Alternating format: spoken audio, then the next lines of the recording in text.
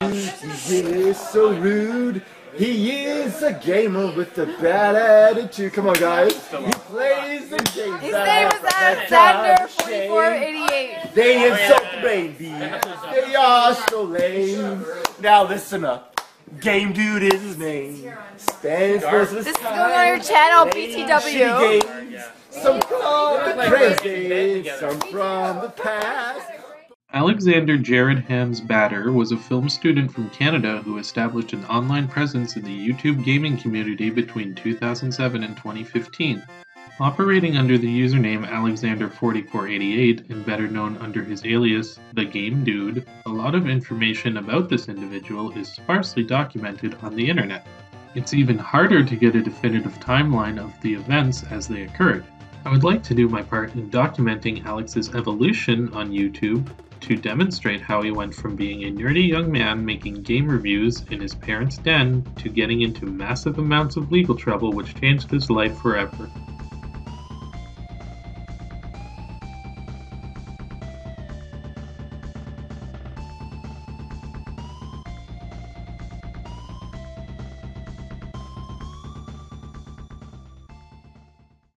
The YouTube gaming community is an ever-expanding subculture. Nowadays, you can find a whole host of popular content analyzing video games with different styles and approaches. Back in the pioneering days of the website, when having millions of subscribers wasn't really a thing and high-quality video production was much more of a novelty, trends amongst the type of content being produced was much more long-lasting than it is today. One such trend was that of angry reviewing, popularized in 2006 by James Rolfe. His series, The Angry Nintendo Nerd, rebranded later to Angry Video Game Nerd, featured the titular character reviewing, or more accurately, ranting about retro Nintendo games in a comedically over-exaggerated fashion. The videos garnered large success and Rolfe's channel quickly skyrocketed to being the most watched channel in the gaming community at the time, with the possible exception of Machinima, if that counted. As is the case in any medium, a man achieving a large amount of success and recognition leads to others looking for a way to ride the same wave. A lot of the staples which we see in YouTube gaming content nowadays were at the time non-existent or much less prominent, so many creators gravitated toward the biggest fish in the pond as inspiration. And thus, the gaming community became inundated with people doing angry reviews, with many using James as a source of inspiration. One of the more infamous examples at the time was that of Chris Bores, who started producing a show called The Irate Gamer back in 2007. I'd be here all day if I were to get into the Irate Gamer drama, so let me get to the point. People heavily criticized Bores' show for various reasons, with the main point of contention being that the character he created was very similar to, arguably a carbon copy of, the angry video game nerd. In certain cases, such as his Back to the Future and Teenage Mutant Ninja Turtles reviews, Bores lifted certain lines of dialogue from Rolfe's reviews of the same games. And some game designer who's laughing their ass off just decided to put a pizza down there. Okay, well, what's the point? I mean, are you going to be suicidal enough to go and try to get that pizza? I mean, who's going to do that? It's impossible. What a joke. So what the fuck were they thinking when they placed a pizza box way down here? Now, just how the hell am I supposed to get to this in time? If I go for it, I end up dying. So what's the reason for this? What a bunch of ass burgers with a side of fries. At the time, Chris made almost no reference to James in any of his videos. This led to many people labeling Chris as a plagiarist and unworthy of the position that YouTube put him in by featuring his videos on their homepage. Despite Irate Gamer being as hated as he was still quite successful in terms of growth and views, further demonstrating how popular James's specific style of content truly was. And people were clearly taking notes because this didn't deter people from continuing to ape this review format. And one of those people taking notes was a certain gamer with a bad attitude.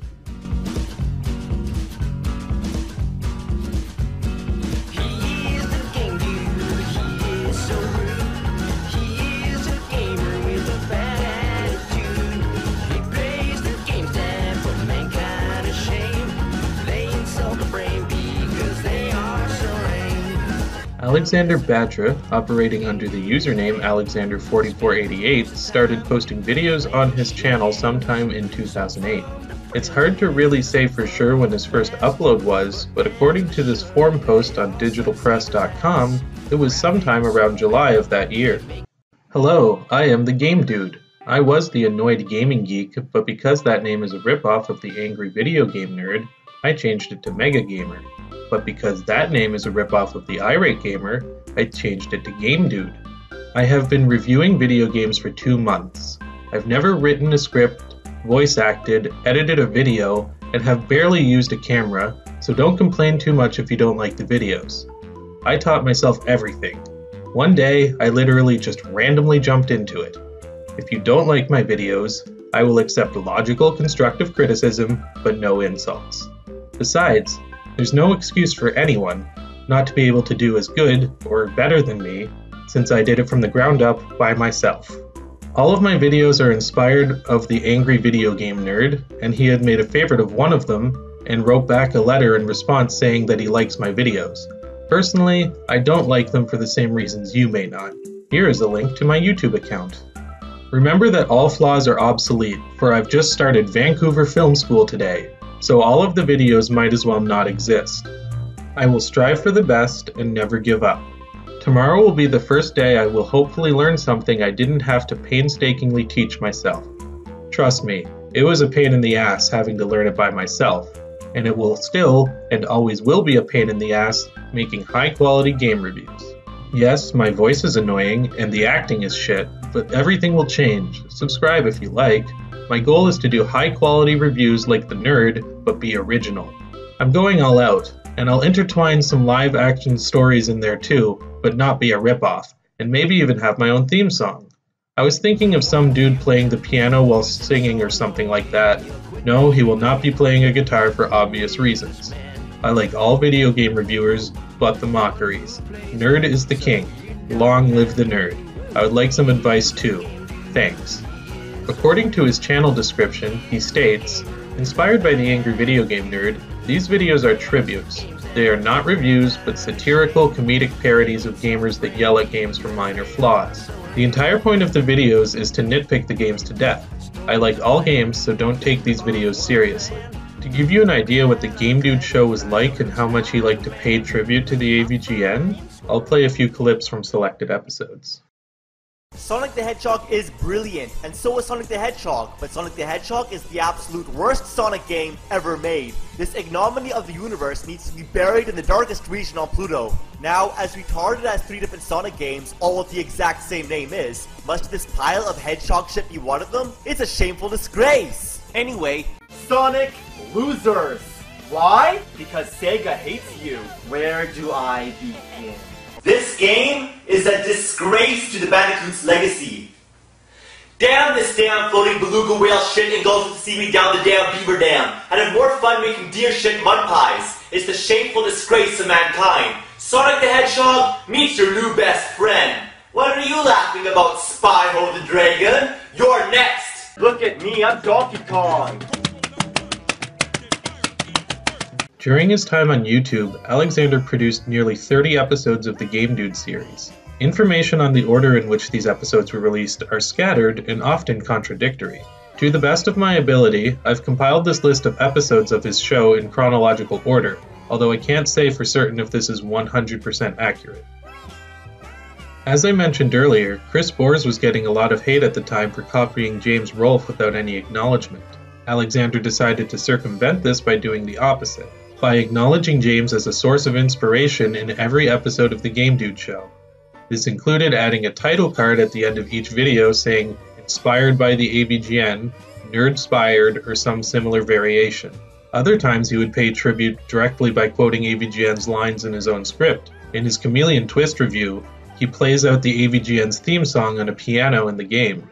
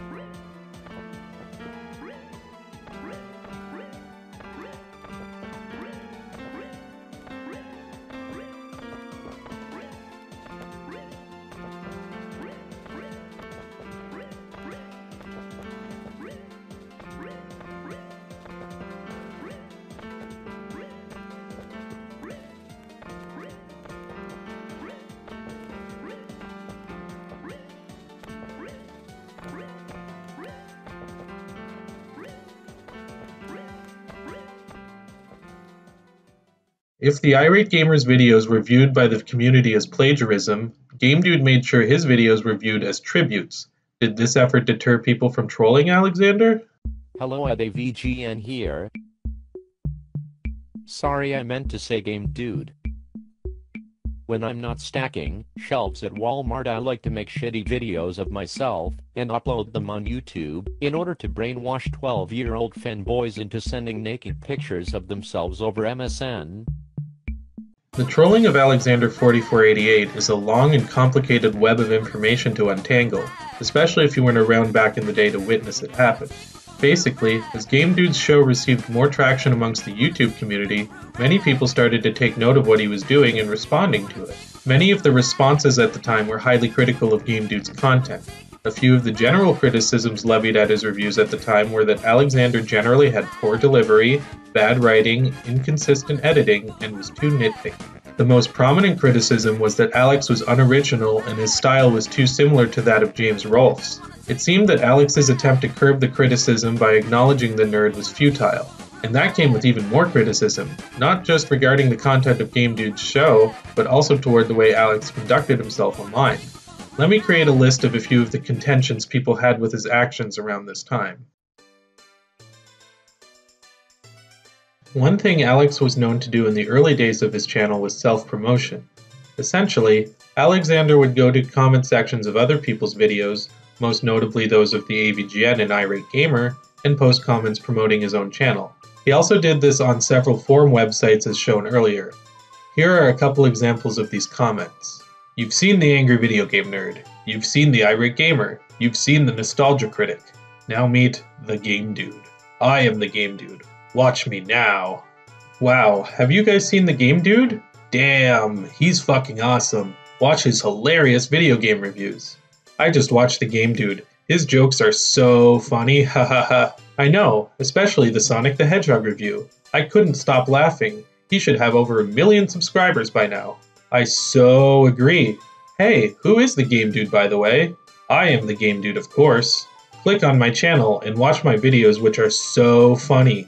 Why are they so fucking funny? It doesn't make sense. I've been losing sleep over it. They're that funny. Too funny. You will die of laughter.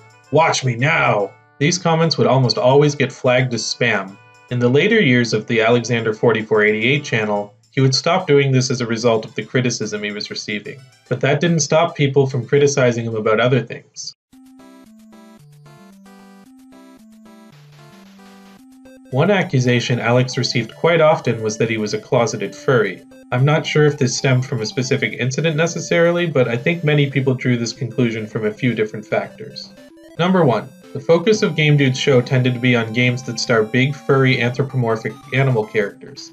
Games such as Sonic, Blinks, Bubsy, Star Fox, Mickey Mouse, Crash, Banjo, Conker, Gex, Felix the Cat in the Hat, and the list goes on. In fairness to him, I think that's partly because GameDude tended to focus on platformers in his reviews, and platformers generally tend to have characters like this, but of course, that's not going to stop people on the internet from drawing conclusions. Number 2, a lot of the swearing in GameDude's videos tend to have analogies to animals. Kind of like how AVGN combines poop analogies with swear words in his videos, Alex would make references to animals in his rants. Rocky and Bullwinkle. More like Rocky bullshit. This game is a tiger taking a diarrhea up my ass. This game is a fuck full of rotten, disintegrating, regurgitated squirrel moose shit mixed in a blender. I'd rather clean the shitty asshole of a giant panda using my tongue. It sucks so much it fucks so much it blows, it's the abomination of all time, a waste of time, and it's time to put an end to this ignominious travesty. Oh, come on, that's just bull ass. Fuck damn it!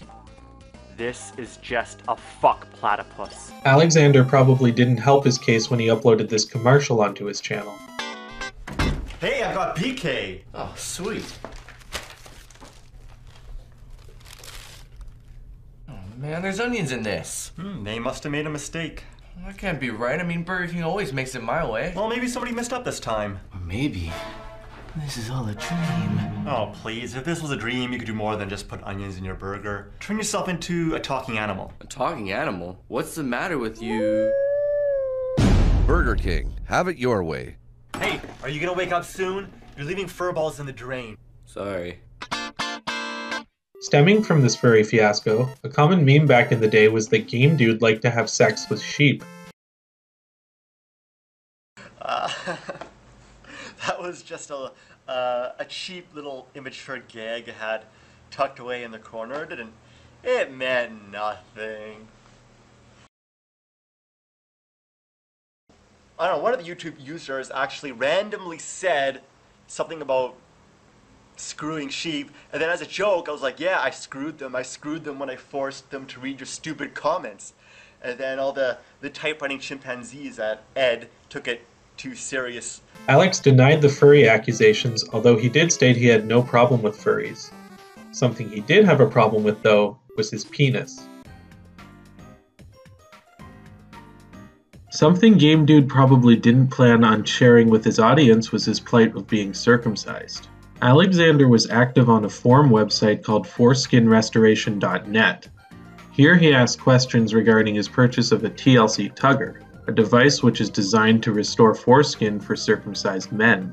I'm not going to go into specifics. Anyway, Game Dude made the mistake of using his Alexander4488 username on this forum when he was asking his questions. People eventually found the posts when searching his username. In retaliation, Alexander went back and re-edited the posts so that nobody could find out the specifics of what he was talking about. Unfortunately for him, the people in the forum who responded to him quoted his questions in their responses. Since re-editing a post doesn't alter the questions and quoted responses, the quotes remained up on the forum. Let's have a read. I don't have a retainer, but I suppose there's no harm in tugging 24/7. Guess I could just the TLC tugger without a strap or MRS for less tension here and there. Is it safe to use that MRS remover stuff on the TLC tugger to remove the sticky goo? When I apply the TLC tugger, does there need to be like a millimeter of inner skin beneath the outer cone to know that I'm stretching it? Otherwise, I assume the TLC tugger would only be stretching the shaft skin since all the inner skin would be inside the cone. Would stretching slowly reduce the suture holes? How would a plastic surgeon fix them, and wouldn't that be really expensive? There's only like 3 together and they're not that big. I started tugging with the strap at half its maximum length, causing way too much tension. After taking off the TLC tugger, a liquid bubble, 2 red dots, and a small red line formed. What are they, and where did they come from? The next day, the liquid red bubble and the red line almost fully disappeared, but the 2 red dots minimized. Should I be concerned? I now have the strap at about 5 inches away from maximum length, and it seems to be the perfect length. It does get slightly bothersome after 4 to 5 hours though. Starting out, how many inches away from the tugger should I put the safety pin? Apparently, some people have experienced problems tugging at night. Should I avoid tugging at night for now? I'll never forgive my parents for circumcising me. Circumcision is the dumbest thing to get popular and it should be banned. Speaking of re-editing things, this leads into the final contention people had with Alexander, but undoubtedly the biggest one, the one that made even his genuine fans turn on him. If you try to look up one of Game Dude's reviews on YouTube nowadays, you might notice that there are different versions of almost all of them. That's because Alex was notorious for revising his work. He had a philosophy. Back when YouTube videos were rated on a 5-star system, as opposed to the thumbs up, thumbs down system it uses today, Alex would gauge the value of his videos on the rating that they had. If one of his reviews had a lower rating than what he was aiming for, he would take down the video, make small changes to it, and put it back up. So far, my goal is to have no 3.5-star rated videos. I have one curse that needs to be revised, and that's the awful Mario Kart review. After that, I must have no 4-star rated videos, then no 4.5-star rated videos. They all must have 5 stars, and I will reach that goal for sure. Game Dude said he was doing this for people who hadn't been exposed to his channel yet. Therefore, if a newcomer found his channel for the first time, his review would have a lot less quote-unquote mistakes in it for that person to see. Unfortunately for those already subscribed, it meant seeing the same reviews popping up in their inbox over and over and over again. This got on everyone's nerves very quickly and resulted in his own fans downvoting every video he re-uploaded. Not seeming to care that he was pissing off his fans, this resulted in an endless cycle of the videos being removed and re-uploaded until he had an exodus of subscribers.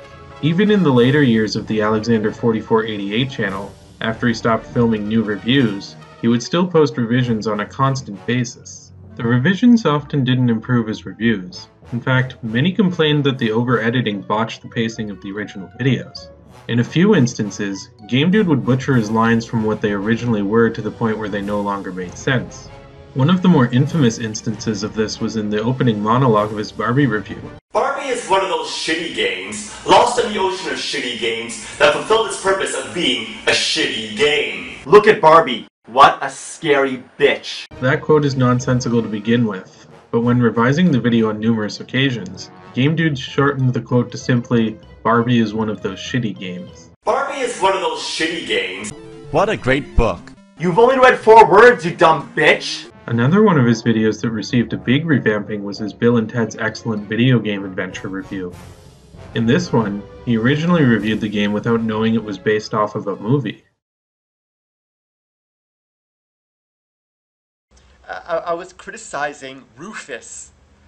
I was like, you know, who's Rufus? What kind of name is Rufus? Is he a fucking dog? And I criticized I criticized everything about everything, and then I got all these comments, and they're talking about a movie. They're like, oh, you obviously haven't seen the movie. And I was like, movie? What is he talking about? I never watched the movie, so when I reviewed it, I had no idea what I was talking about. Like, everything that could go wrong in, like, a satirical video, you know, I'll just call them reviews, just for now, like, no, they're not really. Everything that could go wrong in, like, a review went wrong there. But probably the best example I can give for how crazy this re-editing got was what I like to call the Mario Smash Kart saga. If you remember on my episode list of GameDude reviews, I listed the 5th review as Super Smash Bros. Brawl, the 6th review as Mario Kart, and the 23rd review as Mario Smash Kart. What is Mario Smash Kart? Well, the Brawl and Mario Kart videos were amongst his most revised videos. The Brawl one in particular he re-uploaded well over 50 times and went even further by not just revising, but refilming it. As time went on, Alex admitted his dissatisfaction with both of the videos, starting with the Mario Kart one, which he eventually removed from his channel altogether. However, after doing this, he took about 15 to 20 seconds of the jokes from the video, added them to the end of his Brawl revisions, and continued revising. It doesn't end there. After also expressing dissatisfaction with the Brawl review, Alex removed that video from his channel as well and uploaded a video called Mario Smash Kart. This video is a general overview of the nitpicks in Mario games, usually with the prerequisite question of why. Mario's the video game king, but like all games, his adventures are not perfect. Why can't I go back? Why do levels repeat? Again, why can't I go back? Where's multiplayer? Why can't I kill jellyfish? Why is 7th castle right by the 8th? Why is Peach's castle an art gallery? Where's Luigi? But later in the video, Alexander included clips from both his Brawl and Mario Kart reviews, the latter of which was the clips already used in the Brawl revisions. Is he doing what I think he's doing? I don't believe it. He is! Diddy Kong's bothering Mario. Bastard! That arch and map look like dicks. Peach Beach? More like Peach's Fantasy Dickland. And if Wario's humping the cart, yeah, oh yeah, who's steering? So basically, the Mario Smash Kart video was an amalgamation of new footage and footage from another review, which in itself included footage from another review. Everybody got that? Good! I've just given you a basic overview of the things people like to use as fodder against Alexander. Now I really want to get into the community's response to him and examine just how deep the levels of trolling him got to. On top of all the negative comments he would receive on his videos, GameDude was a big topic of discussion in the commentary community back in the day. Not just from trolls, although that was a large component of it, but also from other YouTubers who made commentaries and parodies of the GameDude. GameDude. Yeah. Apparently this is a GameDude. I would have called him the imported reject from Retardistan, but you'll see what I mean soon enough. Yeah, GameDude is another AVGN wannabe who likes to think he's funny and a good actor, when really he isn't. You only play her at the beginning of the game, which is good because she never grows as a character and is just unlikable. And I have to love that audio editing. It makes me sound like William Shatner. I'm acting. That arch looks like a giant pink dick. And is it a coincidence that the map is also dick-shaped? What kind of an undersexed life do you have to lead in order to be able to see dicks everywhere? I believe my work will be recognized as the best on the internet because I watch lots of gay Deutsch porn movies and learned my directing skills from there because I have AIDS and suffer from severe faggotry.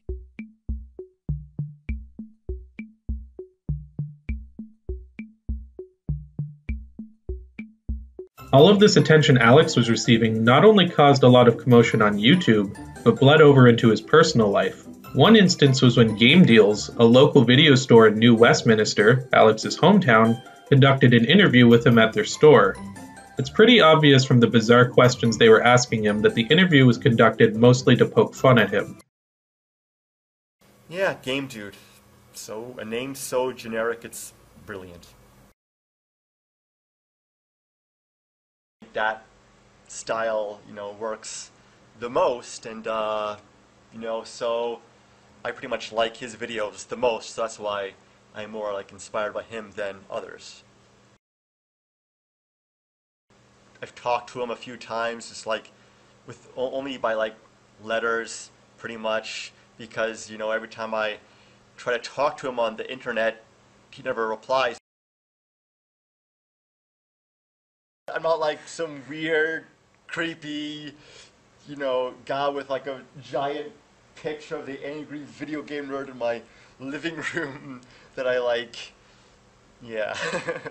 Another case was when one of his classmates at Vancouver Film School ended up sending a private message to one of Game Dude's critics regarding his attendance at VFS. Hi there, I just listened to your rants regarding the Game Dude. I know him personally. He is in my digital design class at Vancouver Film School. He gets no respect from anyone. The course is designed to prepare would-be designers for professional positions in the industry. As far as we are all concerned, he has done nothing but waste his time and money, and this program is in no way cheap or low quality. He has learned some basic skills with green screen, digital compositing, and sound editing, but has not expanded his interests in any way. Same old stupid shit about stupid forgotten video games. He has the potential to do so much, but chooses to continue down this ridiculous path, which is why he is dead bottom in the class for quality of work. He is a walking joke, and everyone holds his work as being the low watermark for the entire school. Believe me, he doesn't need any more criticism. This snowball effect was further accelerated by the inception of his article on Encyclopedia Dramatica, a website dedicated to harshly lampooning internet culture in an encyclopedic format. Much to Alex's dismay, the article time-capsuled many of the aforementioned points of contention. It got to the point where several people were making YouTube accounts solely dedicated to trolling Alexander. Some trolls went the extra mile and created accounts dedicated not only to simply trolling the Game Dude, but impersonating him. The most notable account that was guilty of this was a channel called Game Dude Official. This was an account that re-uploaded a lot of Game Dude's videos, as well as creating original videos using some of Alexander's clips in an attempt to misrepresent him. One situation this channel got itself into was the Sentinel CL incident. At one point, Alexander released an advertisement for Game Dude DVDs which you could purchase for $5 through a PayPal transaction. I don't know what was on these DVDs, although it was probably some of his revised reviews. Eventually, Alex stopped selling the DVDs and took his advertisement for them down. Game Dude Official, on the other hand, re-uploaded the advertisement onto his channel with Alexander's PayPal information. Sentinel CL purchased the DVDs via the advertisement on Game Dude Official's channel, and released a video later claiming that he never received the DVD. So I order the DVD. 3 weeks go by, no DVD. I email the Game Dude at both his channels, Game Dude Official and the other one, Alexander whatever. The PMs never get responded to. So this guy's running from me now. And for what? Over what? Over a $5 DVD? If you couldn't have gotten me the DVD, you could have just refunded me the money. Problem solved. In response to this, Game Dude Official, posing as Alexander, released a video response, not really disputing anything but instead making fun of Sentinel CL's appearance and the way he presents himself. The video used a text response rather than audio. Alex was known for doing this occasionally on his own channel, so it was not difficult for Game Dude Official to keep up this ruse by doing the same thing. One of the first things you say and you repeat in your video often is that I am, 1, fat. Yes, I am fat. Your point? And 2, balding. Once again, yeah, I am balding. What's your point? What's this have to do with anything regarding me paying you for a DVD that I never got? But, thank you for the 7 minutes of entertainment on that video, and it's kind of funny. You entertained me for 7 minutes. How long did it take you for all that work in making that video? Waste of time in my opinion, but you entertained me, so thank you. Eventually, Alex did respond to Sentinel CL directly through his Alexander4488 channel, saying that he did not realize Game Dude Official still had the advertisement on his page, and subsequently refunded the money. As many of you know, Game Dude Official was a troll account. However, my money had went to Alexander Bad Ears' account. He did contact me now. He said that he has not been online in a while and more or less left YouTube. And was not aware that there was someone online that still had his commercials up and did not realize I had sent him money into his PayPal account.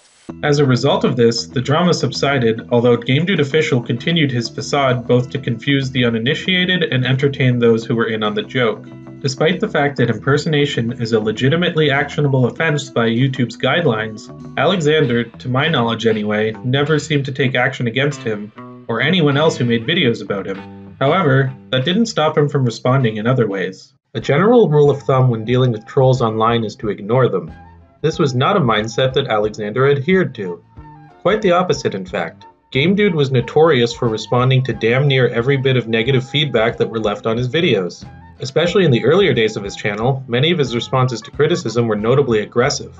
This often meant spamming other commentary videos to oblivion with comments. Other times, he would make video responses where he would film himself doing a commentary over another person's commentary in a decidedly over-the-top manner. One, let's do this. Alright, let's do this. What do we have here? I remember back. Okay, first of all, Pikachu. Why Pikachu? Like, why? What do you have some kind of obsession with Pikachu? Whatever. You didn't criticize my mic playing the Alvin and Chipmunks theme song in a Brawl review. That doesn't make sense. Why didn't you criticize that? Brawl is a masterpiece. Oh, the acting is horrible.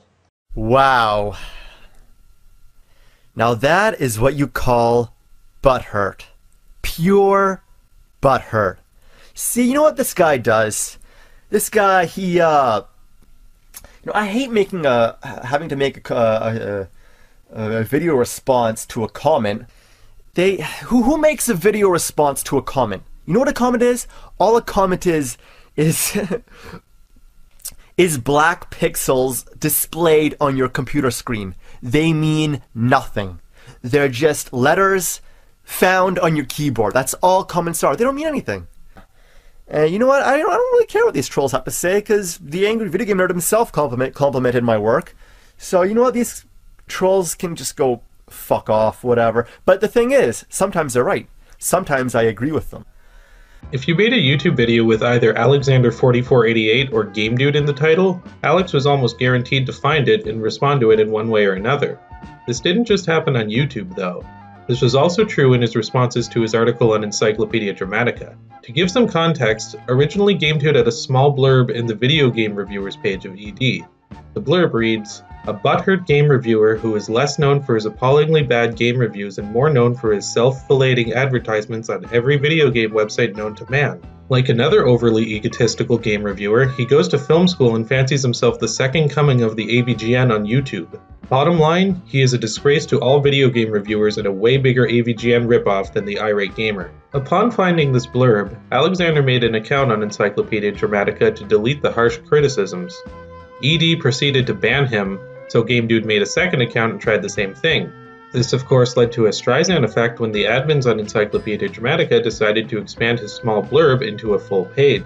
Alexander4488 is a retarded, smug Canadian and wannabe filmmaker who creates pathetic video game reviews with the cliched angry nerd shtick in them on YouTube. He also visits the Vancouver Film School, hoping to become a better director and filmmaker, and promotes himself as the greatest thing on YouTube next to the Angry Video Game Nerd.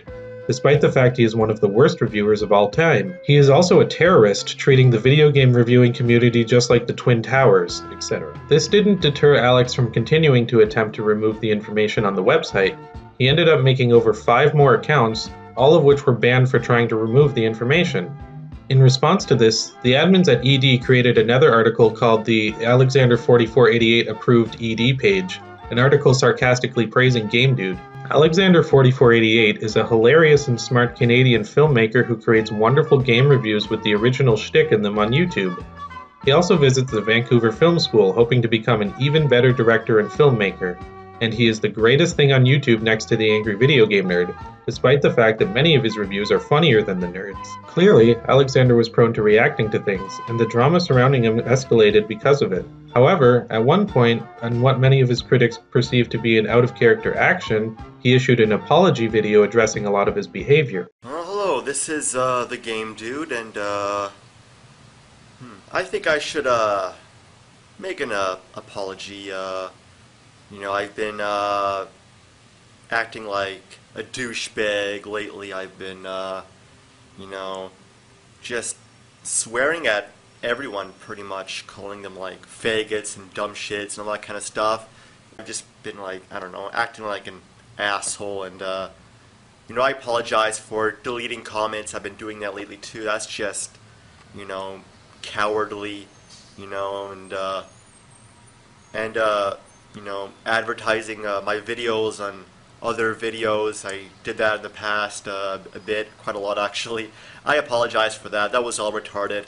I still want to give my, you know, honest opinion on all of these commentaries, but I'm gonna do so in a more professional manner in the future.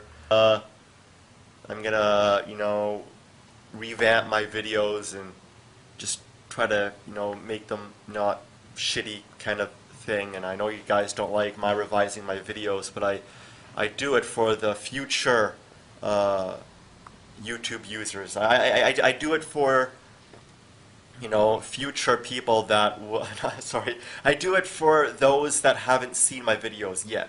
While this apology didn't stop people from trolling the Game Dude and sometimes getting a reaction from him, his reactions to criticism were a lot less bombastic than before. So for a while this continued. Game Dude kept making reviews and revising his old ones, trolls kept trolling, and commentators kept making commentaries. But in 2010, things would change significantly for Alexander, not on YouTube, but in his personal life. No, but I'm looking for one. I'm getting a little bit annoyed. I'm 21 and I still don't have one. It's driving me crazy. Well, I want one that's nice, but then again, most of the nice ones are kind of, you know, fat, unfortunately. I'm also looking for, you know, one that looks hot. Then again, a lot of the hot ones are bitches, so it's like really, you gotta find one in the middle, and that's the trick. You gotta find one in the middle. Yeah, just, you know, she's gotta have like big tits and nice ass, and she's gotta be. To the surprise of many, a few months after that interview was posted, Alexander's love life improved. He met a girl named Alana on a dating website called Tagged. This was Alex's very first relationship in his life. Soon, Game Dude's viewers became aware of Alana's existence as she would start to appear in the Alexander4488 channel. In these videos, Alana would do box art reviews that would critique the cover art of games such as God of War and BioShock. Her presence on the channel in association with Alexander did make her the subject of trolling in the comments of these videos, especially when they were re-uploaded onto different accounts such as Game Dude Officials. However, this didn't seem to detract from the relationship at the time. He had spoken to fans through Skype, Facebook, and other platforms about how well it was going. This change in his personal life also seemed to make a change in the content he was uploading. While he kept making reviews and revising his old ones, he also decided to branch out from the angry reviewer routine and release some more experimental videos. You know what's goose poop? Sports games. Why there's so many of them? Why do we need 50 new football games every fucking year? To start this section off, let's look at Game Dude's video interactions with the two YouTubers he took the most notes from, the Angry Video Game Nerd and the Irate Gamer. Starting with the AVGN, Alexander released videos showing letters which he had written to James Rolfe and the replies which were sent back to him. So a lot of people have been, you know, wondering, what does the Angry Video Game Nerd think of my Game Dude show? He likes my show? If you don't believe me, ask him yourself, but only if you have to. The video is no longer available in its entirety, but I remember it detailing that apparently Rolfe had seen Game Dude's Barbie review and that Alexander sent James the Famicom, which he would eventually use in the AVGN Transformers episode. Alexander also stated in the video that if anybody questioned the legitimacy of the letters, they could ask James himself. And at the Screw Attack Gaming Convention of 2010, someone did exactly that. First question, have you ever heard of Alexander4488, and what do you think about it? What's it called? Alexander4488.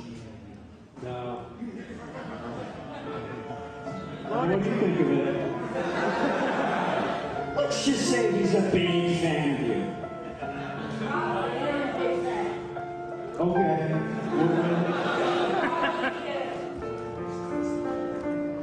He's crazy. Anyway, PJ, help me out with the trick here. Alex later responded to this video by releasing a video showing an email which he received from James regarding the incident. In the email, James states that the reason he responded the way that he did is because the person asking the question said Alexander4488, and Rolf didn't remember the username. If the person had said Game Dude instead, according to the email, Rolf would have known. Someone who is undoubtedly aware of Game Dude's existence, however, was Chris Bors.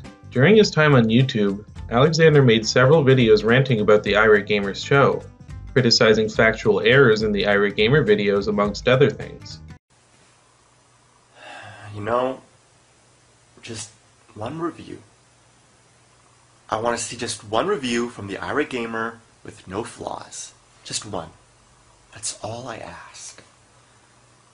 I just finished watching his Donkey Kong Country Returns review, and although there weren't too many flaws, there were still a few big ones. Like, he said some of the new moves are Donkey Kong's ground pound, which is incorrect because Donkey Kong can ground pound in Donkey Kong Country.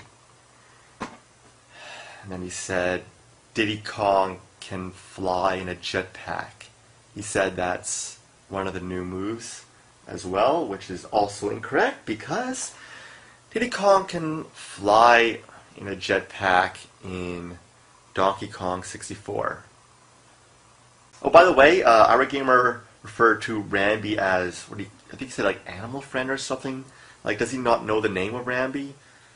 Kind of like the time when he just called Abu a monkey in Aladdin. Like, so many times it seems like Irate Gamer doesn't know the names of like certain video game characters, which yeah, is kind of sad, but whatever.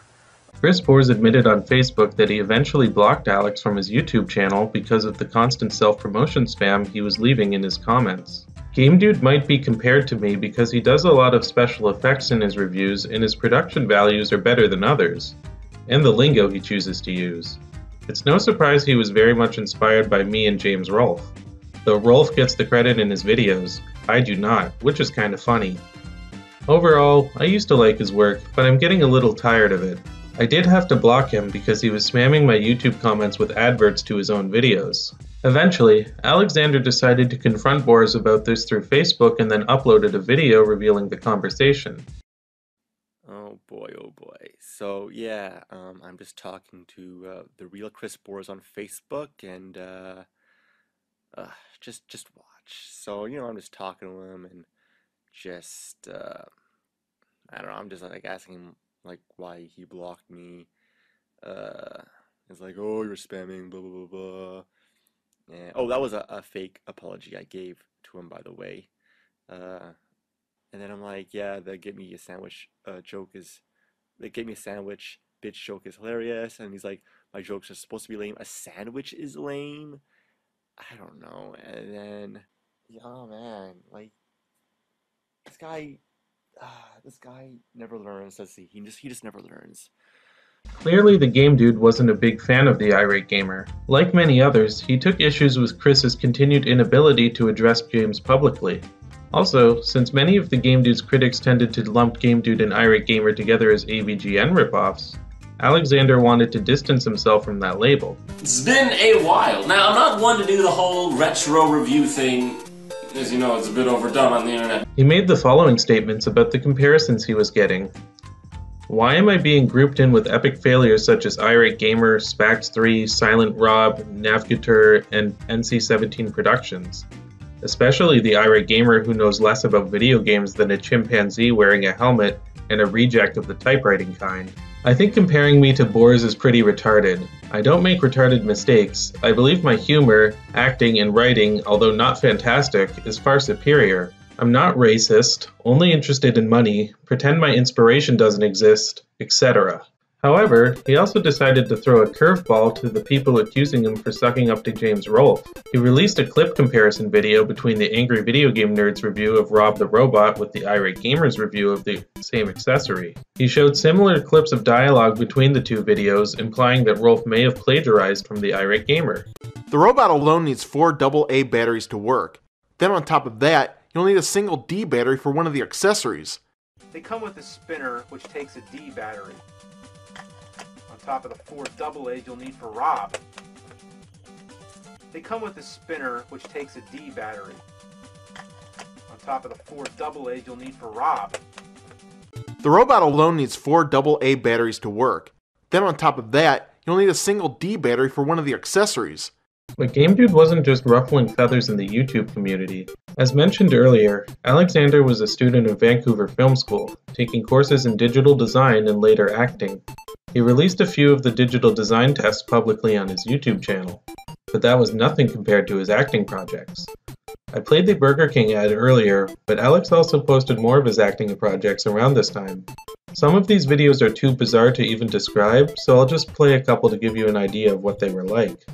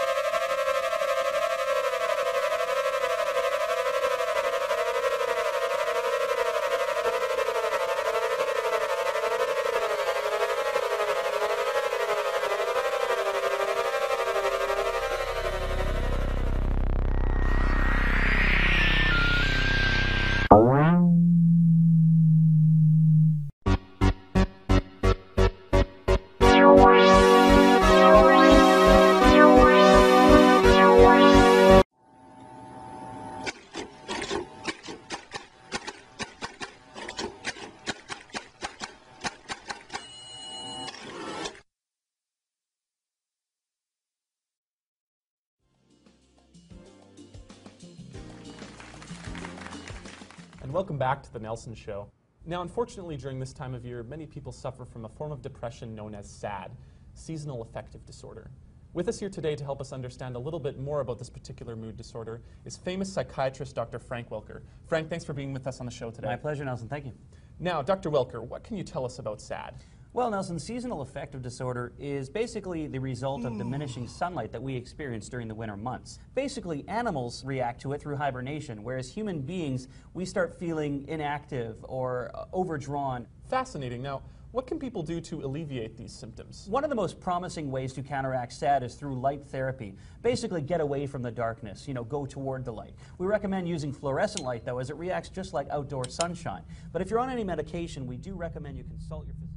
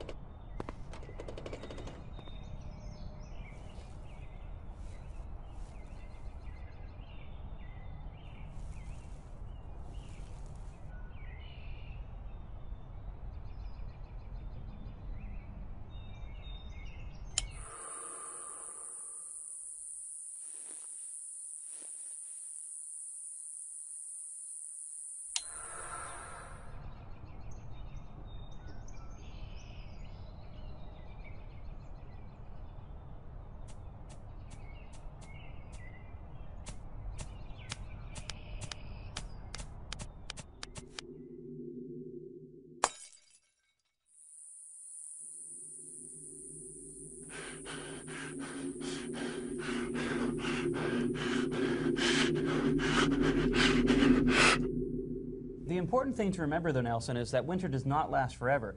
The days are already getting longer, and before you know it, spring will be here soon. Well, thanks again, Dr. Welker, for taking time to come onto the show and telling us about SAD. My pleasure, Nelson. Thank you.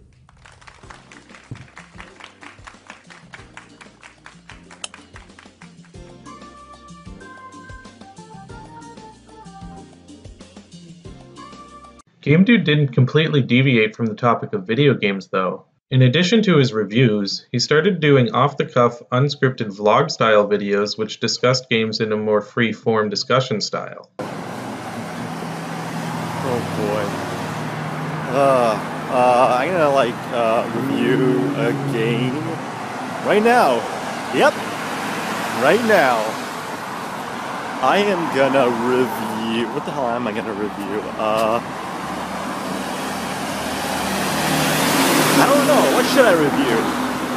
How about the Sonic Adventure games? Yeah, you know, those games are fucking awesome, man. Today, I am going to talk about Jak and Daxter. That game is awesome. They've ruined Ratchet now too. Thanks a lot. Yay! They've ruined Ratchet now too. His newest game, yeah, it sucks. And he sucks in PlayStation Move Heroes. And that game itself sucks. By far my favorite part of the videos is the way he opens each one. Hey, how's it going? It's the Game Dude. Hey, how's it going? It's the Game Dude. Hey, how's it going? It's the Game Dude. Hello. And how do you do? Alexander continued producing content consistently for a while, but by 2012 his output had started to slow down in many regards. He would continue revising his older reviews, much to his fans' annoyance, but newer Game Dude reviews were becoming scarcer and shorter. His last two reviews, Donald Duck Going Quackers and Ratchet & Clank Size Matters, were only about a minute and a half long each, and he didn't even appear on camera in the latter one. The Size Matters review, posted near the end of 2012, ended up being the final episode of the Game Dude show. Unbeknownst to him or his audience at the time, 2013 was going to mark a dramatic change for Game Dude's personal life and content.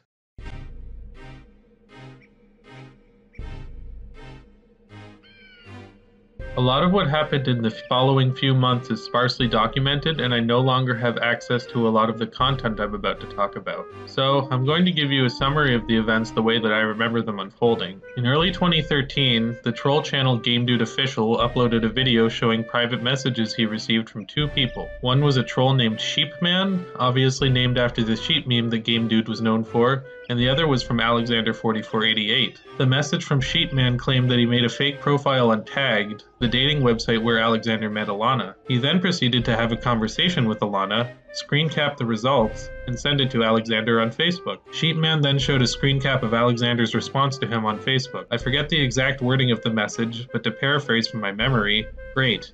Why did you do that? Did you think it was funny? Now she's gone forever. I want to fucking die. After showing this message, Game Dude Official showed the message he received from Alexander4488. In these messages, Alexander falsely accused Game Dude Official of being the person who spoke to Alana on Tagged, and threatened to take action against a Game Dude Official if he did not remove the videos of Alana on his account, as he re-uploaded her box art reviews onto his channel. Alexander then proceeded to private all of the videos on his Alexander4488 channel, and posted a message saying closed forever for privacy reasons. Shortly after this, the conversation between Sheepman and Alana was posted onto Game Dude's Encyclopedia Dramatica page. This I still do have access to. It reads as follows. Impressive. Beautiful girl like you should have been snatched up a long time ago. Wanna make out sometime this week? Okay. Perfect. What's your number, babe? Wanna come over to my house this Friday and make love? I'm free on Friday. If you want, we can go for coffee or something. I don't go to people's houses if I've never met them before. Wanna make love in my house after coffee? Okay, maybe. Cool. What's your phone number? When and where do you want to meet today? What about 4 at Starbucks? Okay, what Starbucks? The one at Broadway and McDonald? Sounds good. Still want to make love at my house after? Maybe. Why maybe? Because I don't know you very well. So what do I have to do? Nothing. If you acknowledge that I am a nice guy after coffee, would that maybe be a yes? Yeah, I guess. Yes or for sure? For sure. Perfect. How do you feel about open relationships? They are fine sometimes. Sleeping with anyone at the moment? No. How many guys have you met off of Tagged? 2. What happened to them? I'm still friends with them. How many guys have you slept with in the past 4 months? 1. Why are you guys just friends now? One lives far away and the other I'd rather just be friends with. Why is that? I don't like him as more than a friend. What did he do? Nothing, we have different personalities. Are you good at giving blowjobs? I don't know. Will I be the hottest guy you've ever fucked? No, probably not. Are you looking for a boyfriend at all? Yeah, if I find the right person. How often would we be able to hang out every week? Probably only once a week.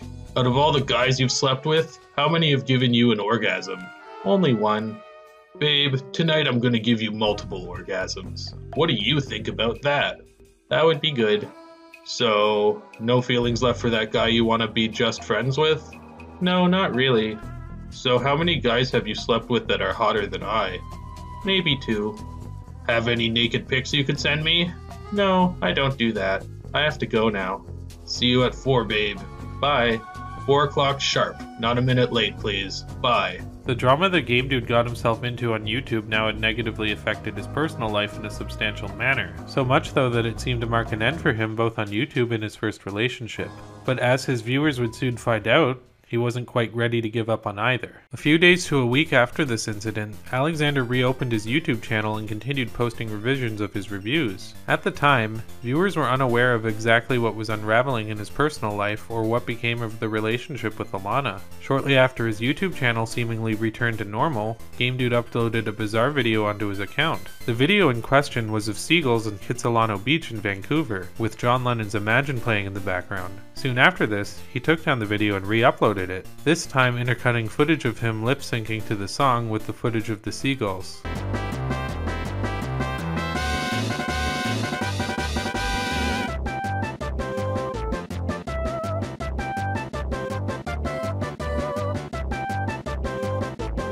Video ended up being taken down for copyright infringement as Alexander played the song in its entirety, but he wasn't done from making lip-sync videos yet. Soon after, he released another one, but for this one, he dedicated it to Alana.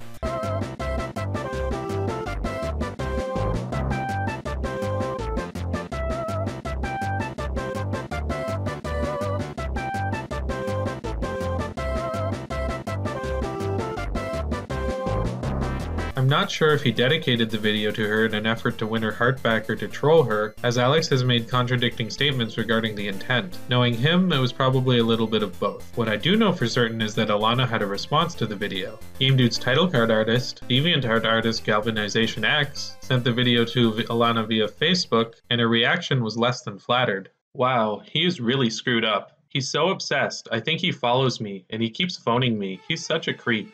Yeah, tell him to leave me alone or I'll call the police. I already did file a police report. I'm not joking, okay? He needs to stop thinking it's a joke. This seemed to spark an effect in Alexander because the following day after releasing his Rick Astley video, the Alexander4488 channel was deleted from YouTube. Since there is no way of reversing the decision to shut down a channel, Alexander4488 was no more, his channel having gone out not with a bang, but with a Rick roll. Objection! I have to be very careful about how I talk about this next bit of information.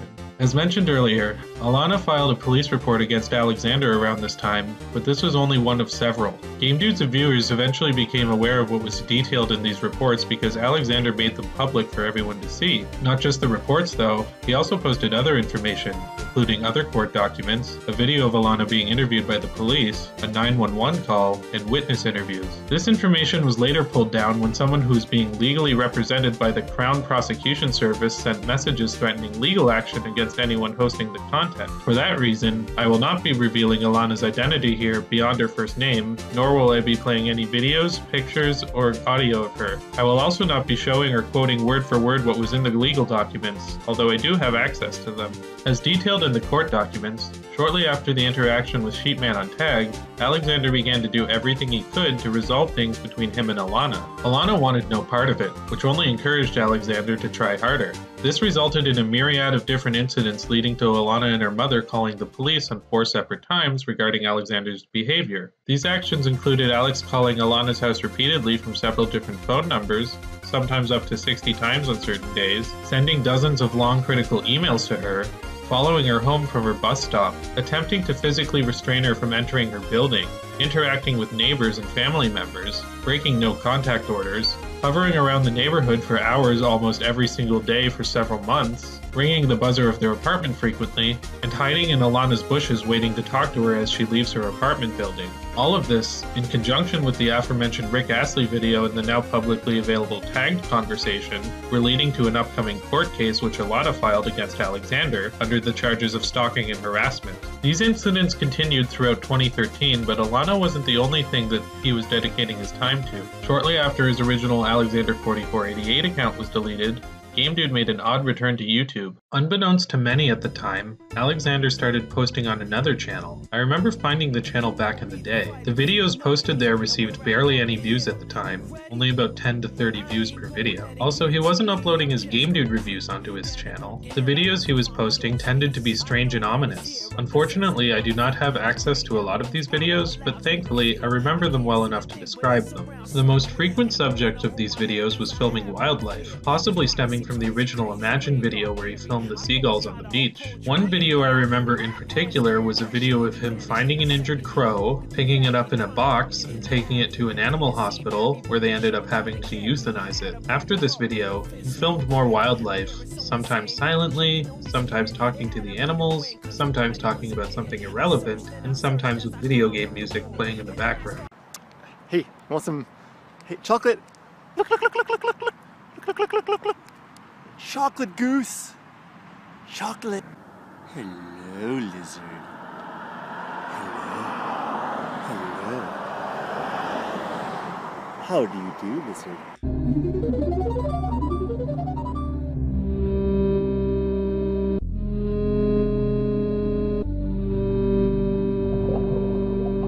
Beyond his animal videos, other videos I remember seeing around this time were a video of 2 people arguing in front of a McDonald's about whether someone needs consent to have their photo taken, a video of a fight breaking out in a local store, an hour-and-a-half redux of his original 30-minute platform rant, another platform rant about the lack of 3D platformers in the overabundance of 2D ones, a rant about Subway for having to customize your sandwich instead of being able to order pre-made ones.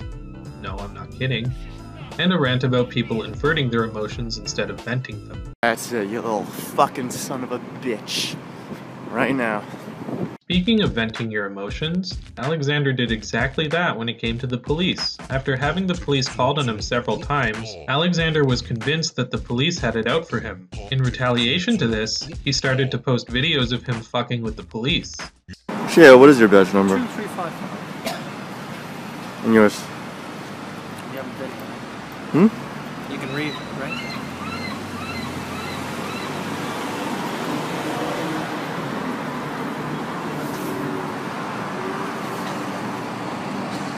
Free to take all you want. How long is it going to go?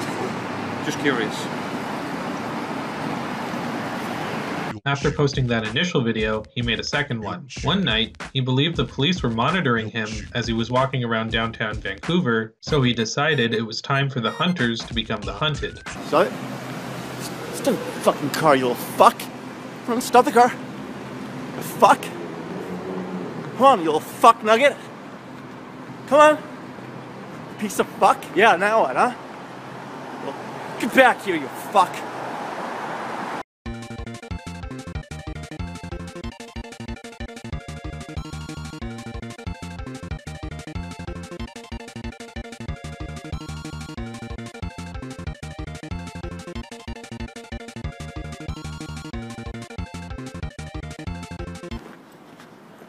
Where is it? Where is it? Come on. Come on, what is the fucking... What is it? Little bitch, get the fuck out of here. Fucking piece of shit.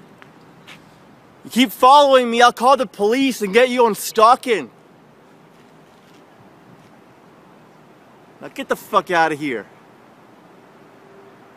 He's gonna call the police on the police. I wonder how that went for him. But Game Dude wasn't just active on YouTube. Like he had done with Circumcision, Alexander posted, again using his Alexander4488 username, on a support forum for people who have been cheated on in relationships. His post on truthaboutdeception.com reads as follows: "A girl and I promised to only sleep with each other, and that automatically made us boyfriend and girlfriend for removing the titles Alter Nothing. I discovered a conversation that revealed she had agreed to sleep with a complete stranger and a total loser. I even found her at the location where they planned to meet. He never showed up, but attempted cheating is still cheating. She told me that she wasn't really going to sleep with him, but should I believe her, and if not, should I forgive her?" He then proceeds to post a shortened transcript of the tagged conversation. Although Alexander never responded to this blog after making this post, he did get some very passionate responses from people, most of whom encouraged him to forget about Alana, with others mocking the conversation. Seriously? So you and this girl decided, hey, let's promise to only sleep with each other. And that's how you guys validated being boyfriend and girlfriend? Sorry, buddy, but I'm not even sure if there is a foundation for this relationship. What I am sure is, your girl is messed up. You're just as messed up choosing someone like her who talks and plans to meet up and have sex with strangers. That conversation was just ghetto. Sorry. Okay, so you want to know if you should believe or forgive her? Hell no. In fact, dump her ass and go find friends who will guide you to make better choices in life. Sorry to sound so harsh. This thread has "To Catch a Predator" written all over it. Chris Hansen, is that you? Trust me, I've been there and heard that before. I am not touching this one. Way too out there for me from start to finish. It is what it is. Life is just too damn short. Mickey Mouse.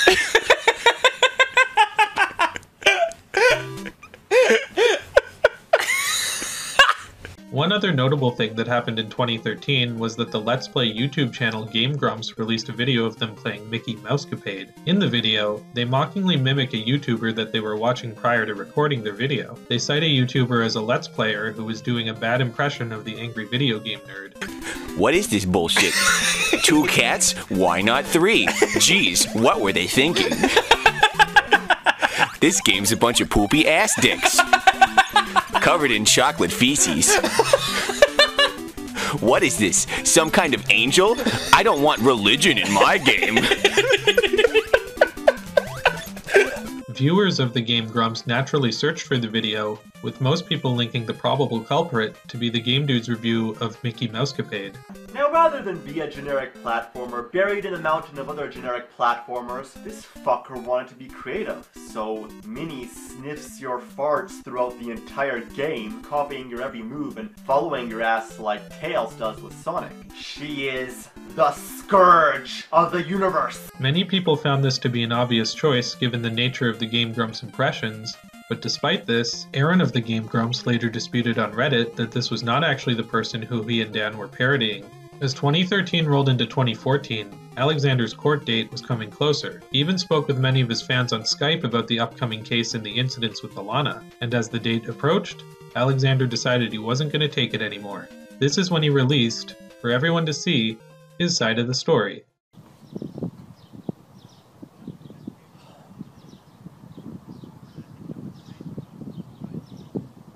I have no fucking words. No fucking words. Shut up. Alexander chronicled his experiences with Alana in 2 ways.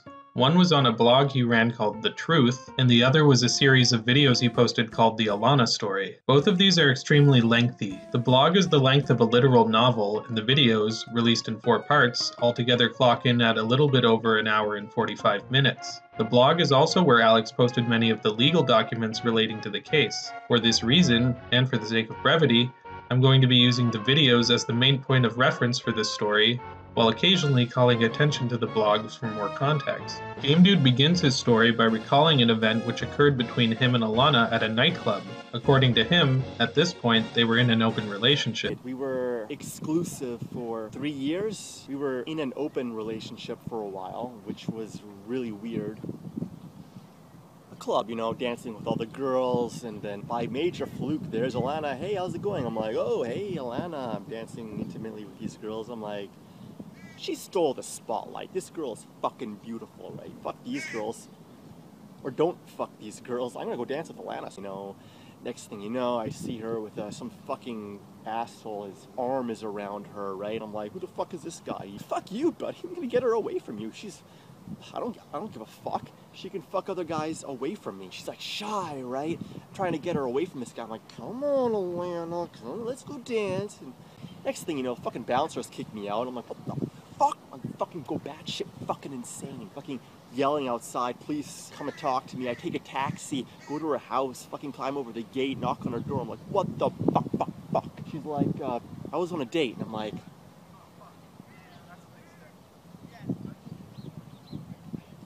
he was your date. He wasn't some random guy that was flirting with you.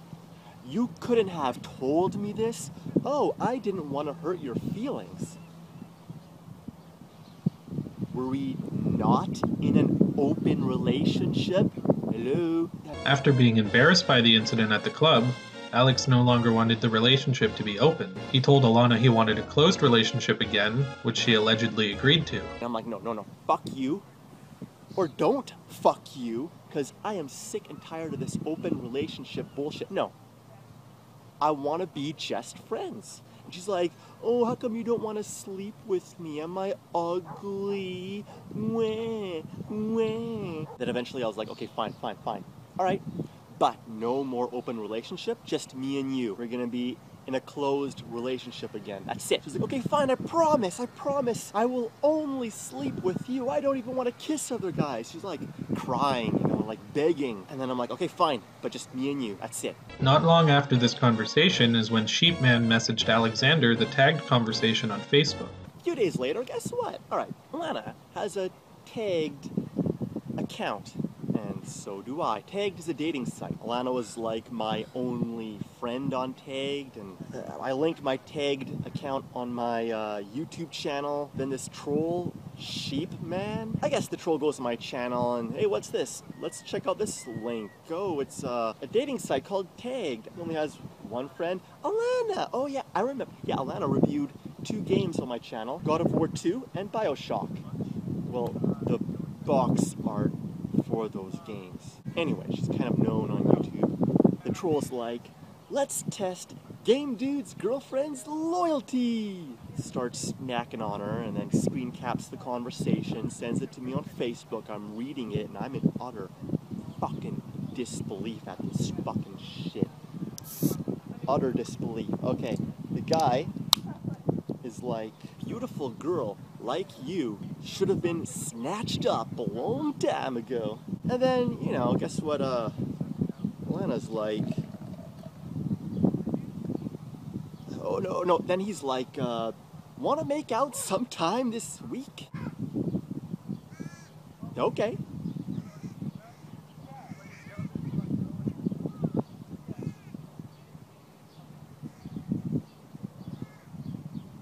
What the fuck? Are you fucking kidding me? Hey, baby, wanna make out? Okay. And then she's like, let's meet at Starbucks at 4 o'clock. Okay, shit just got fucking real. Then he's like, how many guys gave you an orgasm? She's like, only one. Hint, hint, nudge, nudge, that's besides the point. Then he's like, babe, tonight, I'm gonna be giving you multiple orgasms. What do you think about that? She's like, sounds good. It's the most unrealistic, fucked up conversation I have ever fucking seen. Like, what the fuck? Enraged by this, he went to confront Alana at the supposed meeting location. I went batshit fucking insane. I print that conversation, I go to that Starbucks, and I waltz right in there. I drop the conversation. I say, this ends our friendship. I walk out. I wish that was the end. Following this, Alexander proceeded to call Alana repeatedly until he got through to her. She explained that she did not actually want a closed relationship. They keep hanging up. I keep calling. Finally, Alana picks up the phone, and I say, you promised me, just you and me. She's like, oh, I only said that because you were bugging me.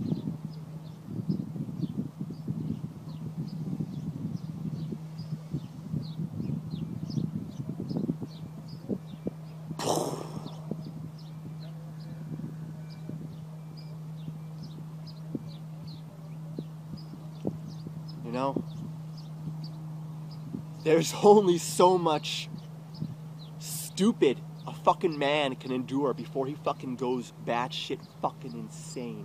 What the mother... Because of this, Alexander believes Alana raped him.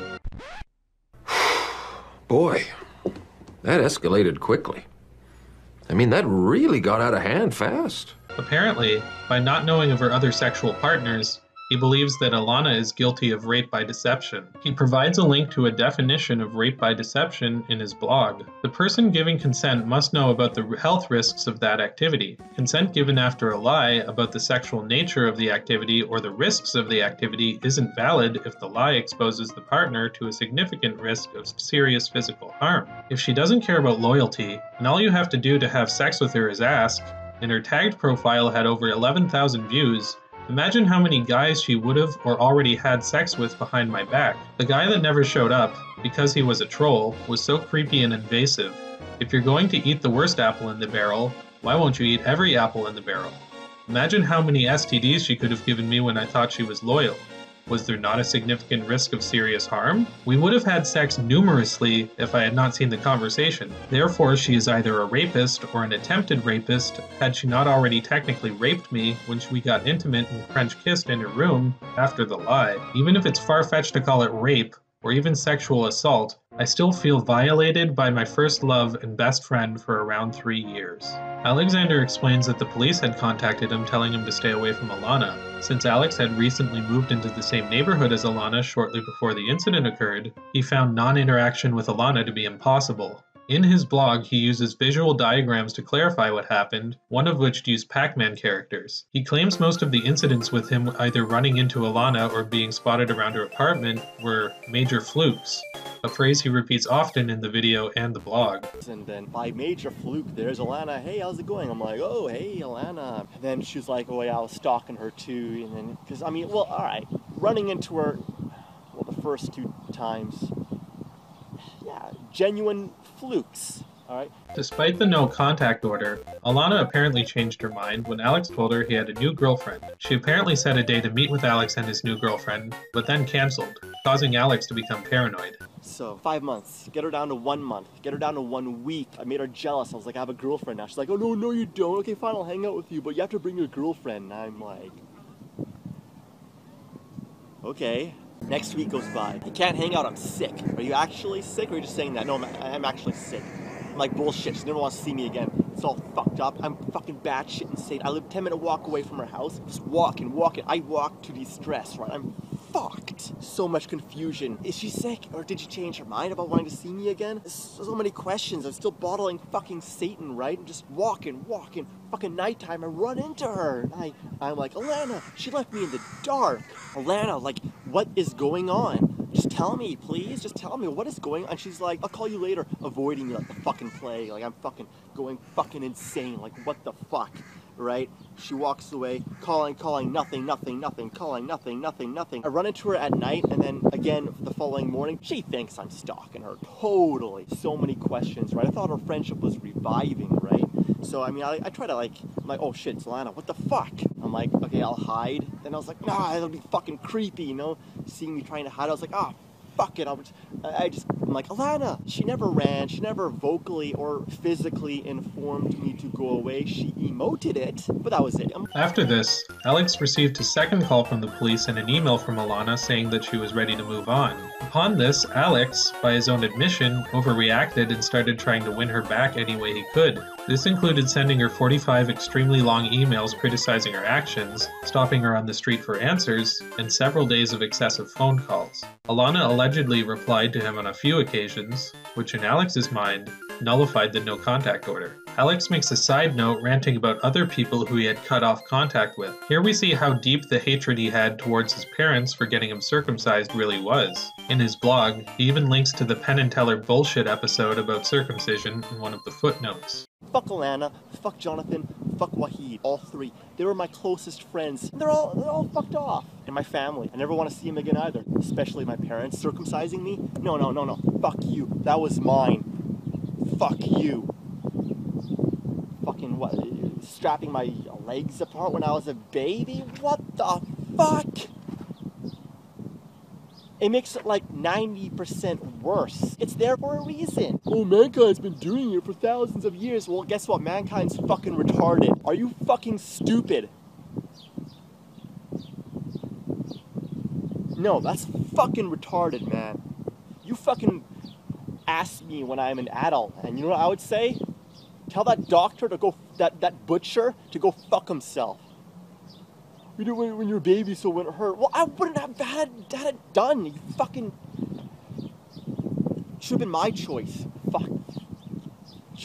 She didn't have any other close friends, and now I know why nobody likes her. The few close friends I ever had all eventually revealed themselves to be pieces of shit that I never want to see again. The last three took their masks off almost simultaneously, leaving me stuck in hell alone. 'Twas the hoe that triggered the domino effect.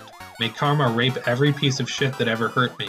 Alex then says he repressed his angry emotions in an attempt to peacefully continue living in the same neighborhood as Alana. He referred to this act as bottling Satan, another one of his choice phrases along with Major Flute. She totally freaked me out and provoked me while I was still bottling Satan in a thin glass jar. Because I was trying to do my best to make peace and had just given her a handwritten apology letter and a diamond ring, the jar exploded and Satan was released. She scolded me and tried to get away with it by walking away and ordering me not to follow her. Was she going to keep playing this childish game? I had to stand up for myself. I apologized for everything. At least be nice to me. Why do you still hate me? I asked. You're a psychopath, she hypocritically replied. Alex states at one point he attempted to overdose on Advil in a suicide attempt, although he admits that he knew the dosage wouldn't have been enough to kill him. The no contact rule for 1 month. Called her. I was drunk. So nervous. I got drunk to suppress the energy. Stupidest thing I ever did. Called her. She's like, stay the hell away from me. Fucking snapped. Called her a billion times. Got so depressed. Took 10 Advil tablets, thought it would do the trick. Yeah, dude, I was fucked. Game Dude also kept the theme of his reviews by including animal analogies in his rants. It's like you fucking slap a monkey on its face and then the monkey slaps you back. And then you hate that monkey. Oh, the monkey slapped me. Get away from me. I wonder why the monkey slapped you. What did you do to the monkey? Look at yourself to understand the monkey. Look at yourself to understand me. It's just... I go fucking insane. The rest of the videos are mostly him repeating himself, so I'd just like to highlight two of the funniest aspects of the vlogs for me. One is when he gets in arguments with crows. I guess the birds were angry at him for taking their brother to the vet to get euthanized. Shut up. First love. Crow. We start intimately dancing and kissing and all that kind of stuff, and she's being all shy. I'm like, what the fuck? Shut up. And like, I thought she was being shy. I wanted you shut that damn. Okay. Rape by deception? You shut up. I don't know. What the fuck are they doing, those crows? She took advantage of my trust, total betrayal. You guys, shut up! But funnier than that are his reactions to people when they walk by. I can't escape this fucking planet.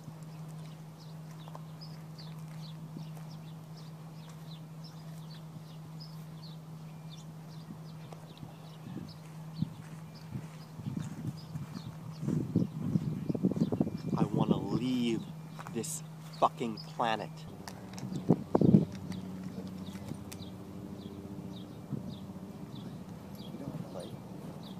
I do the same thing.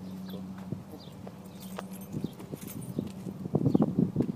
Can you move your phone because I want to climb up this rock? I'm making a video. Can you climb it and not knock it down, maybe?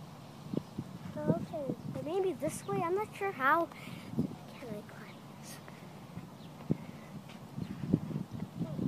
this? This way. You have to peek out upside down. Yeah, try.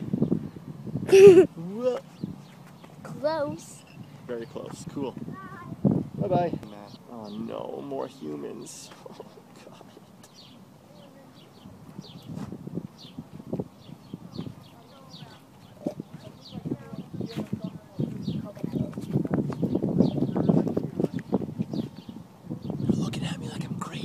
One thing I can say for certain, as it's been a point of confusion, is that he filmed this vlog in Vancouver. Being a local Vancouverite myself, I decided to do a bit of investigative journalism. The area which he filmed this video at was Kitsilano Beach. I went to see if I could find exactly where it happened. The tide was up this day a lot more in the video, but following the skylines, I'd say he filmed the video somewhere around here. I wouldn't be surprised if this rock right here is where he put his camera. Also look, did somebody spray paint this artwork as a tribute to Game Dude? I guess we'll never know for certain. I have no fucking words. No fucking words.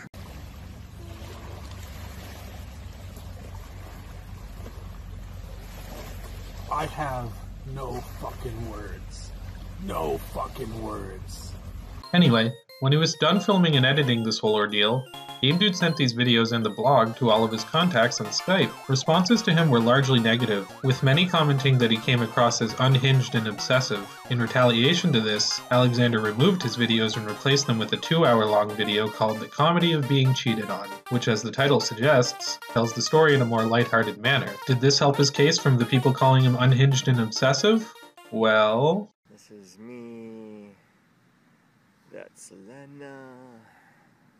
I'm grinding this girl at a club. By major fluke, there's Elena. She says, hey. And then I say, whoa. Just come, you know. Yo. You gotta get out of here. Yep. Time for you to go, buddy. And I'm like, oh wow, oh wow, oh wow, oh wow. Wanna make out? She's not gonna reply. Okay.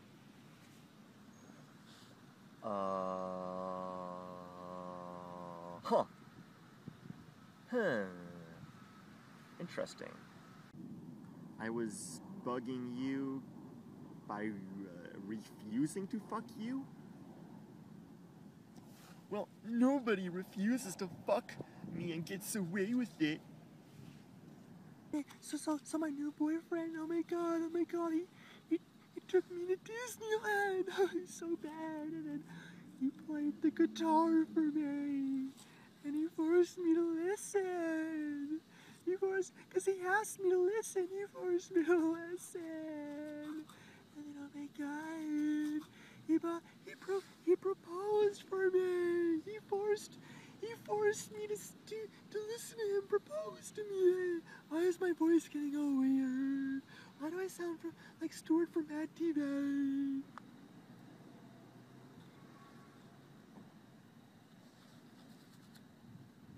Oh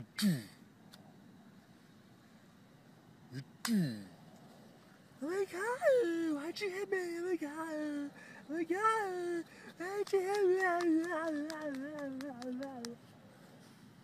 Following his epic dinosaur documentary, and yes, it really was 2 hours long, Game Dude once again pulled the video and released a third video called A Message to Alana. I no longer have access to this video, but from what I remember is that it was another retelling of events, this time with audio only, with Alexander breaking down and crying at several points in the video. Much like the other videos, it included arguing with crows and tangents about circumcision. These videos, while similar in content, vary in the emotional perspective from which Alexander presents his story. The first video is anger, the second video is comedy, and the third video is sadness. Personally, I can't help but find it funny that after all this time, Game Dude is still doing revisions. One other video Alex kept re-uploading around this time was a video of the cheating conversation being played over audio from Alana's police interview tape claiming she did not cheat on him. Now with the story out there in the open, all Game Dude had left to do was to go to court and defend himself. But then he made a move which nobody predicted. So this is me. I'm letting it out for the world to know. I'm tired of bottling shit.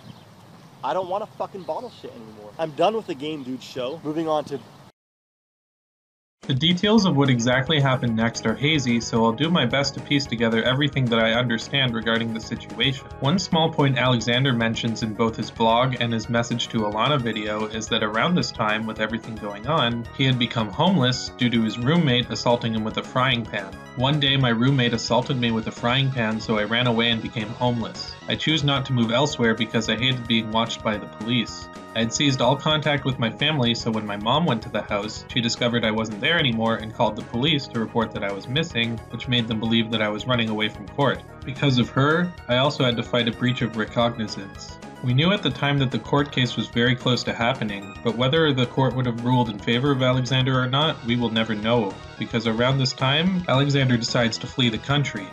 Yes, no longer feeling safe in Vancouver, Alexander, presumably by bus, travels down the west coast of America, making stops in Las Vegas and Los Angeles before settling in Mexico. According to Alexander in messages he sent to people around this time, he did go to court, where Alana had an emotional breakdown and ran out of the courtroom. Following this, the case was dismissed and he fled the country out of fear of further prosecution. A few months later, the takedown messages were sent to GameDude Official and other people hosting his content. Alexander deleted his second channel and his online presence diminished. And then?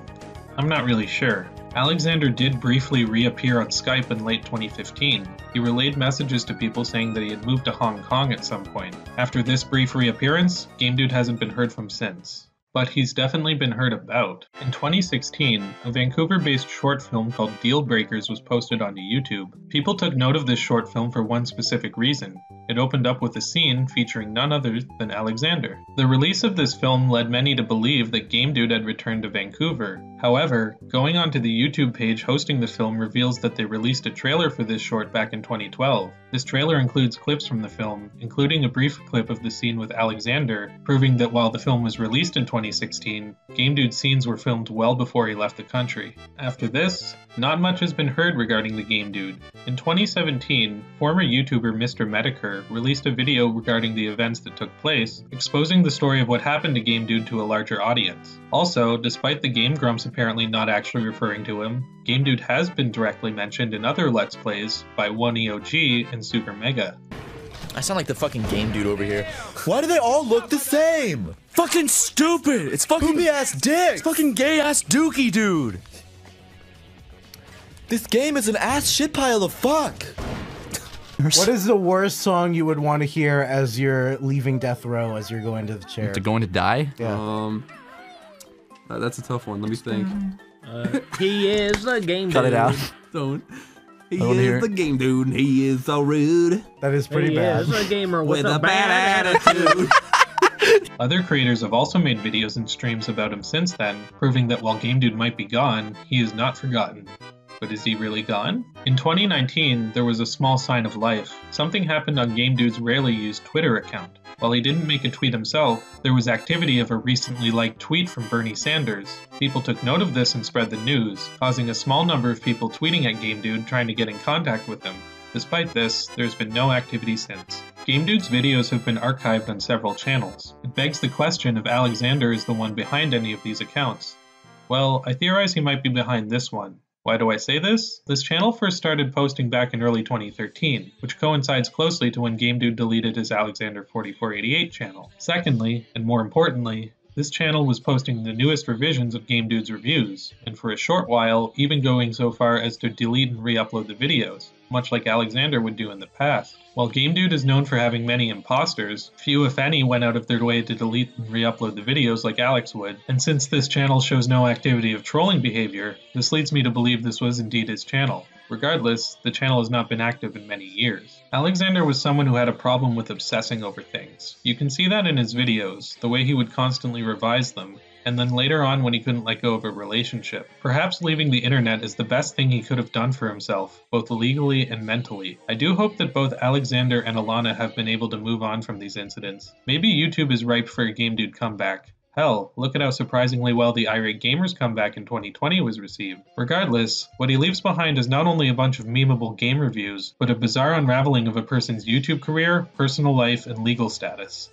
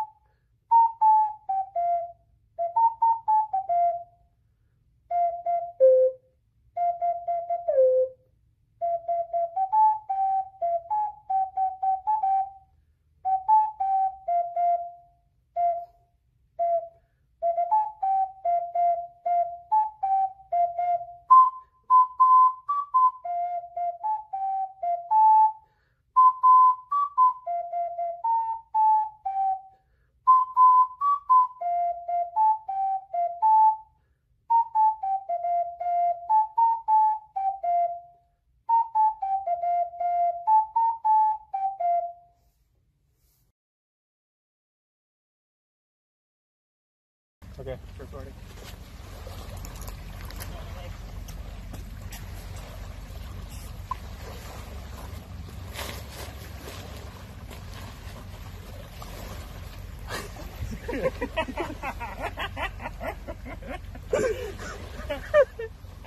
Let me try that again. This is funny.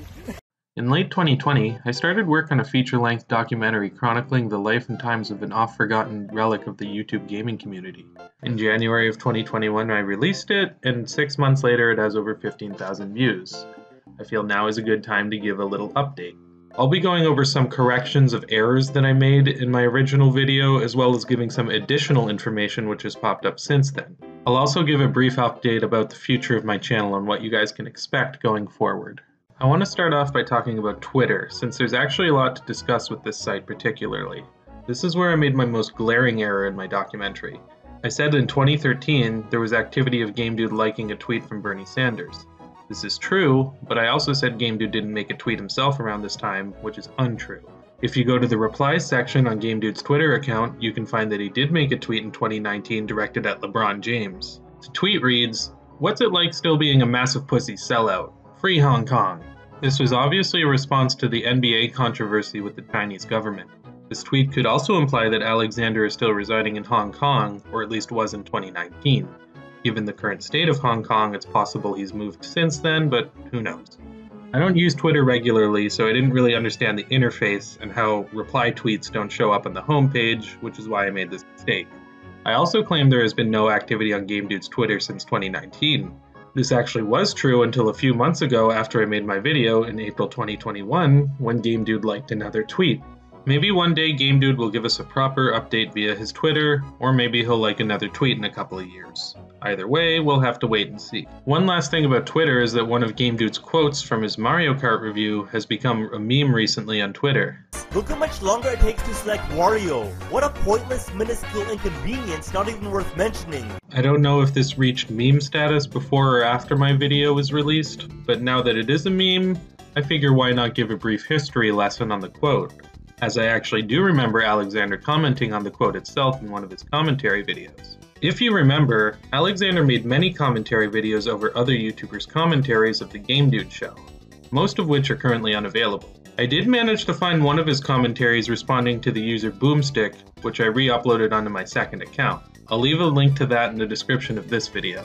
What I may have neglected to mention is that GameDude also made commentaries over his older reviews he wasn't satisfied with, including the original edits of the Sonic Riders and Mario Kart reviews. In his Mario Kart commentary, he explains why he removed the line, "Look how much longer it takes to select Wario." Firstly, according to him, the punchline of the joke is actually the second part of the quote. What a pointless, minuscule inconvenience not even worth mentioning. This was supposedly a meta joke about how the criticism is so minor and insignificant that it's not even worth putting into a review, but the joke didn't really land the way Alexander wanted it to.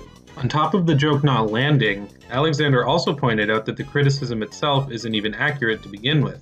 In the review, GameDude makes the claim that it takes longer to select Wario in the character select screen of Mario Kart Double Dash as opposed to Mario Kart 64. What he forgot was that in both games, as well as almost any other character select screen I can think of, if you go to the left or right on the edge of the character selection, it moves you to the opposite side of the roster. If you do this on Double Dash, it actually takes less time to select Wario than it does in Mario Kart 64. Now I'll list off a few of the minor mistakes I made, mostly regarding pronunciation. In the totally botched category, I pronounced Oni-NG as Wani-OG. This was both a mispronunciation and a misreading in one. It's Oni, not Wani, and the letters at the end of his name are NG, which I believe stands for Newgrounds, where Oni originally posted. Also, if you really want to be technical, I should have said Oni Plays, since that's his Let's Play channel, whereas Oni NG is for animation. I also mispronounced Alex's hometown as New Westminster, when it's actually pronounced New Westminster. This is a common mispronunciation even among people living in Vancouver, so I feel no guilt. Finally, I claimed Alana reviewed the box art for God of War, when in actuality she reviewed the box art for God of War 2. In the video, she claimed she was reviewing the God of War box art, so I guess I was just parroting her incorrect information. Also, one last clip. No context to this other than I forgot to include it and I should have. Game Dude reviews are what happens when you take a profanity dictionary, a homosexual Quebecois, and a shopping list and mix it in a blender. Unfortunately, his unoriginal style is popular. I believe this summarizes each and every reason I hate people with such an eager passion for bloodlust. A lot of people commented that the quality of my microphone in the Game Dude video was pretty poor. I wholeheartedly agree. My microphone is from like 2014, so I really need to upgrade. I decided to roll with it for the video because I felt it worked stylistically, as it kind of harkens back to this type of audio quality that you'd find in YouTube commentary videos when Game Dude was popular. I'm using the microphone on my laptop for this video, but the next big video I make, I'll invest in a new microphone. I really want to thank everyone for the positive response to the documentary. The feedback I've received has encouraged me to continue making more in-depth videos like that. I'm currently working on another long-form commentary video. I don't know how long it'll be or when it'll be released yet. The video is less of a documentary and more of a film analysis looking at a collection of movies from a certain director. If you like things like Cinemassacre's Monster Madness or YourMovieSucks.org's Top 10 lists, it'll be done in a similar vein as those. I won't reveal any more information now, but I'm very excited to be working on it and I hope you'll stick around to watch it.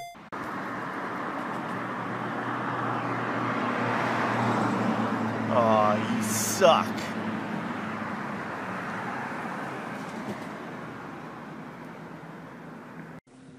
I am the Game Dude, I am so rude. I am a gamer with a bad attitude. I play the games that brought mankind to shame. They insult the brain because they are so lame.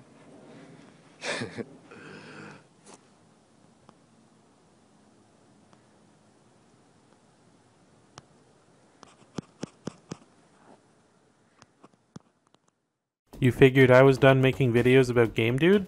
I kinda thought so myself. In my previous update video, I commented how my original documentary had garnered over 15,000 views.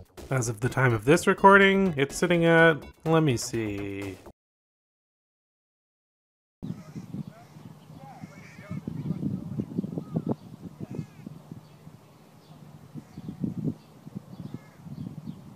What the fuck? 100,000 views, or at least very nearly. I cannot even begin to express the overwhelming gratitude I have for everyone who took the time to watch that doc, the addendum, or any of my other videos I've made since then. You've all encouraged me to keep going, find more niche topics, and improve my craft, particularly my sound editing, which I know a lot of you guys really hate. To celebrate, I decided it's time to make another video where I put more pieces of this bizarre puzzle together. Today I'm going to be elaborating more on Game Dude's lost content. I did comment on many of the videos I wasn't able to find in my previous videos, but there's so much more to talk about. I obviously don't have the content to show since it's lost, so like I did in the documentary, I'm going to be describing them the best way I can from my memory. There are a few instances where I will point out posts which can back up my claims, but this will be very occasionally. You're going to have to trust me on a lot of this, but I give you my word of honor that what I'm saying is the truth. And if you can't trust a random guy talking to you on the internet, who can you really trust? I'm going to be splitting this video up into 5 categories. 1. Reviews and gaming content. 2. AVGN and Irate Gamer related videos. 3. Troll videos and commentaries about Game Dude. 4. Alana videos. And 5. Miscellaneous videos. Keep in mind that this is still an incomplete list.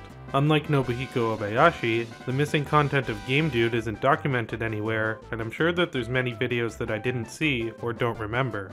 If anyone has anything to add for videos from Alex that they remember, please leave said information in the comments. Without further ado, let's delve even further into the rabbit hole that is Alexander4488. Out of all the missing content from Alexander's catalog, undoubtedly the most numerous are his Game Dude reviews themselves.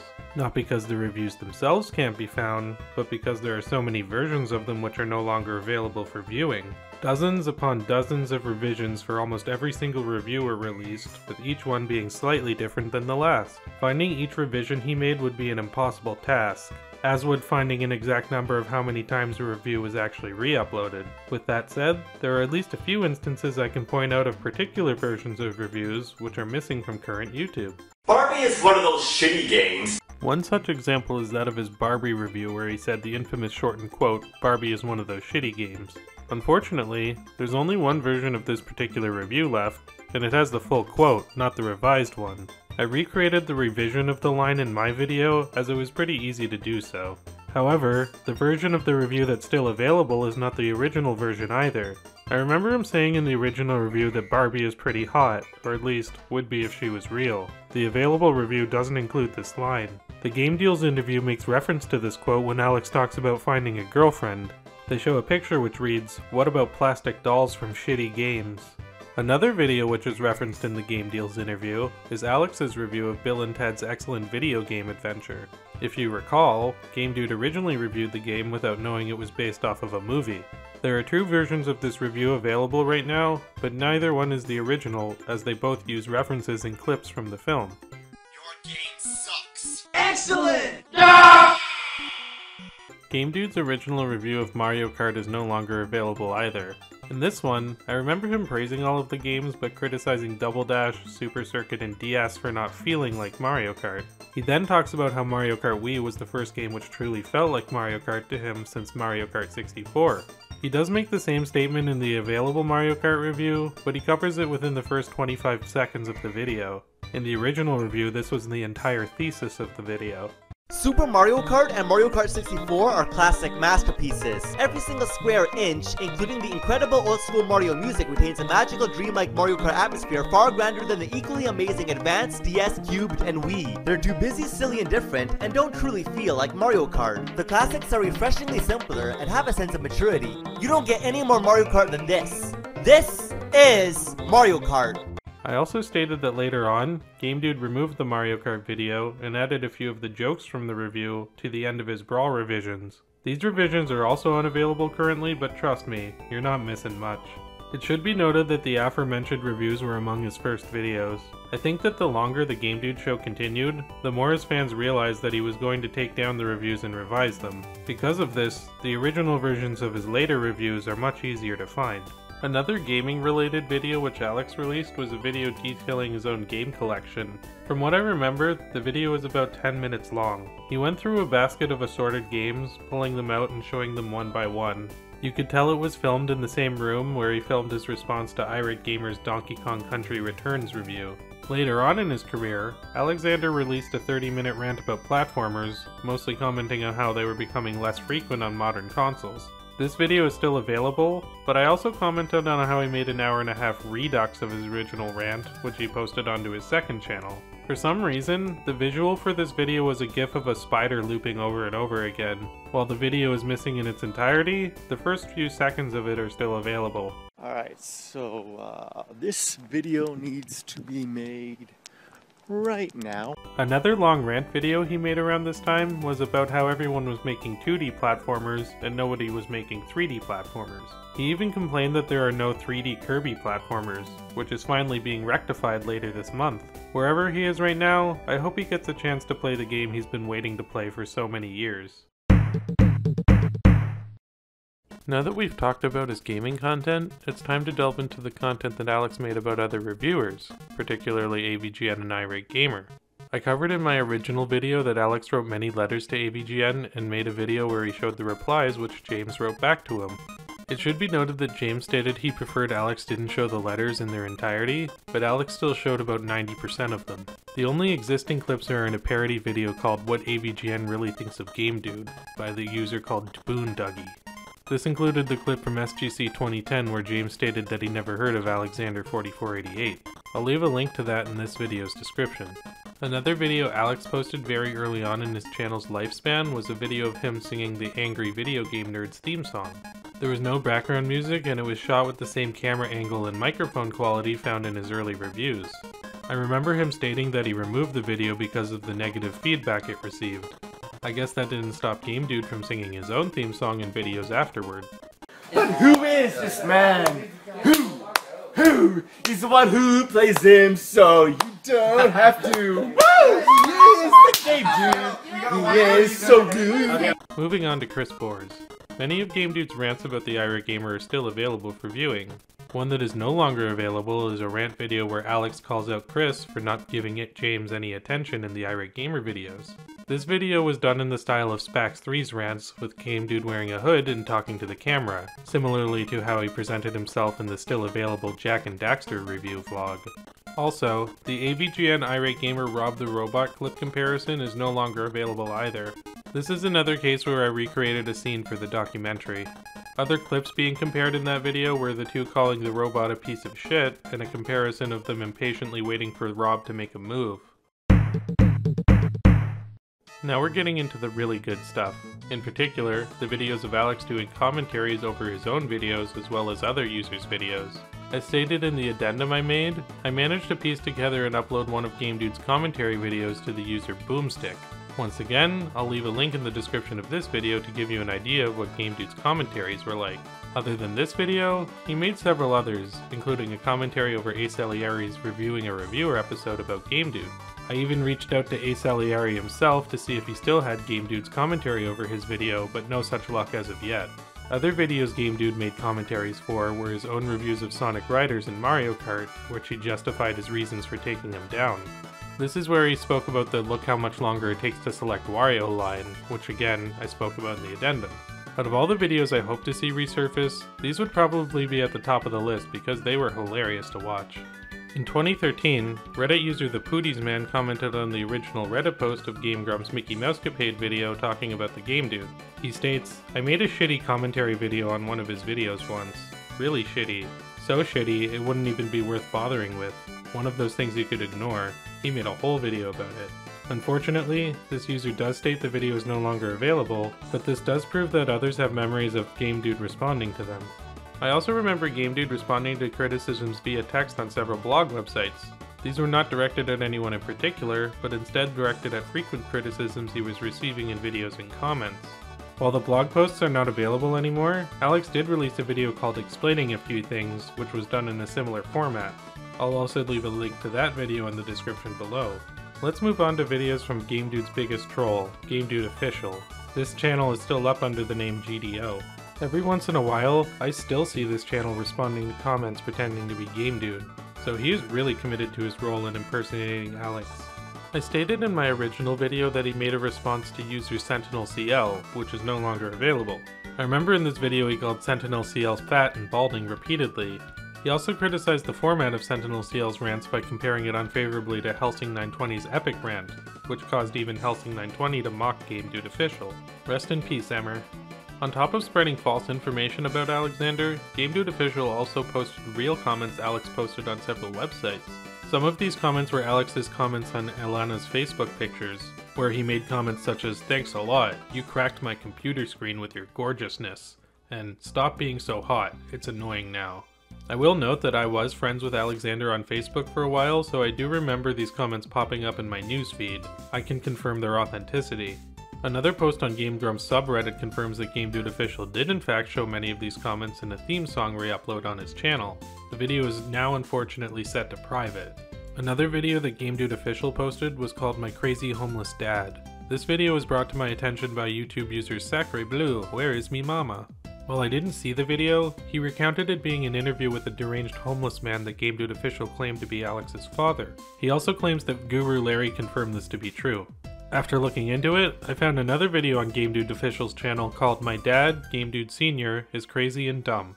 I'm not sure if this is the same person who was in the other video, but I can say that the man in this video is definitely not Game Dude's father. This is because he starts talking about his constitutional rights as a US citizen, which makes no sense since they're from Canada. While I can't say for sure, I'm pretty positive the story of Alex's father being a deranged homeless man is a hoax. On the topic of possible misinformation, I also want to talk about a claim that Mr. Metaker made in his Internet Insanity video about Alexander being a gun owner. I've never heard this claim before, and I'd really like to know where Jim got this information because I don't remember it being detailed in the court documents anywhere.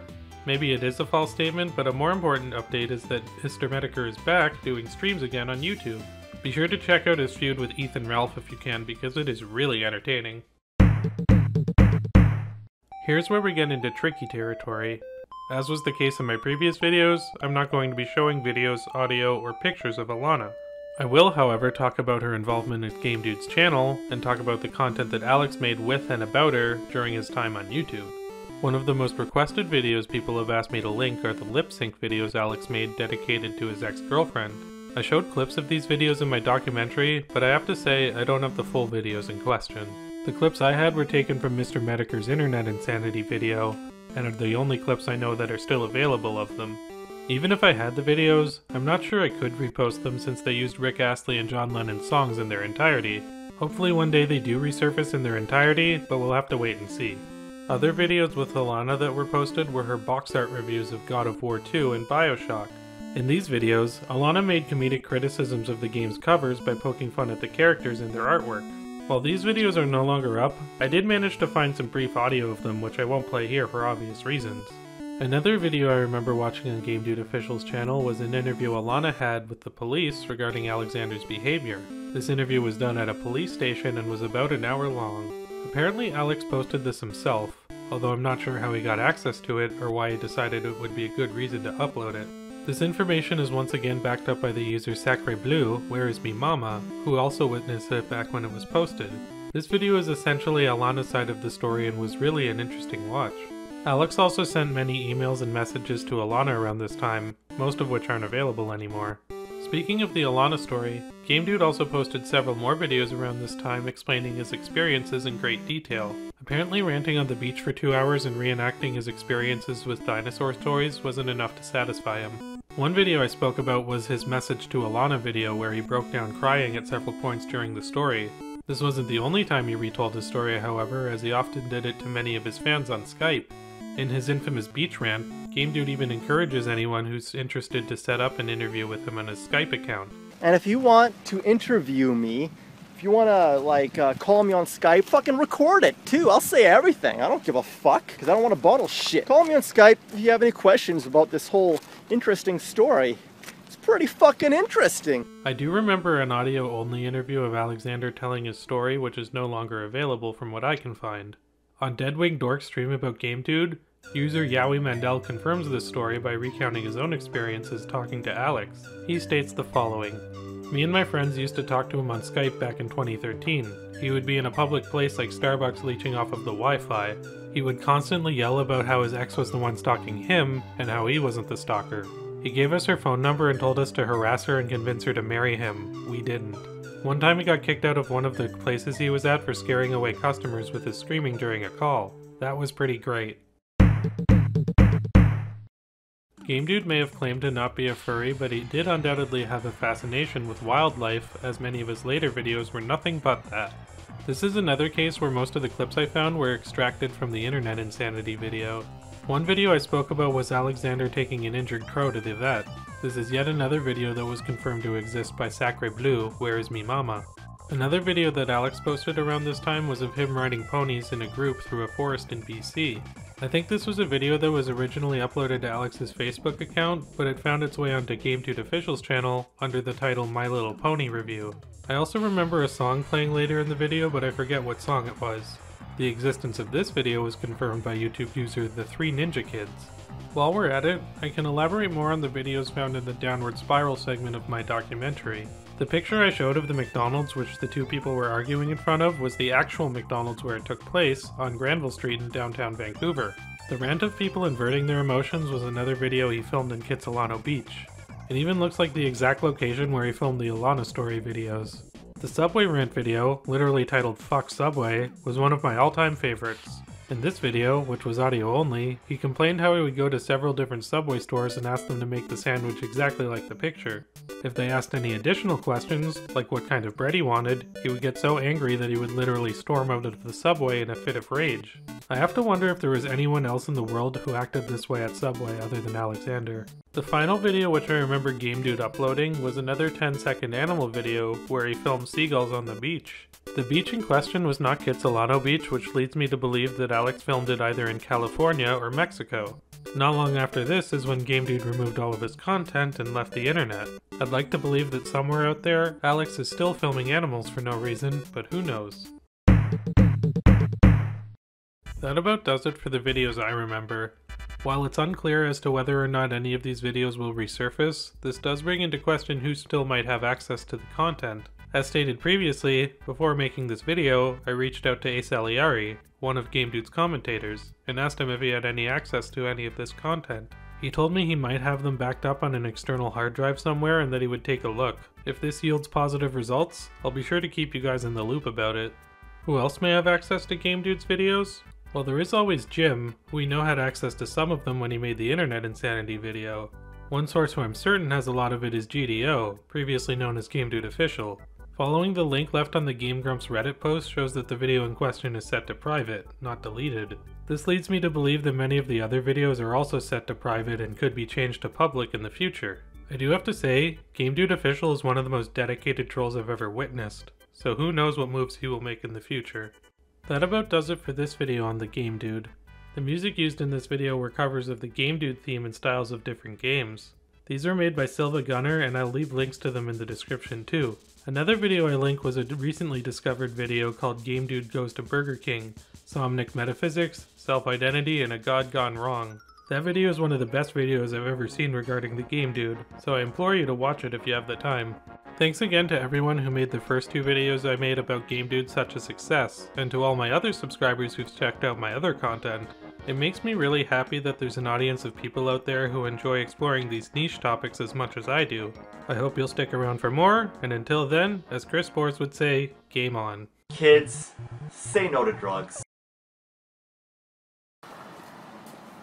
Hey, how's it going? It's the Game Dude. Yes, I am a gamer with a bad attitude. Yeah. Anyway, it's raining, which sucks. Actually, no, it doesn't suck. It's awesome. I'm singing in the rain, just singing in the rain. Well, you heard me talk about Game Dude, and you heard me talk about him again, and again. And now, here we are. In my previous videos, I've covered the rise and fall of Alexander's YouTube career, the online trolling he received, the events that unfolded in his personal life, and the content he made that is no longer available. Oddly enough, the aspect of Game Dude's legacy I feel I've talked about the least are his actual reviews. Sure, I showed a few clips here and there and spoke about how he'd revised them endlessly, but I never really took a deep dive into how his reviews were structured, presented, and performed. No time like the present, I suppose. Prior to this video, I've tried to stay relatively objective when talking about Game Dude's story, for the sake of letting the audience come to their own conclusions regarding the events that took place. This video is going to be a little bit different, as I'll be assessing the content of Game Dude's reviews and giving my personal opinion on the quality of his work. In this video, I'll be covering all 29 episodes of the Game Dude show, as well as looking at the revisions that are available for each one. Unlike my videos on Moral Oral and Nobuhiko Obayashi, I will not be ranking these reviews from worst to best, mostly because the quality of them vary depending on which version you're watching. I should note that Game Dude made a few off-the-cuff reviews for games such as Sonic Adventure and Jak and Daxter in his vlogs, but I don't consider those to be part of the Game Dude show, so I'm not covering them in this video. Game Dude's reviews have been re-uploaded onto many different channels. For the sake of this video, I'm going to be looking at 3 channels in particular which are hosting this content. The first channel is Game Dude Classics, which as far as I can tell has the earliest available versions of Game Dude's reviews. The second channel is Game Dude 8899, which hosts much of his revised content. The final channel is simply called Game Dude, which, like I stated in my original documentary, I believe was run by Alexander himself, due to this channel deleting and re-uploading the videos like Game Dude did. It should be noted that none of these channels have every one of his reviews on them, so there won't always be different versions to compare, and there are a billion more revisions that are unfortunately lost to time. However, I still think that there's enough for us to work with to take a solid look. I have 3 questions in my mind that I want to answer with this expedition. 1. Are Game Dude's reviews as bad as his critics and commentators made them out to be? 2. Which version of each available review is the best? And 3. What could Alexander have done to improve his reviews in his career? I'll be answering these questions as I delve into each review, as well as giving a conclusion at the end of this video regarding my overall thoughts. With all that in mind, let's get into it and watch some Game Dude reviews. Sonic 06 I feel is the best first episode that Game Dude's show ever could have had. Not because it's an original idea, but because I can't think of a game that represents the angry reviewing scene of 2008 better than this one. Admittedly, it does have a lot of material to work with for a satirical video like this. First, let's talk about the review itself. Sonic 06 is low-hanging fruit, so it really isn't hard to come up with legitimate reasons as for why the game sucks. Game Dude spends a lot of time criticizing the characterizations and the design of Sonic and Tails, as well as the overabundance of characters, both of which are legitimate points against the game. I will say I think he rambles about the characters for a bit too long, though. The biggest problem with Sonic 06 is that the game is an unfinished mess. The characters are a secondary criticism to that. Thankfully, the second half of this review does focus much more on the controls. Another issue with this video is you can kind of tell by watching the review that Game Dude didn't play much of the game, or if he did, he got bored of writing/taking notes. Most of the criticisms he gives are for the first few levels. I guess in a sense AVGN's review of Sonic 06 didn't fare much better, but I digress.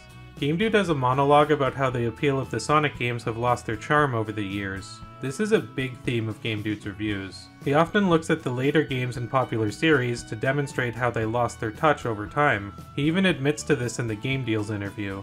And my videos are, they're pretty much for all those that just had to suffer so much when their favorite, classic stars just, started to suck. And I haven't seen any videos really that, rip apart like Conker's Bad Fur Day and like the newer Star Fox games. And I see all these comments of, others that are just annoyed. So I figured, you know what? Maybe I'll rip these games to shreds. Playing off of that, another trend that Game Dude would include in many of his subsequent reviews is him saying, "This game is a disgrace to whoever's legacy." I kind of think he wanted this to catch on as some sort of catchphrase for himself. Kind of like how he wanted, "Hey, how's it going? It's the Game Dude," to become a catchphrase in his vlogs. This game is a disgrace to the Hedgehog's legacy. This game is a disgrace to the ape's legacy.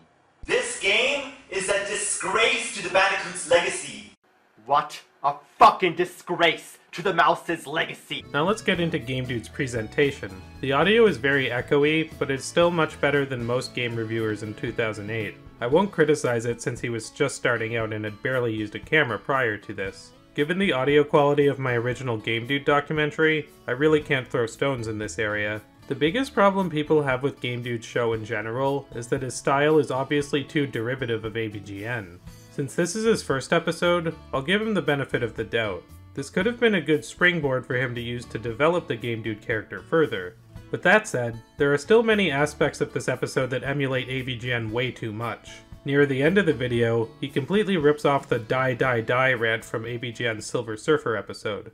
Too far to the right, you die. Too far to the left, you die. You die, you die, you die, die, die, die, die, die, die, die, die, die, die, die, die. Also, if you stay too close to the edges, you die. If you jump too early, you die. If you jump too late, you die. And because you can only jump straight, if you jump at the wrong angle, you die. You will die again and again and again and again and again. I can't take it anymore. There are parts of this review that really make me laugh.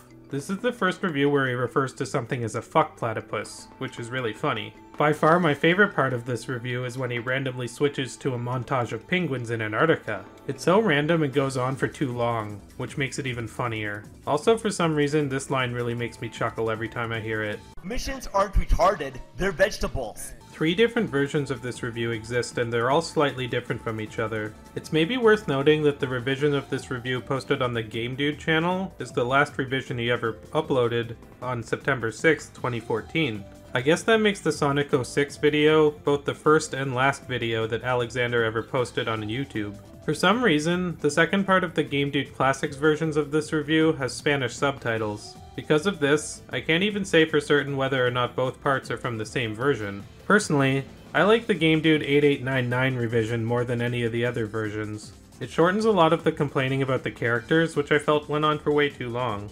The most recent revision is very similar to the Game Dude 8899 revision, but there are a few subtle differences. He has a really weird edit in the later version where he replaces the word bestiality with an ASMR sketch of Link fucking Donkey Kong. He makes the same edit later in his Gex 3 revision. It's really weird. This half-white, half-orange slut shares a romantic relationship with Sonic. I can't watch this. I'm afraid this nightmare is going to lead to...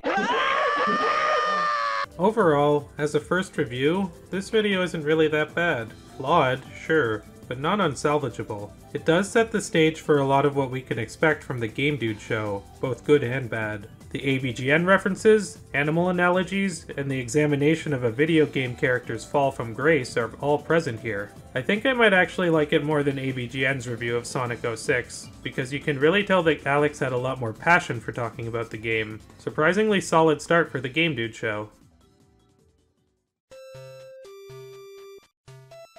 So I was able to say some nice things about Game Dude's first video. That means I'm completely letting him off the hook, right? Wrong. I'll give credit where credit is due, but Game Dude did make some genuinely terrible reviews back in the day as well. Barbie is one of those shitty reviews. This review suffers from the fact that Game Dude clearly doesn't have as much passion for Barbie as he does Sonic. This review is less than half the length of the shortest revision of his previous review. This video kind of reminds me of James Rolfe's videos back when he was the angry Nintendo nerd, in that you can tell Game Dude didn't play a whole lot of the game before he wrote the notes on the first two videos.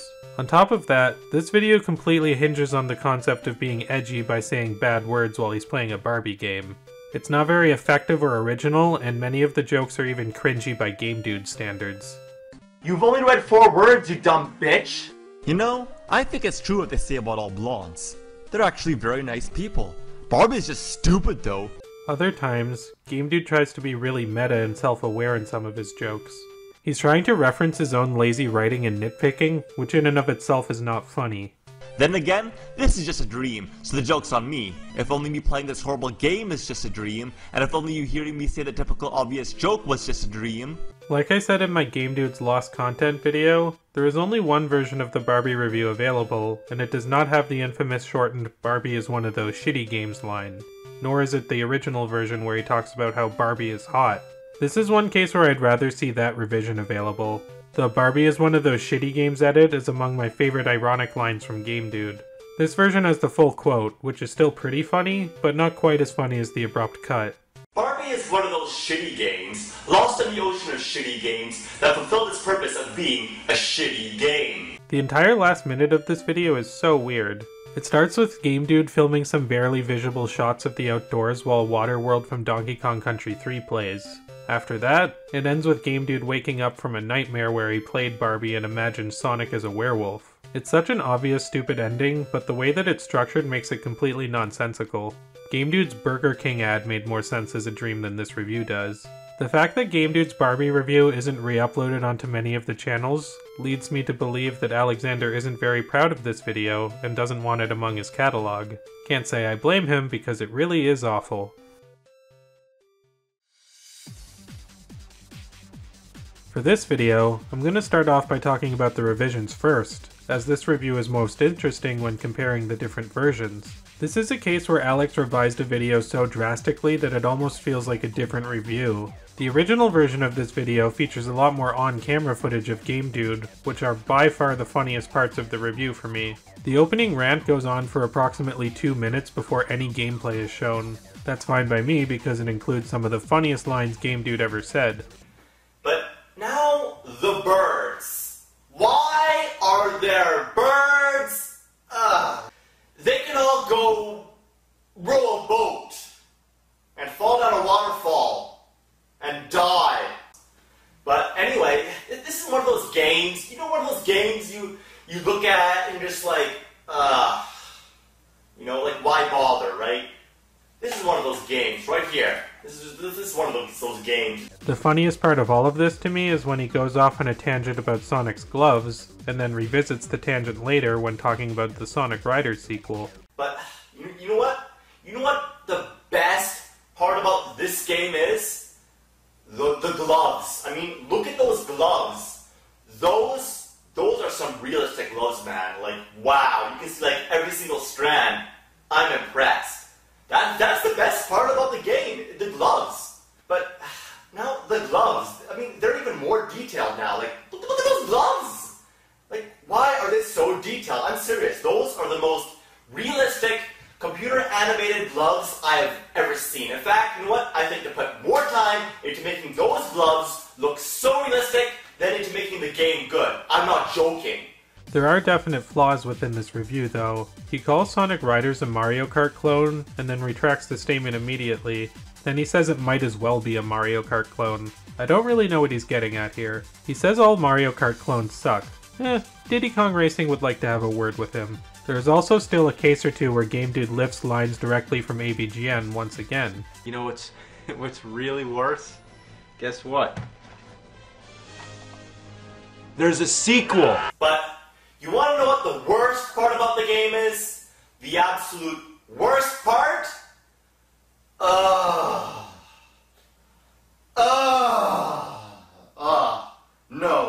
No, man. There's a sequel! The Game Dude 8899 revision is technically better as a review, since it goes into much more detail about the game. However, the Game Dude Classics video is so much more funny to me that it actually makes for a much better experience. I'd say the original Sonic Riders review is among the funniest reviews in Game Dude's catalog, for the long rambling monologue specifically. Still, since they are so different from each other, there is still some value to watching both reviews. The latest revision available on the Game Dude channel is worthless and cuts out way too much. Also, there is a Russian dub of this review available on Game Dude Official's channel. I guess if you want to see how Game Dude's reviews translate into another language, it is worth watching, although I can't say how accurate the dub is since I don't speak Russian. Бля! О, бля! Святые Васильки! Sonic Riders! This review is kind of like the Sonic 06 video, in that it's nothing too special, but it is serviceable. Game Dude does a decent job explaining his frustrations with the game, especially the wonky combat. However, there aren't really that many memorable Game Dude lines like in the Sonic Riders video. The funniest part of this review is a clip of Game Dude swinging his arms around to emulate the in-game combat. The first minute of this Crash review is a rant on the updated designs of many video game characters. If you haven't noticed, this is a huge point of contention Game Dude has in a lot of his reviews. He's a real stickler for updated designs. I actually remember an even longer monologue for this rant done more on camera. I guess that's another revision lost to time, and the Game Dude Classics upload is once again not the earliest version of this review.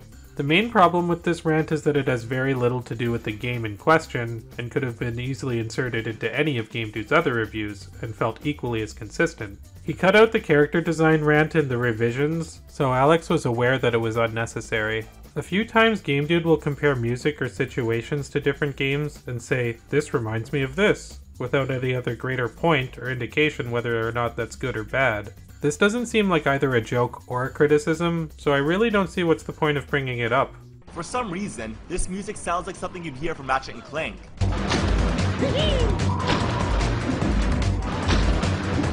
The Game Dude 8899 revision doesn't flow as well as the original review. It feels really chopped up, and the points that he's making don't segue into each other as well. The second revision has the same problem as the first one, but even more so. Watching the revisions is weird, because you can tell a lot of the audio was re-recorded when Game Dude had better microphone equipment, so it feels jarring compared to the live action shots. This review is a really good demonstration of how the revisions were making his videos worse. Generally speaking, each passing revision flows less naturally than the previous one. The review also ends on a cliffhanger which suggests the next episode will be Spyro the Dragon. Every indicator I've found suggests that the Mario Kart and Smash Bros videos came before he did the Spyro episode. This is why it's so hard to map out Game Dude's reviews in order of release date. Sonic the Hedgehog meets your new best friend. What are you laughing about, Spyro the Dragon? You're next! Now we get to possibly Game Dude's most infamous video, at least back when it was released, the Super Smash Bros. Brawl review. This review caused a lot of backlash at the time, probably because it was the first review Game Dude did where he was picking on a game that was not low-hanging fruit.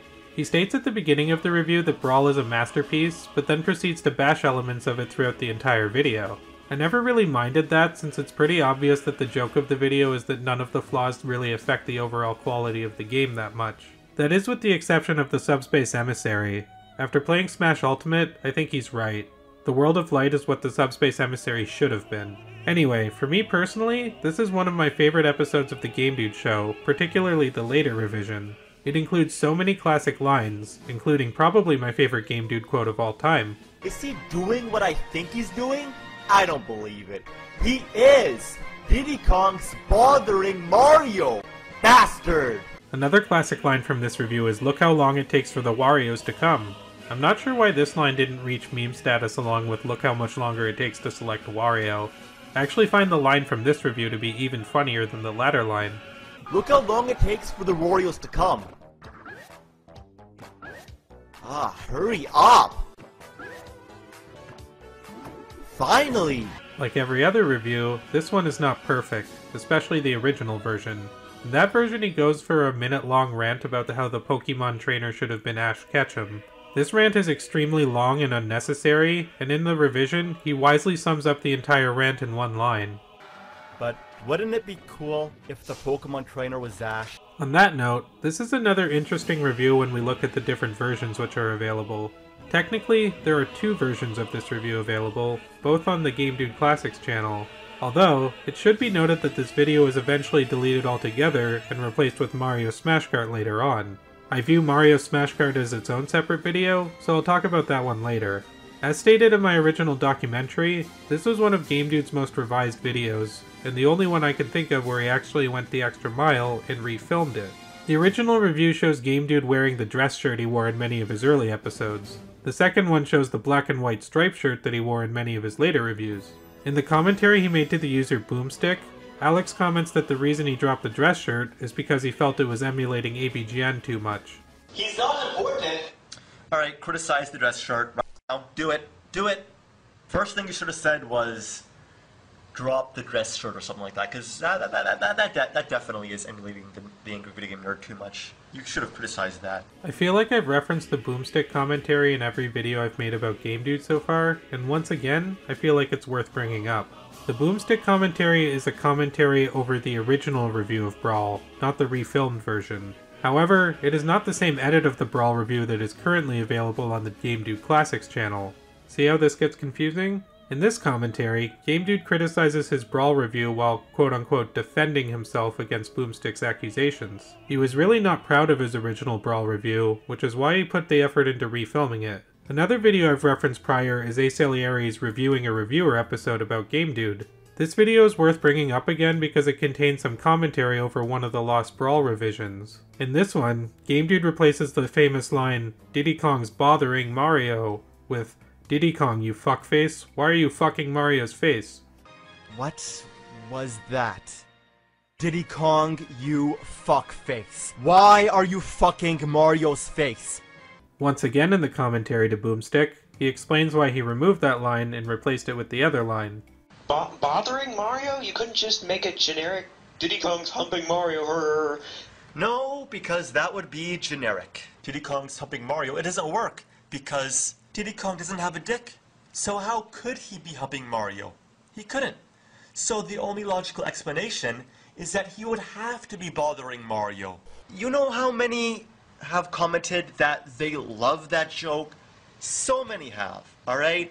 And I sided with you, actually. I replaced it with a generic joke. I said, Diddy Kong, you fuckface, why are you fucking Mario's face? Nobody liked it more than the other one. The other clever, alright? It goes against your initial expectation. You expected me to say that generic humping joke, but I deceived the audience and did the complete opposite, alright? It's also worth noting that in the refilmed version of his review, he adds on to the Diddy Kong joke with a line about Super Monkey Balls. For some reason, his delivery of this joke gives me David Lynch vibes. He is Diddy Kong's bothering Mario! Bastard! Or maybe Mario's just a big fan of Super Monkey Balls.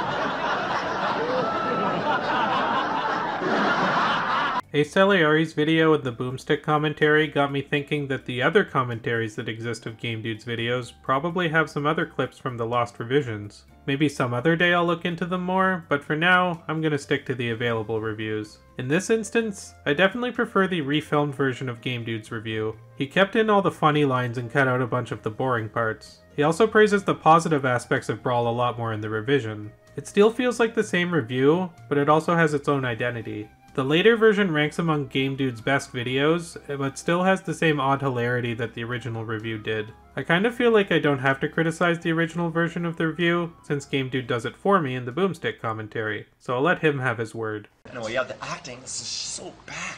stars when he doesn't even have a name. When he doesn't even have a name. Oh, God. Oh, man. It's so annoying. That dress shirt, I mean, really, that's too much. There is only one version of this review available. As stated in my Lost Content video, this isn't the earliest version of the review I remember. Watch that video for more on that. A quote on GameDude's Encyclopedia Dramatica page states that he felt the Mario Kart review was awful. This led to him cutting it down to about 15 seconds and then tacking it onto the end of his Brawl review. Later he would remove both versions and rework them into Mario Smash Kart, as stated previously. Was GameDude right about this review being awful? Sort of. As a review, this episode really sucks. At least in the Brawl review, GameDude's made some legitimate points about online play in Subspace Emissary, but here, none of the points he's making carry any weight. Once again, he spends so much time criticizing the characters instead of the gameplay. A lot of the criticisms are either completely ridiculous nitpicks or totally inaccurate. He criticized the later Mario Kart games, particularly Double Dash, for having too much character variety, which is really weird to me. Alexander stated at one point in his Lost Mario Kart commentary that he retracts this point and thinks character variety is a good thing. However, that won't stop me from making fun of his points in this video. Like, we don't need Rosalinda, Daisy, Baby, Peach, Rape, and Pauline, because Peach is by far the best, so all Mario needs is her. Remember Toadette from before? I sure don't. All we need is Mario, Luigi, Wario, Bowser, Yoshi, and Peach. That's it! And maybe Waluigi. First off, Peach is like the worst princess in the Mario series, so I'm glad that I can play as Rosalina and Daisy instead. Also, I do remember Toadette from before. I guess Alex didn't play Paper Mario. Eventually, the Mario Kart games would introduce really lame characters like Pink Gold Peach or Baby Rosalina. Those characters deserve to be criticized, but the characters in Double Dash work perfectly within the game. This review also contains a big rant about how Miis don't belong in the Mario universe. I wonder what GameDude would think now that there are Zelda, Animal Crossing, and Pac-Man characters in Mario Kart as well. With that said, this is one of GameDude's best reviews from a humorous standpoint. There are so many memorable lines, including the Twitter favorite, "Look how much longer it takes to select Wario. What a pointless, minuscule inconvenience, not even worth mentioning." Why are so many of GameDude's funniest lines about Wario? As much as I love that line, in my opinion, not only is it not as funny as the Wario line from the Brawl review, but it isn't even the funniest line about Wario in this review. And if Wario's humping the cart, who's steering? Another huge aspect of this review is how much GameDude analyzes how everything on Peach Beach looks like a dick to him. This is another case where the joke goes on for way too long, and that kind of makes it funnier in a weird way. There's the giant pink arch that looks like a giant pink dick, and is it a coincidence that the map is also dick-shaped at the exact same time? It's Little Mermaid all over again, times 2 in a row. How did this happen? Were they looking at porn magazines while making this game? What a load of bouncing grasshopper shit. What's arguably even funnier than those lines to me is how GameDude includes a minute-long fail compilation at the end, which is so stupid but it really makes me laugh. This makes me wish Alex got into Let's Plays before he dropped off of YouTube. Yoshi, you ignoramus! Ah, Junior Boy, you ignorant anus! Ah, crappers and cheese. I said crappers and cheese. Well, now I'm fucked. At least you're coming down with me, Toad. Why? As utterly stupid as this review is, it redeems itself in the humor department. If you can watch this video without getting frustrated by the extremely idiotic criticisms, I think you'll have a really good time with this one. Finally, the long-awaited follow-up to the cliffhanger from the Crash review. This is probably going to be short because I don't feel super strongly about this review one way or the other. It ultimately isn't anything that special, and it feels more like an excuse for GameDude to check off more of the AVGN-isms that he hadn't already. For example, he does a damn compilation, which is from the AVGN Atari 5200 episode. Alex's delivery and facial expressions make this part of the review really funny in my opinion. Damn.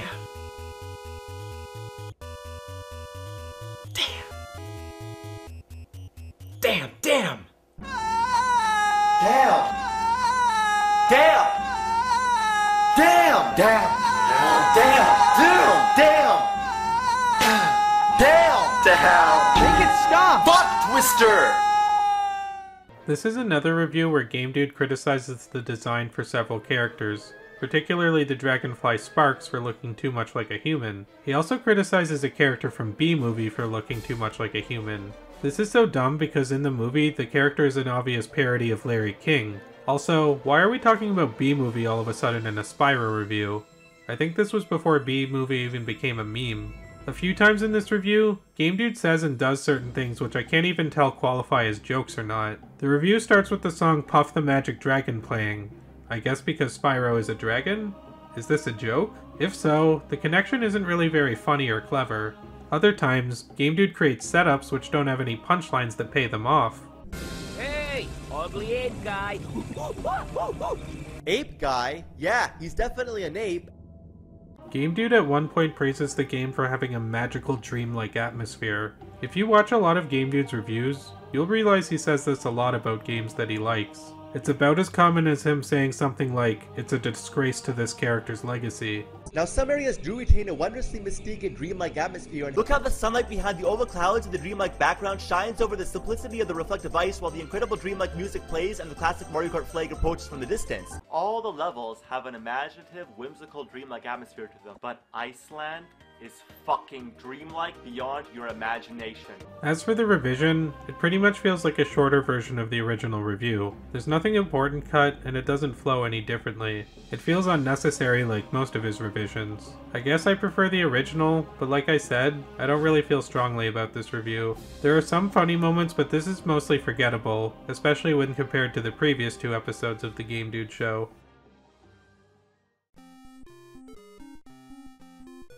This is one of Game Dude's most informative reviews yet, as he actually delves deep into the game and doesn't spend half the review criticizing the character designs. He also does a pretty good job demonstrating why the game sucks. I'd say from a review standpoint, this is Game Dude's best so far. On top of that, Game Dude is starting to get a little bit more cinematic and is using different camera angles, which is an improvement. He also has gotten better with lighting, as you can see in contrast with his last review. This is the first review where Game Dude introduces a running gag of going to open his door and meeting another character. He would implement this in a few other reviews such as Kirby, Donald Duck Going Quackers, and Alvin and the Chipmunks. This gag is so stupid that I kinda like it. I don't really understand the sketch in this one though. Rocky blows a gum bubble which apparently blows up in Game Dude's face before he and Bullwinkle say a line. Maybe this is a running joke in Rocky and Bullwinkle I'm not aware of, but if that's the case, it doesn't really work without the context. Humor-wise, this review has a lot going for it too.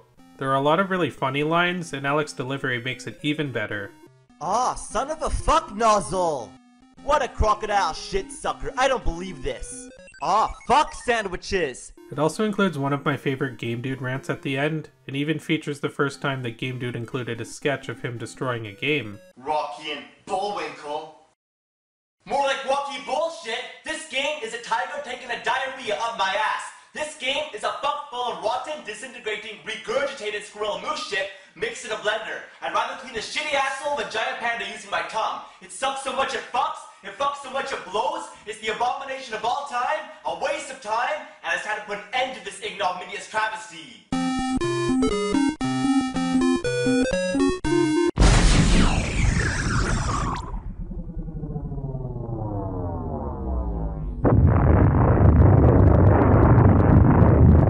The Game Dude 8899 revision cuts out the rant at the end, and that's about it. Not sure why, that rant felt like a good climax. The second revision cuts out not only the rant at the end, but the destruction of the game. Again, why? Beyond that, a lot of his revisions don't even change the joke or the delivery, but they do change the image on the screen. But you know the rule, classic stars, shitty game. But you know the rule, classic stars, shitty game. This is why so many people hated his revisions, as they basically changed nothing important or significant. The best version of this review is the original by far. I'd actually recommend it as a pretty good episode of Game Dude. This is another review I have barely anything to say about. This episode really hinges on the fact that you saw AVGN's Teenage Mutant Ninja Turtles review. Game Dude references directly at several points. I remember an older version of this review with more on-camera portions. That isn't in the available revisions though, so I can't comment much on it here. Game Dude opens his video by showing a sketch of him trying to make a few Ninja Turtle toys stand up but can't. I have to say, I had some of these same toys and it was never hard at all to get them to stand up properly. Either he has a faulty toy or he's doing an unfunny bit. Probably the latter. So, quick update on that last point. I actually found one of those old Ninja Turtles toys that I had in my parents' basement because I'm visiting my parents right now. So, let me demonstrate to you how hard it is. See? I'm a little high right now and that was still no problem, so there you go, Alex. A lot of the criticisms he makes toward the game have to do with the fact that it's boring and monotonous. The problem is, if you demonstrate this fact too much in a review, it also runs the risk of making the review boring and monotonous as well. And you do the exact same things over and over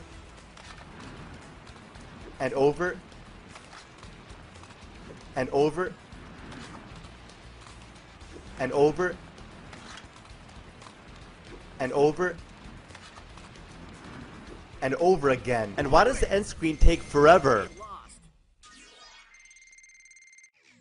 I love how he asks why the end screen takes forever, and then he literally shows why. It's calculating all the stats. I'd say in this case, the revision on the Game Dude channel does actually improve things from the Game Dude 8899 review. He adds Jeopardy music during the stat screen complaint, which is a cliche, but it does turn it into, you know, a joke. However, either way, this is still a pretty bland and forgettable review, with nothing too noteworthy going for it. One last thing, I can't tell if this video is the one where he finally dropped the dress shirt or not. From my memory, in the earlier version I saw back in the day, he was still wearing it. So, Chameleon Twist is likely the episode that first introduced the black and white striped shirt. Speaking of which, let's get into it. This review should technically be called Chameleon Twist 1 and 2, since he plays through both games in this video. I sort of consider the episodes from here onward to unofficially be Game Dude Season 2. This is because this is the episode where Game Dude finally drops the dress shirt, as well as changing his background. Instead of sitting in front of a game shelf like all of his previous episodes, Game Dude is sitting on a couch with video game posters in the background. He would change up his background from here on out, which made his videos look more dynamic. This review is actually quite good. Game Dude has really improved his show with this one and got better with his delivery, camera angles, analysis, and humor. I like how he gives the game credit where it's due, while still complaining about what he feels makes it fundamentally broken. He does a pretty good job explaining himself while intersplicing jokes into the review. Also, the humor in this review is a little less derivative of AVGN's style of humor. I actually think Alex is genuinely funny when he's doing alliterations, for example. This game is a lizard gizzard blizzard made by a fucking wizard. And like any great Game Dude review, there's also a lot of cheesy lines which make me laugh out of their sheer ridiculousness. Oh, come on, that's just bull ass. Hey look, isn't that chain chump? More like lame chump. Davey licks balls at pool. Literally. This is the review where Game Dude includes a clip of himself playing the AVGN theme on a piano in the game. It's random, dorky, and unnecessary, but I still think it's pretty cool. He cuts this part out in subsequent revisions. I can understand why, but I prefer it being there. I won't play it here though, since I already put it in my original documentary, and even there it was a little too long. Of course, goes without saying, this review isn't perfect. For one, he opens this review by playing Karma Chameleon, much like how Spyro opened up with him playing Puff the Magic Dragon. I guess he's trying to link songs with games based on the species of the titles of the songs. Another music-based joke/reference that doesn't work is in the Game Dude 8899 revision. Here, Game Dude plays the wing cap theme from Super Mario 64, while Davey the Chameleon is flashing from invincibility.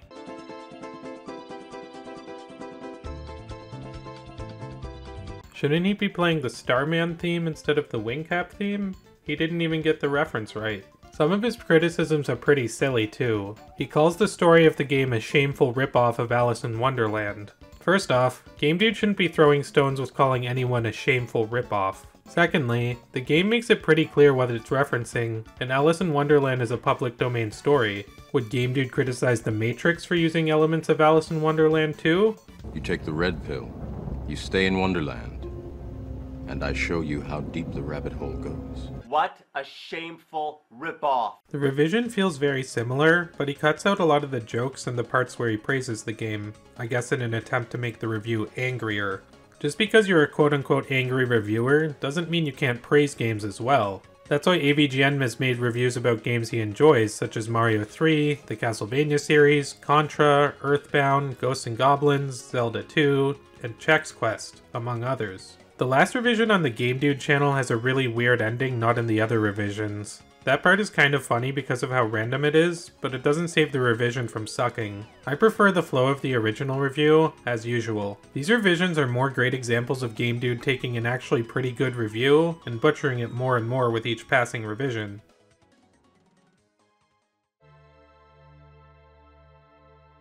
And after a pretty decent review, we're back in the realm of mediocrity. This isn't a terrible review, but you can tell that this is another game that Alex didn't have much passion for, like TMNT or Barbie. If you compare those reviews to others like Chameleon Twist, Sonic 06, or even his Mario Kart and Smash Bros videos, in my opinion, you can really see that Game Dude cared a lot more about those games. Once again, he praises a lot of the parts of the games he likes, which I always think is a good thing to include in these videos. It makes the character of Game Dude seem less like, well, a character. In a good way. The analysis for this game isn't that bad, but a big problem with Game Dude's reviews in general is that he feels like he's listing off criticisms rather than constructing the script into something that flows. Another issue is that the pacing of this review is way too fast, and the points that he's making don't have time to resonate with the audience. Plus, a few of the criticisms he makes are pretty weird. The credits need to be at the end of the game, not in the menu, and look how short it is. No wonder this game slurps rhino crap. I think it's better to have the credits on the menu. A few other games I know do this, and I prefer it to having them at the end. There's no rule that says credits need to be at the end.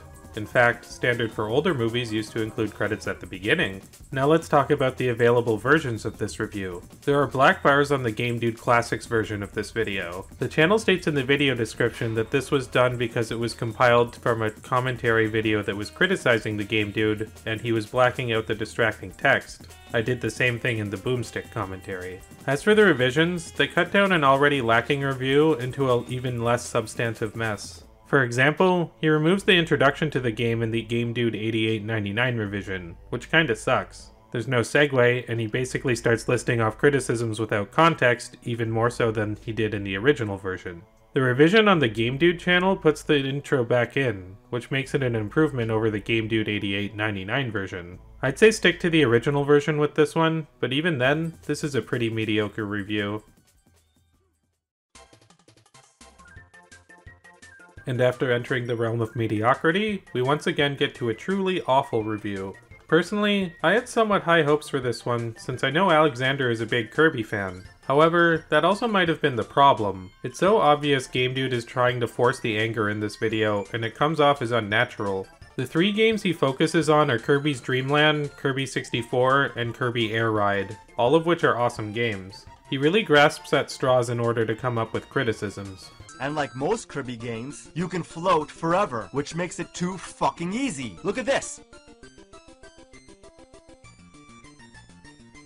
One of the appeals of the Kirby games is that they're very easy if you go through them from beginning to end, but they're difficult if you try to find all the secrets. That's where all the challenge in Kirby comes from, so who cares if you can float forever? Also, you unlock hard mode if you beat Dreamland, so once again, this point is moot. Now, you can't steal powers. Obviously you can't copy enemy abilities because they didn't think of the idea yet. It makes the game primitive, but not bad. That's like complaining how you can't spin dash in Sonic 1. His review of Kirby 64 is even worse. This one doesn't give any insight into why he thought the game was bad, other than saying that it was too slow and easy, which you could pretty much say about any Kirby game. The only other criticisms he gives are, as usual, about the character variety. What's this little fairy bitch and all these other little fairy bitches doing here? They're so annoying. They don't belong in the Kirby universe. All we need in a Kirby game is Kirby and King Day-to-Day. That's it. What about Meta Knight? Personally, I'm glad the Kirby games don't have the same final boss over and over again. It gives them variety, something which the Mario games unfortunately lack at times due to always making Bowser the last boss. Finally, we get to the Kirby Air Ride review, which is probably the dumbest of them all. Look at the menu. It just copied the one from Smash Brothers. It looks the same, it sounds the same, it's the same. Probably because Smash Bros. And Kirby have the same developers. And again, why is Game Dude concerned about copying when his entire show is a tribute to AVGN? He also complains that Kirby Air Ride is too slow. Personally, I find it moves much faster than any of the Mario Kart games, with the exception of Mario Kart 8. So, his analysis really sucks in this review, but how about the humor? Kirby sucks. Boy, does he ever suck. He sucks more than a vacuum.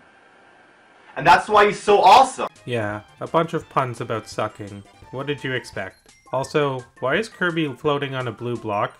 What kind of fucked up reality does Game Dude inhabit? On to the revisions. There are some things that are kind of funny to me when you compare the different versions. For one, he refers to Adeline as a man in the earliest version. He then changes that in the revisions. Hey look, it's that kid again. What is he doing just standing there? It doesn't make any sense. Like, what is he doing? Look how scary he looks. What's Adeline doing just standing there? Look how scary she looks. Like, what is she doing? Another thing that's interesting is that the revisions do actually offer some content that was missing in the Game Dude Classics version. For example, he briefly talks about Dreamland 2 and Superstar in the Game Dude 8899 revision. He doesn't say anything important about them though. In Dreamland 2, he shows that you can fly forever, and in Superstar, he complains that a part of the game that's designed to be confusing is confusing. These segments do not add to the review in any meaningful way.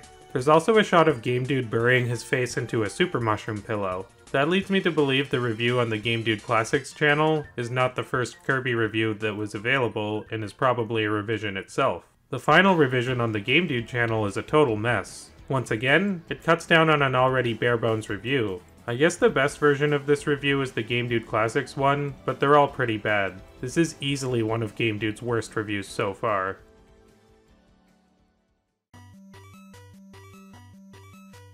I don't have much to say about this review because it's so short, but overall, it's even worse than the last one. This is a bad game for sure, but unfortunately, Game Dude doesn't do a very good job at explaining how convoluted and confusing it is. He mostly complains about the controls and the graphics, which are legitimate points, but once again, it tells me Game Dude didn't get very far in the game before making the review.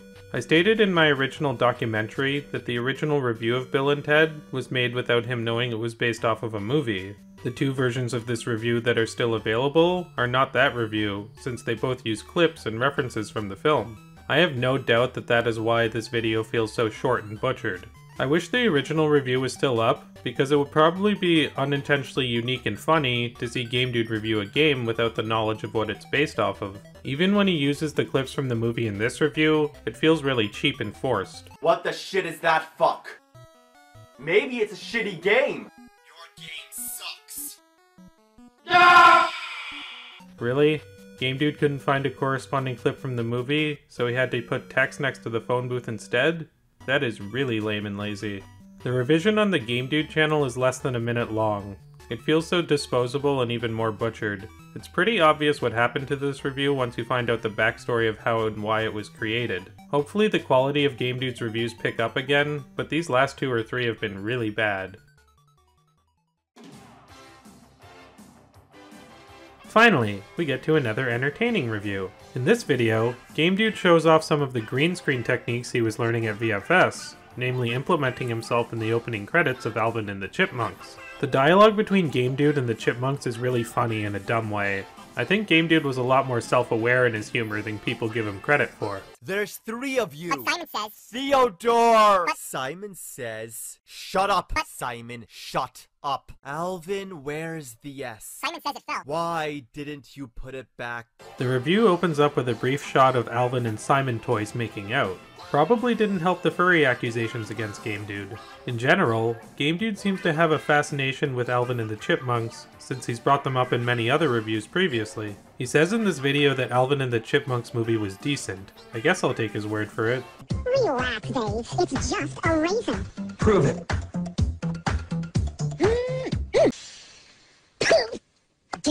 You owe me big time. By far the funniest part of this review is Alex's acting. He comes off as unintentionally creepy, which makes watching him in this instance really funny. At times it reminds me of his acting in the Sun and Darkness short film. Alvin and the Chipmunks? Alvin and the Chipmunks.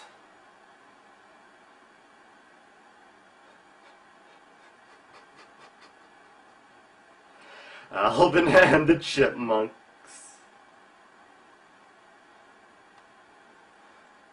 More like Alvin and the Shitmunks! With all that said, I wouldn't call this video good in the analysis department. I have no doubt that the Alvin and the Chipmunks game that he's reviewing is bad, but the criticisms he's making don't really make much sense. He complains that hard mode is too hard.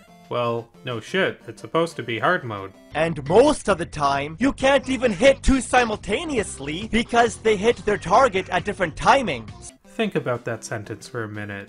You can't hit the stars simultaneously because they hit their targets at different times. Yeah. Alex also doesn't seem too well versed in rock and roll culture. He complains that Alvin smashes the guitar after a good performance, or how, due to the band being called Alvin and the Chipmunks, that separates Alvin from the Chipmunks. Maybe this joke could have worked if Game Dude pointed out the many other numerous instances where bands do these things, like Jem and the Holograms or Josie and the Pussycats. However, Alex is acting like this is a unique situation for Alvin and the Chipmunks, which makes him seem really ignorant on the matter. And where's the Chipmunks theme song? How can you have a Chipmunks music game without their theme song? Fuck this garbage! Correct me if I'm wrong, but isn't Alvin and the Chipmunks primarily a cover band? Regardless, this review is hilarious. Game Dude makes some really bizarre criticisms, his acting is weirdly unsettling, and the green screen parts are iconic in a really dumb way. I wouldn't say this was exactly a good review, but it kept me entertained. The revisions are pretty worthless though. He removes a lot of the unintentionally creepy acting, which in my opinion was the funniest part of the review. Definitely stick to the Game Dude Classics version here. This is the moment we've all been waiting for, the debut of Game Dude's theme song. He uses the full version in this review, which is about 2.5 minutes long. The Game Dude theme song was apparently composed by Alan Wong Moon, and the lyrics were written by someone called Striker the Lizard, plus others? I don't know. I searched up Alan Wong Moon, and I was able to find him on IMDb and LinkedIn. Apparently, he's gone on to do a lot of music work for film and other avenues. As much as I love Kyle Justin and the AVGN theme, I have to admit, Game Dude's theme song unironically tops it.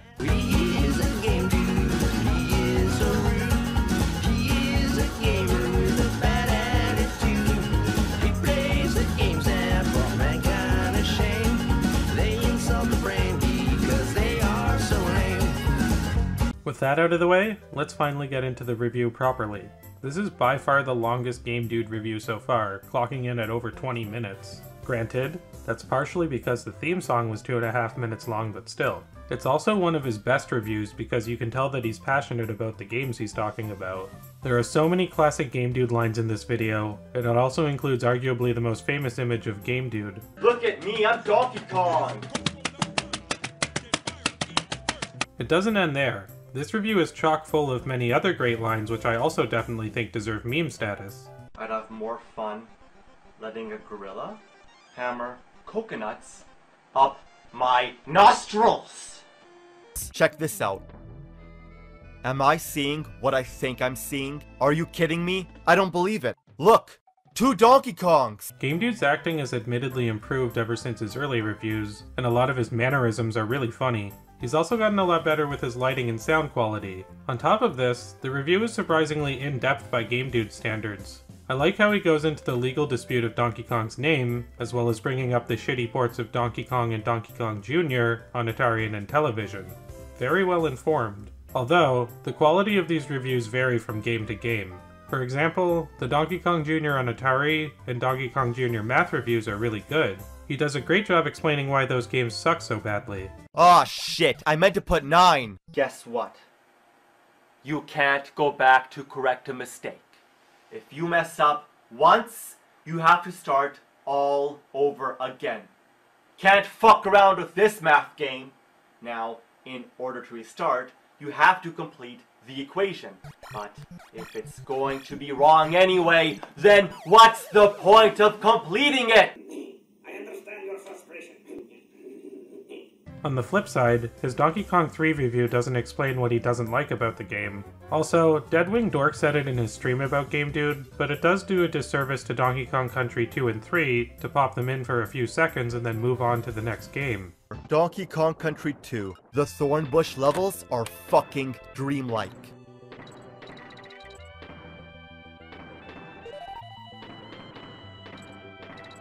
Another notable thing about this review is that it includes Game Dude's only movie review, Donkey Kong Country: The Legend of the Crystal Coconut. 6 minutes of this 23-minute review is dedicated to reviewing that movie. It's kinda funny that it's in here because it's so random. Imagine if I made a 30-minute Mario retrospective, and 10 minutes of it were me talking about a few random episodes of the Super Mario Bros. Super Show. Game Dude also seems unaware that the movie is a compilation of episodes of the Donkey Kong Country TV show. At least, he never references this fact in his review. After this, he goes on to review Donkey Kong 64, the Donkey Kong Land games, Jungle Beat, Donkey Konga, Donkey Kong on Game Boy, King of Swing, and ends it off with Barrel Blast. He covers a lot of ground and even has some really funny lines here and there.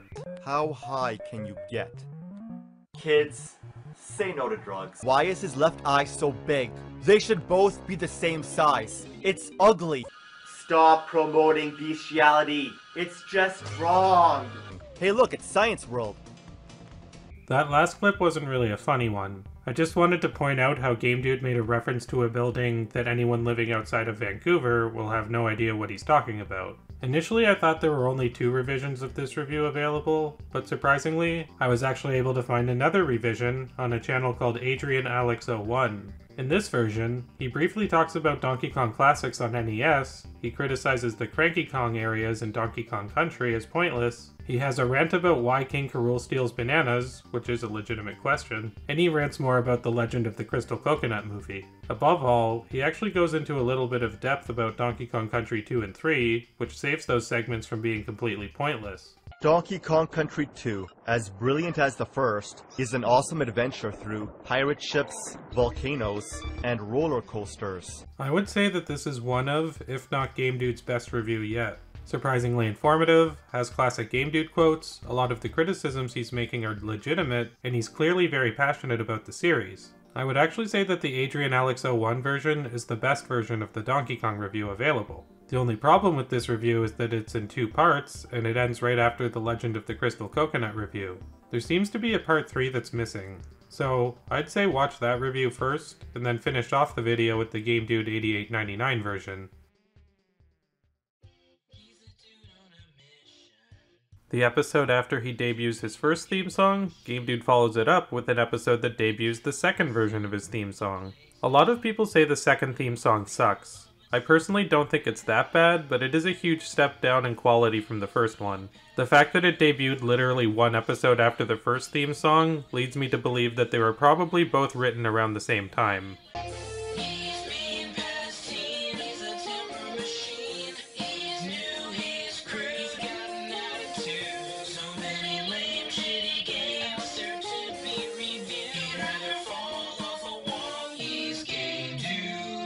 Anyway, on to the review itself.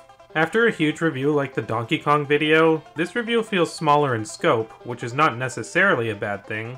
Overall, this is an okay review. Some funny bits, but a lot of boring dead air too. He opens the video by saying the Bubsy cartoon was good. It was not. He also repeatedly uses Bubsy's catchphrase, "What could possibly go wrong?" over and over again.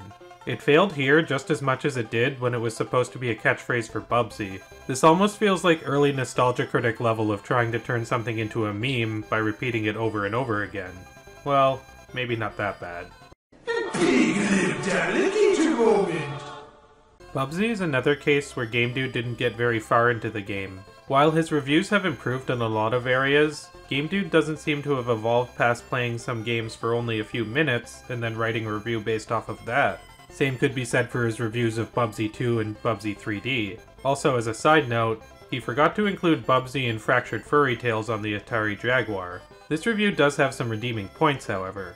Despite the "what could possibly go wrong" joke not working, Game Dude does make some pretty funny jokes here and there, even if they are really weird. It would make more sense vacuuming the dead skin cells off a Parasaurolophus playing poker on a pogo stick. I just don't know what it is about these games. I mean, playing them makes me feel like I should be doing something so much better with my time, like running into a forest and grabbing beavers to file down their teeth to save trees. In his Bubsy 3D review, he does make good criticisms.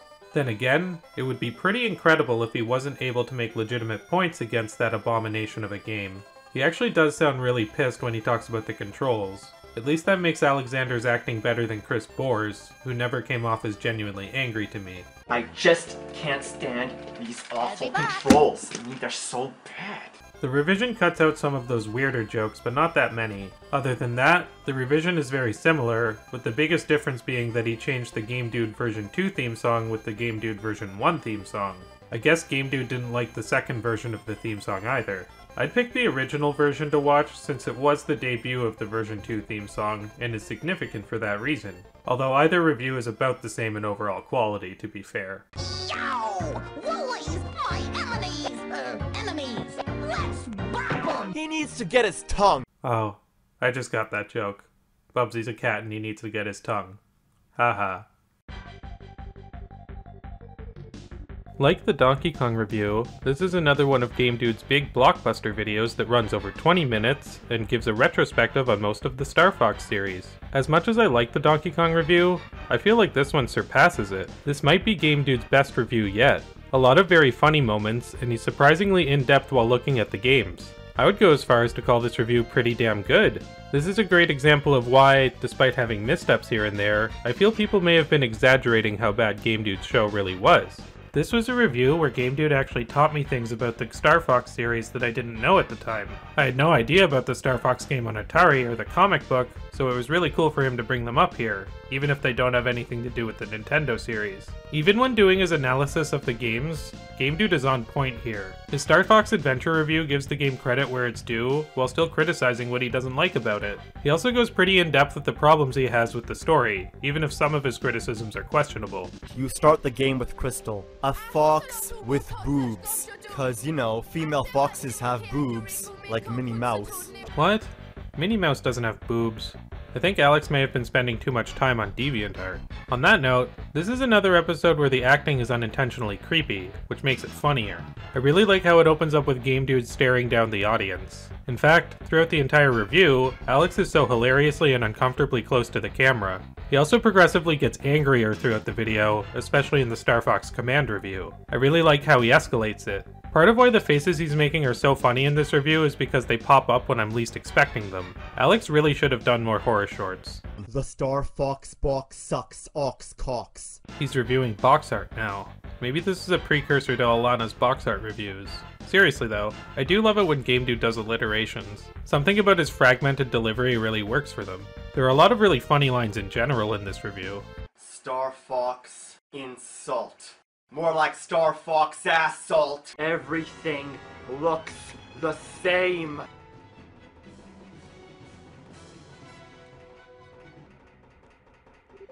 It's no good, Fox. Our battle plan's a failure.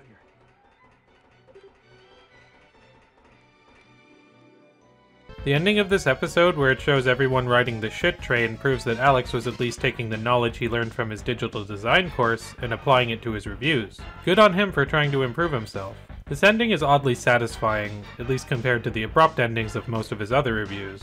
Don't know why the shit train flies through the air, or why the shot lasts an entire minute though. Oh well, maybe I don't need to know. He cuts down his shit train joke and uses a different shot of himself in the revision.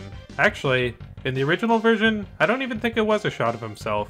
It looked like a poorly rendered model, which made it kinda funnier. There are two revisions of this review available, and neither really ruin the review, but they do feel unnecessary. As per usual, I prefer the original review slightly. Game Dude actually kind of impressed me with this video, and I hope he maintains this quality going forward. And why is his snout so short? No character design change ever gets past Game Dude.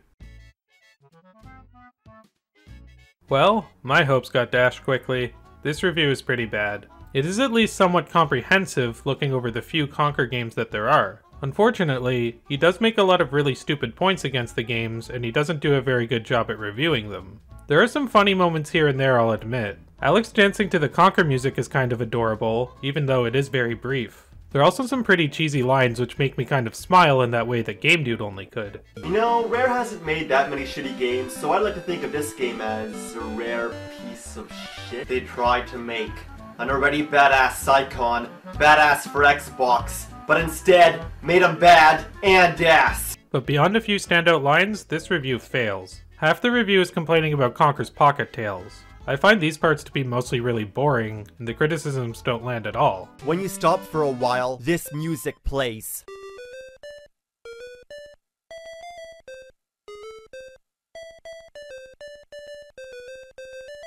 Sound familiar?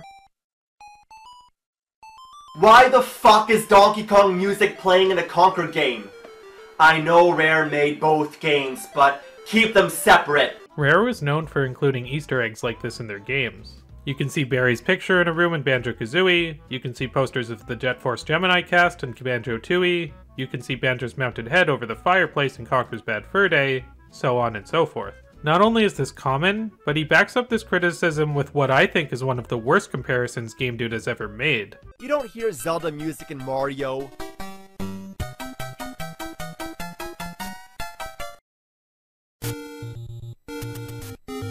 You definitely do hear Zelda music playing in Mario, and Mario characters have shown up in other Zelda games like Link's Awakening. What's even more hilarious is that the example he gives for this joke is from Super Mario Bros. 3. In Super Mario Bros. 3, you can get the flute, which is an item from the original Zelda, and it plays the same song that was in the original Zelda. Any way you look at it, this criticism doesn't hold up under any scrutiny.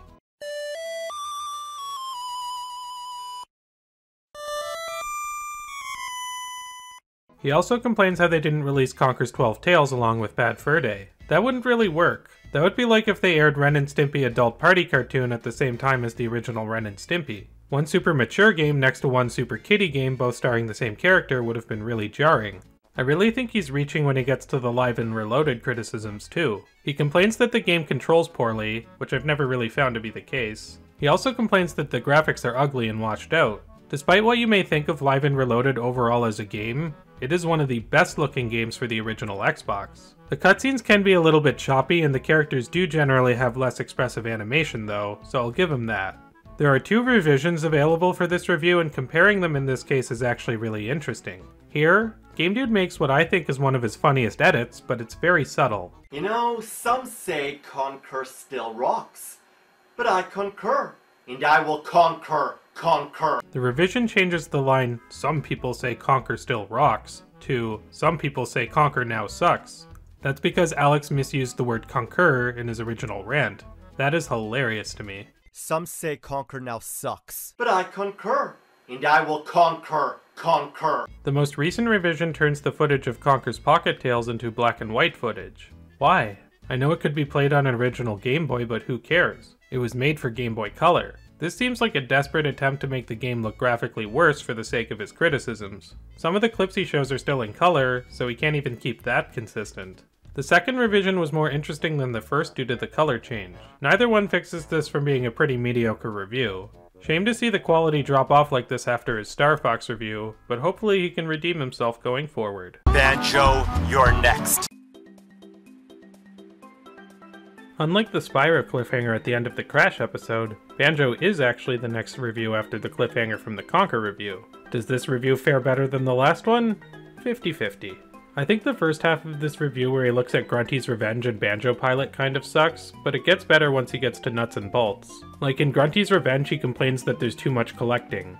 It's a collect-a-thon. What did he expect? He also complains that the mole Bozai in this game is annoying, but he serves the same function as Bottles and Jam Jar, so I'm not really sure why he feels this way. This is another review that's really reaching for criticisms. And a bird and witch flying in planes? I know video games aren't logical, but this crosses a line. At least that's not as bad as Sonic driving around in a go-kart. Really, his Banjo Pilot review would be okay if it wasn't 40 seconds long. Including a short synopsis of it sandwiched between 2 games which he has a lot more to say about makes the Banjo Pilot portion of this video feel like a pointless diversion. But like I said, this review does redeem itself in its second half. Game Dude does a pretty good job at criticizing Nuts and Bolts while praising it at points too. He's surprisingly fair to the game overall, and it saves the video from the mediocre reviews of Grunty's Revenge and Banjo Pilot. I think this video might have been better if he focused solely on nuts and bolts. As for the revision, it should be better since it cuts down on the Grunty's Revenge portion of the review, but it actually makes it feel more bare bones. The nuts and bolts part is still the best part for both the humor and the points he's making. I'd say this review is half decent and half kinda bad, so by Game Dude standards, it's somewhat okay. This is probably Game Dude's most famous review for some reason. Can't put my finger on why. Geez, walking chairs? What's he in a hurry for? To get sit on? Stop. Oh, I can't handle it. What's this flashing bird flashing for? Is he the police? A lot of people have commented that they still believe that the Game Grumps were parodying Game Dude despite what Aaron said. I'll let you decide for yourself, although personally, I don't know why Aaron would lie about that. I will point out though, that one of the reasons people believe this, and it's one of the reasons I initially believed it as well, is because both Alex and Aaron refer to the light fixtures on the walls as grenades. You reveal these items by shooting every square inch of empty space, and lights that look like upside-down grenades. What's the deal with these wall grenades? You'd think they'd explode a little bit bigger. Come on, game designers, get with it. I stated in a few previous episodes like Bill and Ted and Barbie that it was clear that Game Dude didn't play much of those games before deciding to review them. In this case, Game Dude goes through the entire game of Mickey Mousecapade, which improves the review substantially. I have to give him credit too, because I never got past level 2. On the downside, Game Dude's acting feels a bit stiff in this review. After the opening shots of him getting the game, he spends the entire video sitting in one position and feels a little bit less expressive than usual. This is a step down from some of his more dynamic actions and camera angles seen in his past few reviews. It's not a deal breaker though, unlike wearing pink panties. The revision on the Game Dude channel literally says in the title, the video Game Grumps watched. That's such an Alexander move, which is another reason I'm pretty positive this was indeed his channel. In the revision he makes the opening black and white to emulate the style of Steamboat Willie. Not a bad aesthetic choice, I'll admit. Unfortunately, beyond that, the revision butchers a lot of Game Dude's criticisms and ruins the pacing of the review. He also uses clips of Mickey Mouse responding to the game in the revision. I'm not even sure where this animation is from. It doesn't look like a Disney property. These added parts kind of suck anyway. She is the scourge of the universe. Oh, that does it! Definitely stick to the original on this one. Despite the thoughts of the Game Grumps fanbase, I think that this was a pretty good review. Not a bad one to become Game Dude's most popular, even if it's more infamous than famous. You grumpy daughter of a fucktwat. This is Game Dude's last long-ish review, clocking in at over 10 minutes. After this, none of his reviews exceed 5 minutes in length.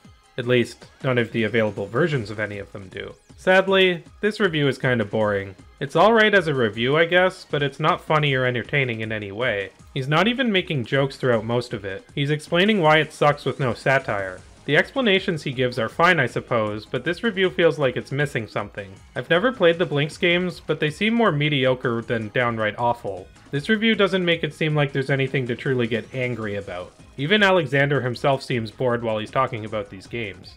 Blinks could have been Microsoft's mascot to join Nintendo's Mario, Sega Sonic, and Sony's Crash. But no, he just had to fall in the mud puddle right away with Sonic and Crash, but unlike those two, he never even got the chance to set foot in the spotlight.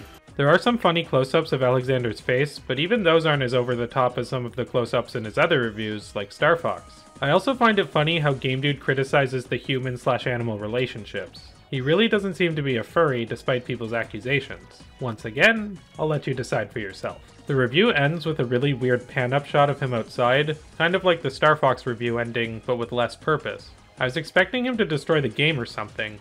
Maybe he wanted to play with expectations by doing nothing? It's the perfect bland ending for a really bland review. I guess I like the revision more, but only because it's shorter, and this review bores the hell out of me. There's a reason I always forget about this review when I rewatch Game Dude. Game Dude made a Dr. Seuss review almost entirely in rhyme. He beat the nostalgia critic to the punch on this one, who did the same thing in his review of Jim Carrey's How the Grinch Stole Christmas. This review is kinda fun. Short, digestible, and the rhyming surprisingly works with Game Dude's style of writing. I've commented on how in the past Game Dude has done a really good job with alliterations, so it kind of makes sense he would do a decent job here as well. He did do a better job than the Nostalgia Critic for whatever that's worth. Still, while the rhymes Game Dude makes aren't bad, this review has problems in other areas. For example, his sentences rhyme, but his words don't have the flow of a nursery rhyme. Probably because Dr. Seuss would write his sentences to be around the same length, so that they followed a poetry structure. Game Dude could have done that a little bit better. It's especially awkward when he uses a sound clip from the game. He states the obvious, followed by Cat's comedy fail. You really get around for someone stuck in a bowl. This game is not fun. It's overly simplistic, repetitive, and stale. Sometimes Game Dude rhymes 3 sentences in a row instead of 2. Weird and awkward how he switches it up randomly. On top of that, a lot of the criticisms he levies towards the game are really criticisms of the movie. He says the cat looks scary, and he complains about how the characters don't rhyme in the game. The characters in the movie didn't rhyme either, and anyone who watched the movie knows how scary Mike Myers looks in that costume. The book is a legend, the movie is okay, but I do not like this movie game, I must say. If the movie was okay, then why are you indirectly criticizing it throughout the entirety of this video? Plus, the movie is pretty fucking far from okay. Apparently Game Deals donated this game to him according to the end credits. I guess after the interview they hosted, this was their contribution to his show. There is a revision of this review technically, but the only thing it changes is removing the Game Dude theme song. Why remove the best part of your entire review show? Either way, this is a decent, if not very impactful review that's at least a unique entry in Game Dude's catalog. 2 offbeat reviews, one after the other. One rhyming review, and one almost entirely done in questions. Actually, this isn't really a review, but it is a very funny episode of Game Dude's show that includes some of his best lines. If you take his criticisms at face value, then it can be very frustrating, and it's true, he does make some very weird points. However, I think this is kind of in the spirit of the video, and it wasn't supposed to be taken seriously at all. The review is supposed to be a bunch of nitpicks, and it's very clear with that intention more so than a lot of his other videos. Why a storybook? Why barely any touch control? Where's online? Why are the toads not Wario and Waluigi? Why is the control so stiff? Why can you fly so far and skip half the game? Why are these games chronologically illogical? I explained the backstory of this review in my original documentary, but for a quick basic recap, this review is a combination of new footage of him criticizing the Mario games, as well as re-recorded lines of things he said in his Smash Bros. And Mario Kart reviews. He made this video to replace those previous 2 reviews because he wasn't satisfied with them. When I was younger, this is the video from Game Dude me and my friends would watch and quote the most. It almost seems like a parody of himself, constantly asking why instead of reviewing the games. So many classic lines, not only new to this video, but also implemented from his Mario Kart and Smash Bros. Reviews. Even though he doesn't appear on camera in this episode, his delivery of his lines is even better than it was before. Is he doing what I think he's doing? I don't believe it. He is! Diddy Kong's bothering Mario! Bastard! And if Wario's humping the cart, yeah, oh yeah, who's steering? There's only one version of this review available. Then again, this review is a new review combined with revisions of 2 other reviews, so I guess that depends on how you look at it. In any case, Mario Smash Kart ranks among my favorite videos from Game Dude by far. But even so, these games rock.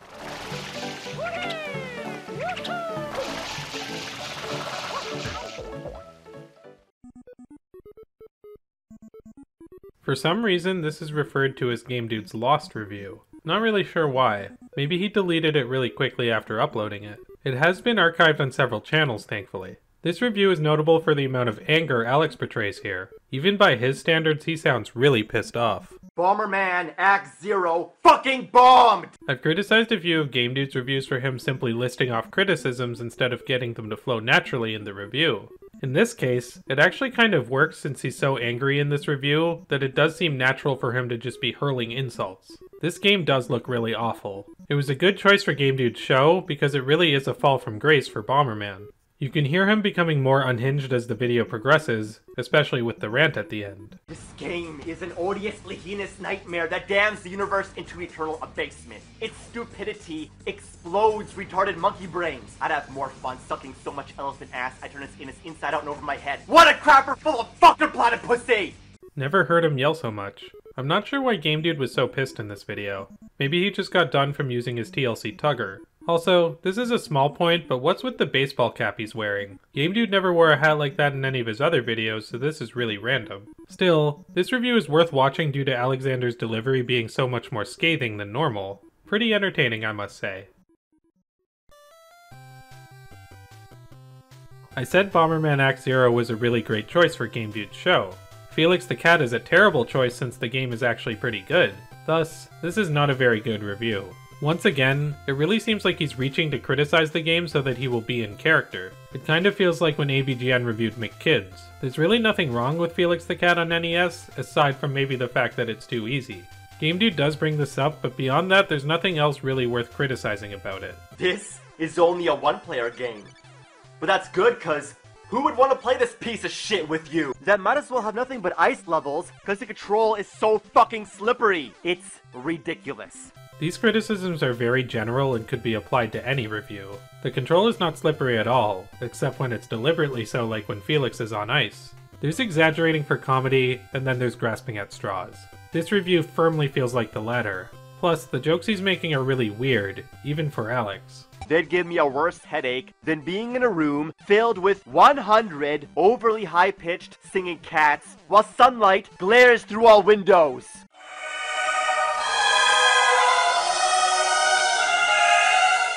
This is another review which only has one revision available. I'm happy about that because it means I don't have to rewatch it and compare the differences.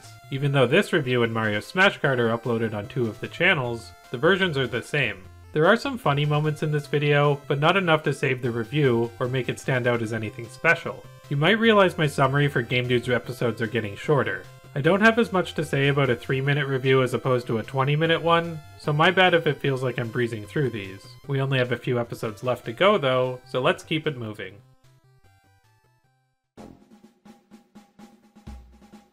This is another pretty average review with nothing that particularly stands out about it. There are some funny moments from Alex here and there for sure, which makes this video at least somewhat enjoyable.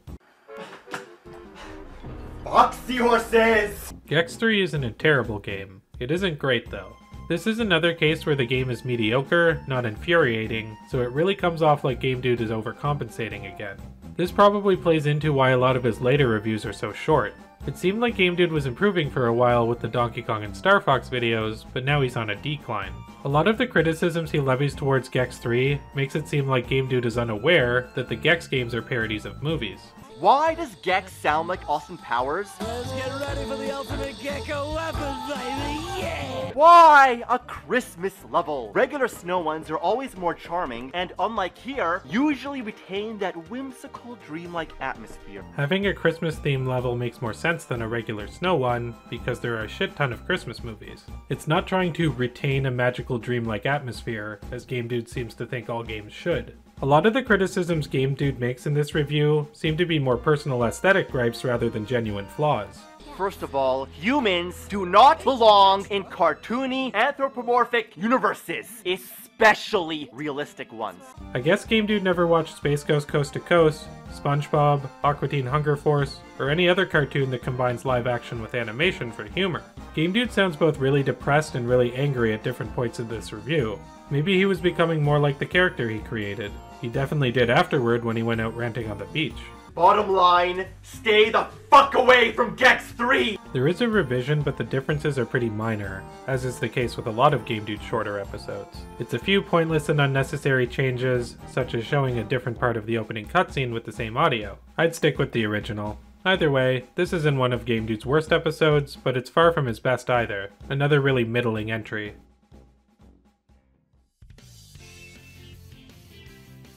This review isn't bad, but once again it suffers from its brief runtime. I don't think Sonic Heroes is a terrible game, but it does have a lot of problems worth delving into. The points he makes against the game are pretty legitimate, such as the never-ending repetitive levels, the bad physics, the annoying voice acting, and the glossy character designs. However, due to the length, this video feels like a basic overview. I definitely think he could have gone into more detail about it instead of spouting out one-liners. Sonic losers! Why? Because Sega hates you. Does he say shit rock? Shit rock. It's also worth pointing out that he's playing the game on PS2. That's like the worst version of the game by far, and it explains why he's having such a problem with the controls. I spoke earlier about how Game Dude uses Jeopardy music a lot whenever something is taking a long time in a game, like in his TMNT and Bubsy reviews. Even back when Game Dude was making videos, this was a huge cliche. If Game Dude had made this Sonic Heroes review somewhere between episodes 10 and 20, which is when he was putting the most amount of effort into his videos, I think it would have been really good. As it stands, it's still not a bad review. There is a revision, but it doesn't really change anything noteworthy. It's possibly worth noting that this review marks the final appearance of the Game Dude theme song. It is absent in the final 2 Game Dude episodes that follow this one. Now that's a sonic boom! I complained how many of the reviews prior to this one were getting way too short. This review, and the one that follows, are only 1.5 minutes long each. Remember when AVGN's videos were on game trailers, and he would upload trailers for the reviews onto his YouTube channel? That's what this feels like. It's so short that Bare Bones doesn't even begin to cover it. With that said, this is not a bad video. Even with its length, there are some really funny lines and acting from Alex.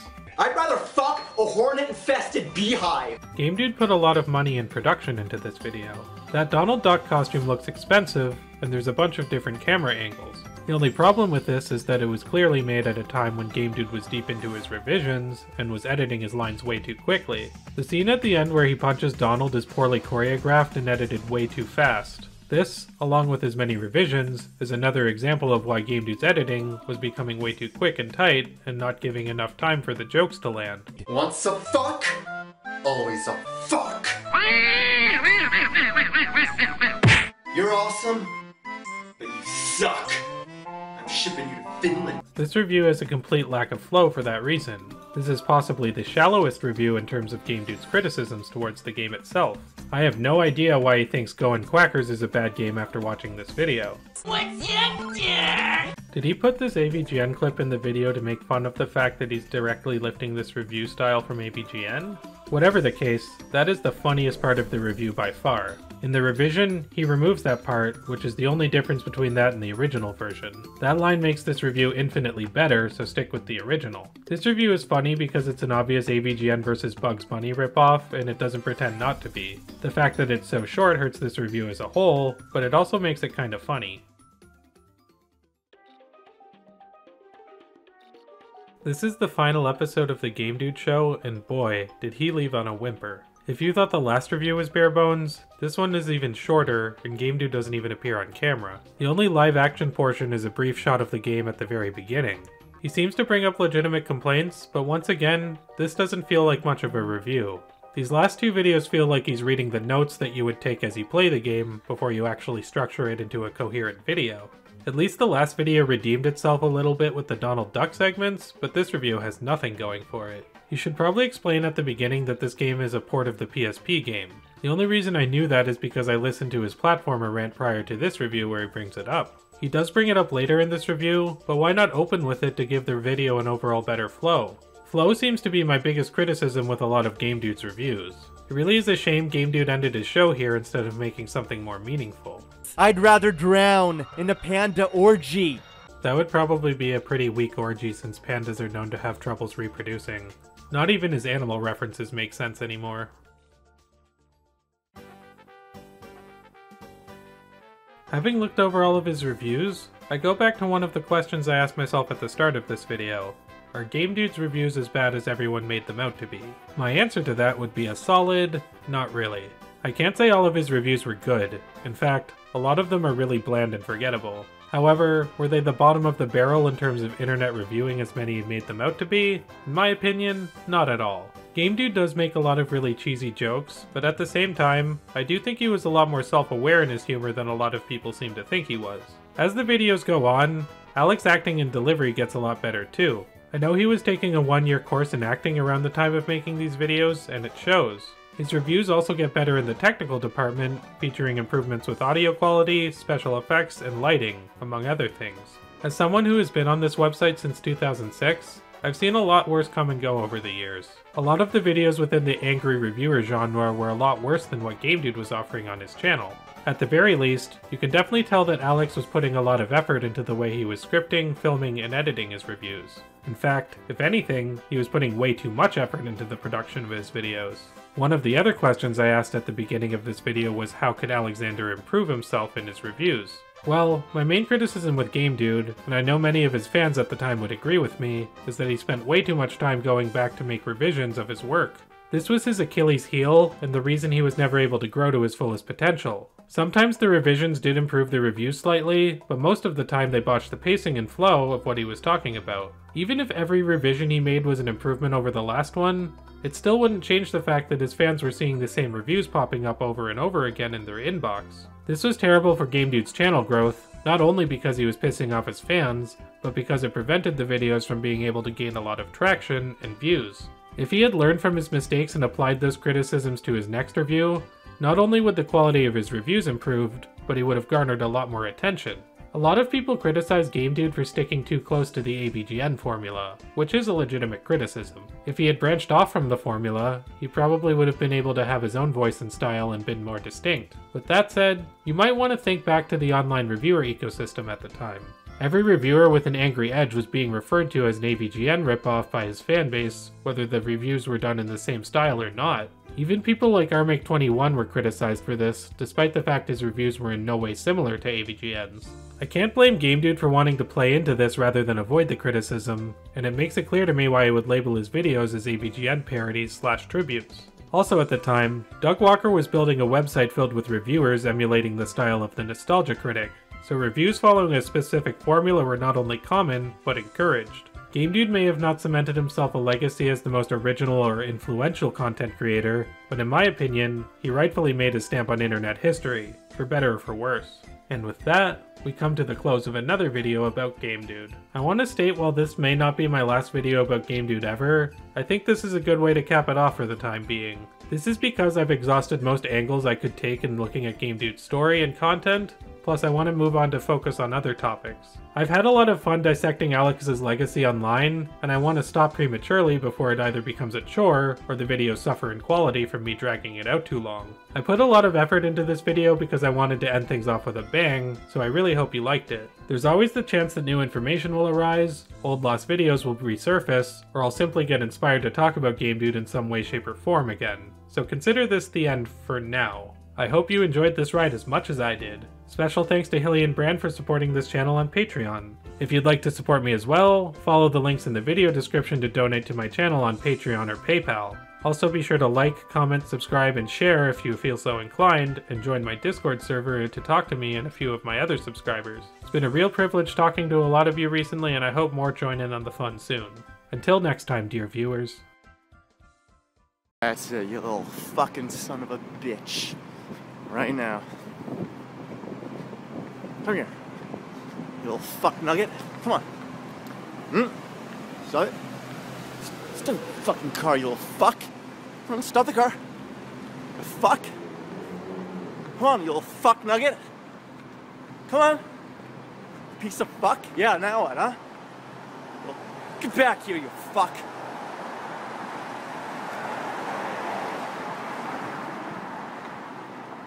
Come on. Get back here. Piece of fuck. I know, I said I was done making videos about Game Dude in my Game Dude Reviews Reviewed video. I guess I lied. This is a short impromptu video that popped into my head the other day.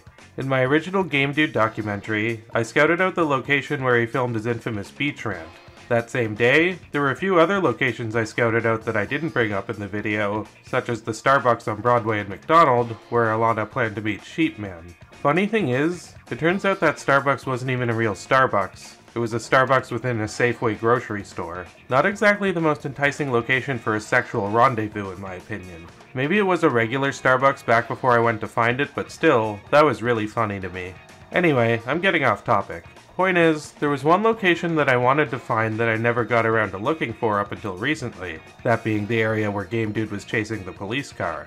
I knew I had been in this area before and I could tell that it was in downtown Vancouver, but the location didn't seem that relevant to the overall story of the Game Dude, so I didn't bother seeking it out.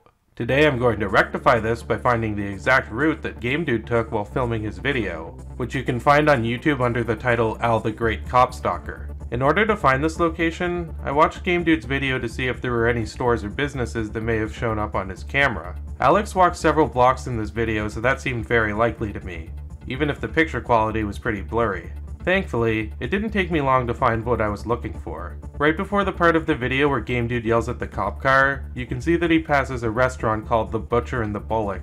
Looking that restaurant up on Google Maps reveals that it is thankfully still operational, which is a big concern I had, especially after COVID eliminated so many local businesses. This was more than enough information for me to map out the walking area, so I went to The Butcher and the Bullock and got down to business. The location of this restaurant is close to the intersection of West Pender Street and Burrard Street.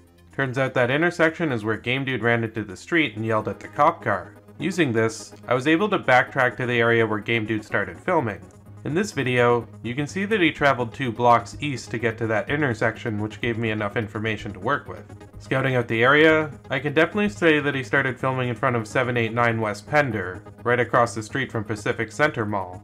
I was able to use a few of the landmarks in the video, such as the mailbox and the potted plant, to find the exact location.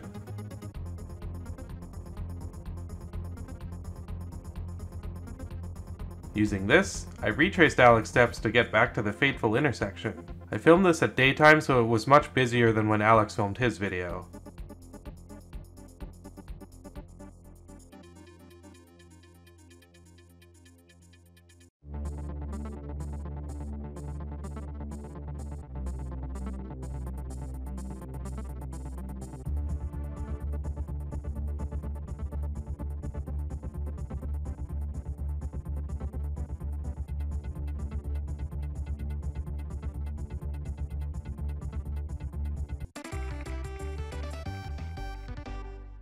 After reaching the intersection, he crossed the street and went down Pender where the cop car turned around. After that, he paced around the corner of Pender and Burrard for a while. I found a few of the other landmarks from the video, such as the stairs and the Pender and Burrard bus stop. The bus stop in particular is interesting because there's a poster for the movie Noah. To give you a bit of a time frame for approximately when he filmed this video, Noah was released in March of 2014. That means this video is probably filmed somewhere between February, March, or April. After pacing around the intersection of Burrard and Pender for a while, Alex continues walking down Pender for about half a block, occasionally pointing his camera back toward the Pender and Burrard intersection to look for the cop car. He stops filming his video somewhere around the Oceanic Plaza. My camera had run out of storage for filming at this point, but I was able to take a few pictures for comparisons. You can see the parking garage is still there, even though it looks a little bit different. This is 8.5 years after Alex's video, so it makes sense that the area would look a little bit different. So with that, we basically have our complete Game Dude route. To recap, he starts the video in front of 789 West Pender Street, he walks over to the intersection of Pender and Burrard, and then walks further down Pender and stops recording around Oceanic Plaza. I've mapped out these 3 primary areas in case anyone in or around the Vancouver area wants to check out some historical Game Dude locations. If you guys like this video, please let me know and maybe I can search for some other areas where Game Dude films his videos, such as his vlogs or his animal videos. I'd have a lot more to work with if I still had access to a lot of his lost content, but regardless, there still could be potential for more exploration. Special thanks to Hilly and Brand for supporting this channel on Patreon. If you'd like to support me as well, follow the links in the video description to donate to my channel on Patreon or PayPal. Also be sure to like, comment, subscribe, and share for more videos if you feel so inclined.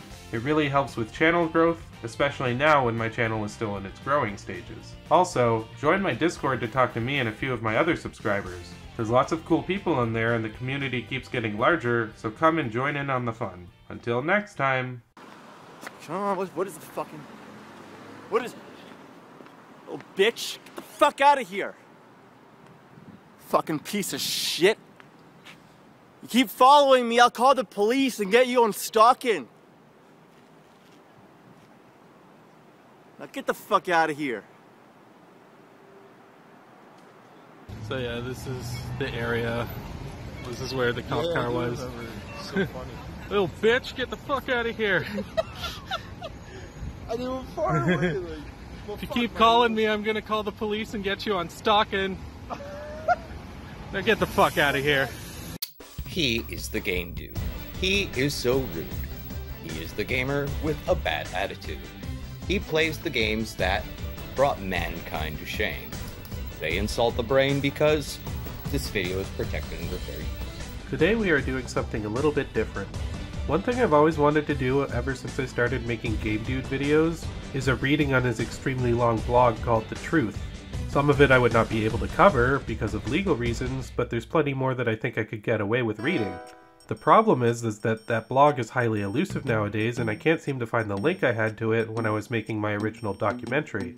Even then, the only parts of the blog that were readable were the first 2 pages, the story, and the statement. If anyone can help us find that blog in its entirety and help that dream become a reality, please let us know.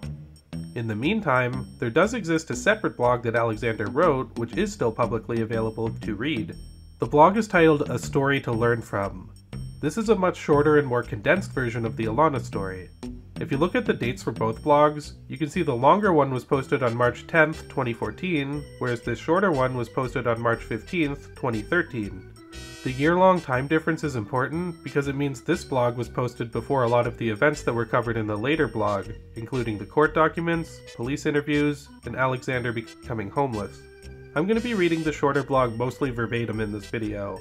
If you don't want to hear my narration, then I'll also post a link to the original blog in the video description. There will be a couple of points during the reading where I will interject to give some context, but I'll keep it brief.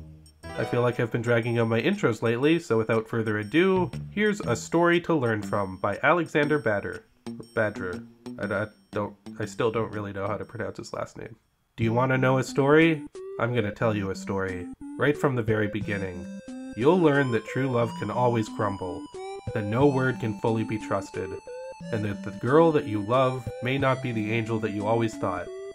Now imagine, 22, first date, first love, first true love, only true love, first kiss, first handhold, first everything. 4 years, 4 entire years, love, happiness, best friends forever, boyfriend, girlfriend. We were in an open relationship for a while. Eventually I decided against the idea. She cried and pleaded, "I promise I'll only sleep with you. I don't even want to kiss other guys." We closed our relationship and became boyfriend and girlfriend without the titles. We were even very close to becoming officially boyfriend and girlfriend again. Now merely days later, I see a conversation. She immediately planned to sleep with a complete stranger and a disgustingly perverted internet creep. Holy fucking shit. She ripped my heart out and smashed it with a sledgehammer. As a side note, I did not mispronounce sledgehammer. Alexander literally wrote sledgehammer. She torpedoed me into a black hole. She lied, shattered the trust, and attempted cheating is still cheating. The conversation is an absolute joke. People don't even think it's real. It would actually make a hilarious short film. She gave him her phone number. I even found her where they were going to meet at the specified time. I dropped the printed conversation in front of her on the table and said, "This terminates our friendship," before leaving. Guy never showed up. He was an internet troll. This is where I should have eternally ceased communication with her. Unfortunately, I was so severely fucked up and wanted so many answers that I called her excessively. Stupid me. A guy picks up the phone. Tell me he's her boyfriend. What the fuck? She tells me he's joking. She also told me she only promised to slowly sleep with me because I was bugging her. Bullshit! It's because I didn't want to sleep with her. She later told me that she was going to sleep with him because he asked her to. What if he asked her to jump off a bridge? I kept calling only to have a cop call me to tell me that she never wants to see me again. I later see her again, and she tells me that it's only for 5 months. She accused me of being associated with the troll, which is bullshit. I lashed out on the troll and my comments were uploaded onto YouTube. As another quick side note, he's referring to the point in my original documentary where I talk about the video that Game Dude Official released with the messages from both Sheepman and Alexander. Now I finally have a first-hand source to back up my claim it existed. Thanks, Alex. She tells me she's mad at me for humiliating her at the coffee shop, but I only did it out of concern so that she'd stop trying to sleep with total weirdos from the internet. She also tells me she's mad at me for being annoying and that she wasn't really going to sleep with the weirdo. Bullshit! If that's the case, then why did her excuse keep changing? Why did she lie to him? Why did she even plan to meet him? For his autograph? Despite everything, I still wanted to be her friend again. That's all I wanted. Eventually, she told me we'd hang out in just 1 month. I told her about my new girlfriend and she got super jealous. Shorten 1 month to 1 week, but only if I brought my girlfriend. She even, jokingly, asked me to dump the girl in front of her. 1 week goes by and she cancels at the very last minute. Tells me she's sick. That's fine, but then she ignored me again. Randomly. What the fuck? I broke up with the girlfriend. Too soon. We live 5 minutes away. I see her and ask her what's going on. She ignores me. I find her again. Ask her what's going on. She walks away. This is where shit really hit the fan. I kept talking to her. Needed answers. Even tried to block her path and hugged her while crying and saying, "I'm sorry, I love you." She wanted to get away from me, but I thought displaying enough sadness would eventually get compassion. I really did. I was wrong. I thought she still liked me because she got super jealous. She accused me of assaulting her. Lack of intent. Lack of knowledge. Case dismissed. Why would I hug her if I knew it wouldn't have worked? Stupid friend advised me to play the saxophone for her. She only ran faster. I sank to the ground and said, "I just want to die." She said, "Then die. You don't hit someone that's already down." God himself would never say that to Satan, and I had a friend who committed suicide after a breakup, and he never ever heard those words. Then she said, "I never want to see you again." This all happened so shortly after a bunch of other shit, including losing 3 other best friends. Did she care? Nope. Same cop called again. Didn't stop the phone calls and enormous excessive emails. Some justified and explained everything to her. Every minute detail. Some asked a lot of questions. Some criticized. Some apologized. Some were even happy. Not a single email fixed anything. She refused to listen. She refused to communicate. Hardly replied at all. I should have left her alone, but I was so traumatized. Every breath was fire. I went nuts. Freaked out. Was never in this situation before. Didn't know what to do. Didn't know how to act. Didn't know what to say. Tried everything to fix everything, but only continued to ruin everything. Left her flowers. Bad move, but I didn't even know if she ever got them. Made a Rick Astley lip sync video for her. She hated it. Accused me of spreading internet rumors about her. Only talked about the situation for thoughts and never revealed her identity. Accused me of creeping her Facebook. How? I had her blocked. Accused me of following her. I have to share a bus for tennis practice. So many false accusations. I admit I did not handle the situation well at all, but can you really blame me? I was severely fucked up. Psychologically and emotionally destroyed. My heart still stings. I feel sick. Complete lack of experience. I even apologized for merely reacting childishly to her cheating. Sounds stupid because it is, and that's all I really did. Apologize for something as stupid as that? How pathetic. Then again, I did really act childish. She can't forgive the mess she created? Then why should I feel bad at all? Why should I forgive her? Why should I want her back? Her failing to forgive and apologize made me realize that I don't need to move on. I deserve to. My mind kept changing. Need her back? Need her gone? It finally cleared and I fully realized that I never do want to see her again. Not now, not ever, despite our promise to be friends forever. Am I completely over her? Not yet. It will take a long time. I keep seeing her everywhere I go. She's in my dreams. She's in my thoughts. It's a nightmare. I was scared of losing her, but I didn't realize that I already lost her when she cheated. Never would have worked anyway after that. Part of me wants to believe that she never would have slept with that weirdo, but the rest of me feels that it's simply bullshit. She barely even defended herself regarding it. Does she hate me because she feels bad? Does she hate me because I reacted childishly? I don't know, and I don't care anymore. Was it wrong to react the way I did? Yes, but I didn't know any better. I had never had my heart broken before. This shit happens to kids when they're 12, not an adult that's 24. There's a religious reason I never dated before 22. Had I when I was 12, and I would have known what to do from the very beginning. I would have been immune to all this bullshit by now. Worst thing is that she doesn't even realize what she's done. She's just going to break somebody else's heart. I'm still concerned about her lifestyle. Do you know how dangerous sleeping with complete strangers and total internet creeps can be? Anyway, I just wanted to share my story. Now you know what happened. I'm happy the nightmare is finally over. I will move on and forget about her. It will just take some time. So, there you have it. Obviously the longer blog goes into much more detail, contains events from much later in the story, and features a lot more of Alexander repeating his points. Much like this shorter blog, this video is kind of a sample of what we could potentially do if we found the longer blog. Guess we'll have to wait and see, but in the meantime, let me know if you like this video. Also, fun fact, I searched up Sludgehammer on Google, and it's actually the name for a septic tank company. The more you know. Not sure how to end this video, so here's a couple of obscure Game Dude clips. Enjoy! I believe in Easter Beavis! Fighting games are the best. Fighting games are awesome. You might say the topic of Game Dude has been done to death on this channel. To that I say, we're done when I say we're done. Hey, I've tried to veer off from the Game Dude related content in the past, but what can I say? The guy lives rent-free in my head for a reason. The great thing about YouTube as a platform is that it allows me to express that fully without it coming across as too weird. I mean, I still think it's weird, but perhaps it's the right amount of weird. Beyond Alexander being a fascinating specimen, and having my own personal perspective of watching his journey unfold in real time, Alexander's story hits close to home because it literally happened close to my home. Good old Vancouver, Hey look, it's Science World. Canada's main hub for marijuana, Asian people, and homelessness. Likely in that order. For a gamer, Alexander was a pretty outdoorsy guy, considering he filmed a lot of his videos outside. Heck, I've visited various filming sites he's been to. But which ones are left?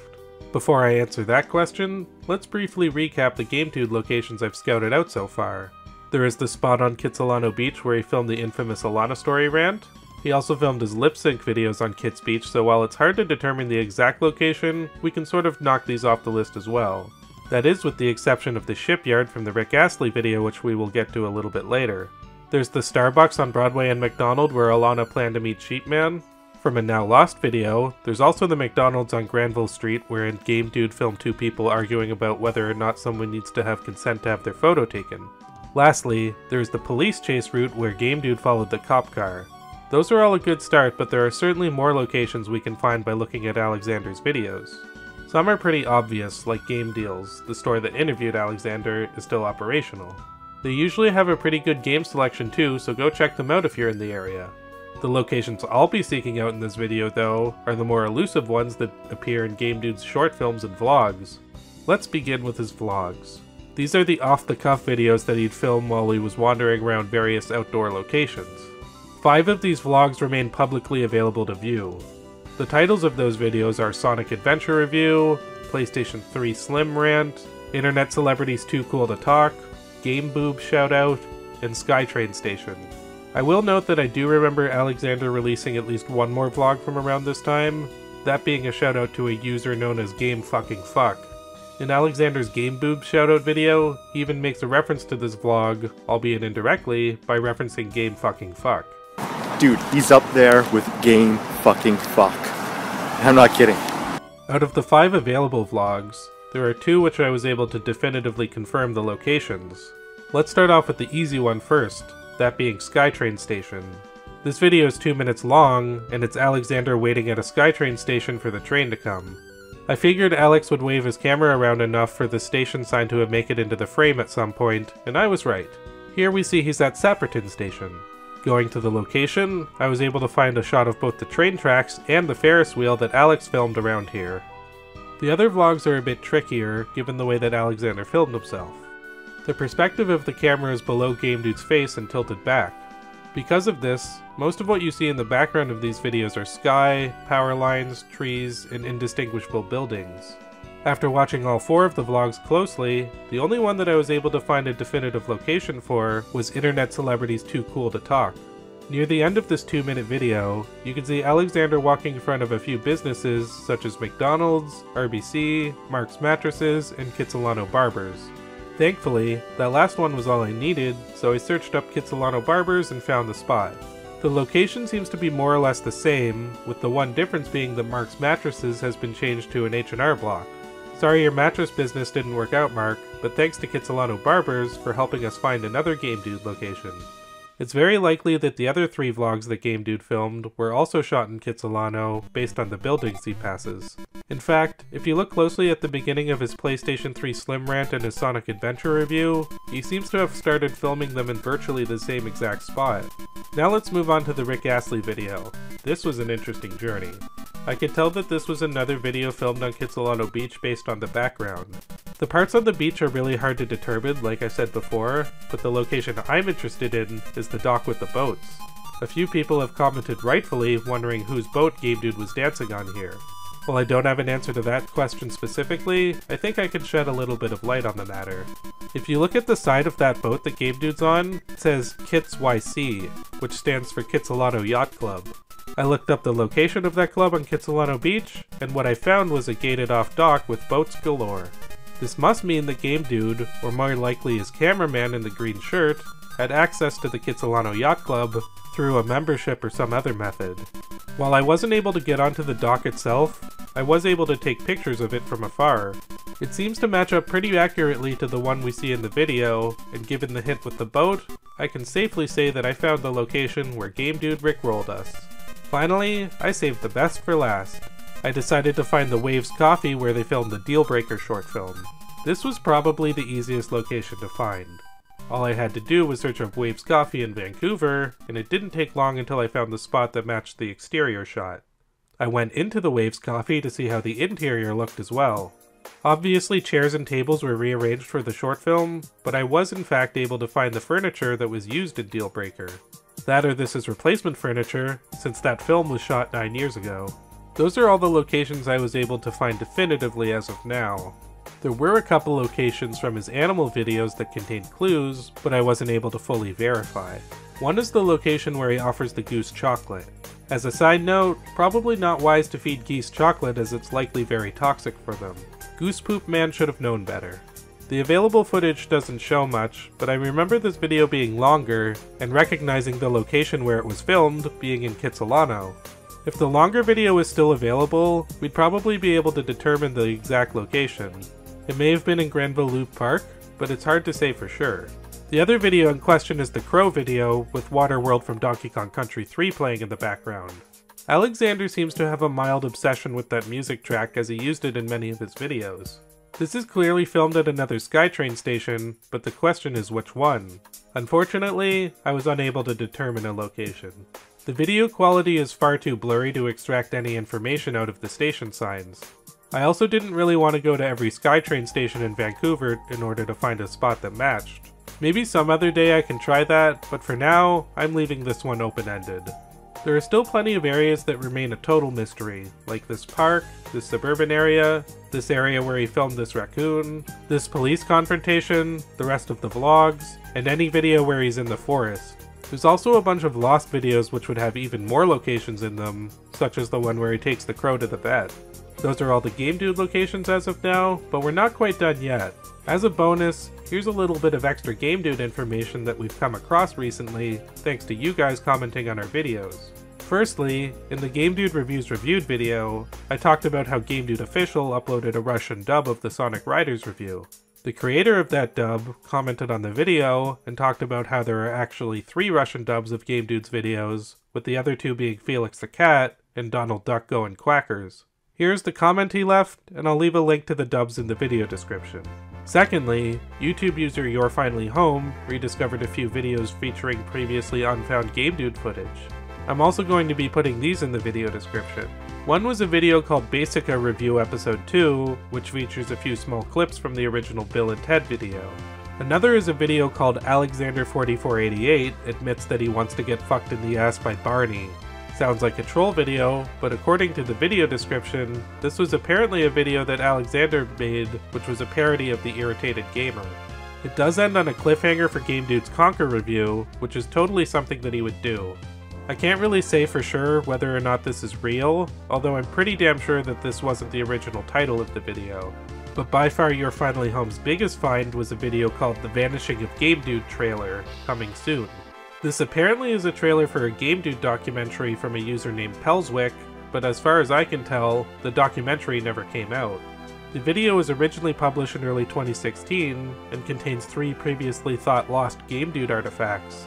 One is a few screen caps from the blog, which isn't much, but it is cool. The second is a brief video of Alexander in a forest. If you watched my Game Dude Lost Content video, you might remember I brought up a lost animal video called My Little Pony Review, which featured Alexander riding horses through a forest. This brief shot is a clip from that video. But by far the biggest discovery that came out of this video were 2 messages from Alexander that I thought I'd never see again.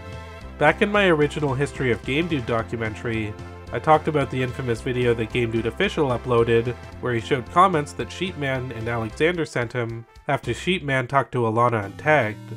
I even recounted in my memory a message that Game Dude sent to Sheepman on Facebook. Thankfully, we no longer have to go with that faulty recollection, because this video contains actual screen caps of the messages that Alexander sent back then. They read as follow. And you're a fucking creep, dude. Look what you did, you fucking asshole. You've ruined everything. She thinks I was the fucking creep and she's never gonna talk to me again. Why did you do that? Think it was funny? Stay out of our lives, you fucking weirdo. Fuck my life. I just want to die right now. I hope you're happy. Wow. To be fair, I actually didn't do that bad of a job of recounting it. Guess I'll pat myself on the back for that one. Still, I'm sure happy we have these messages, as that was a big part of the puzzle I thought we'd never see again. Big thanks to You're Finally Home, and hopefully more Game Dude content will surface soon enough.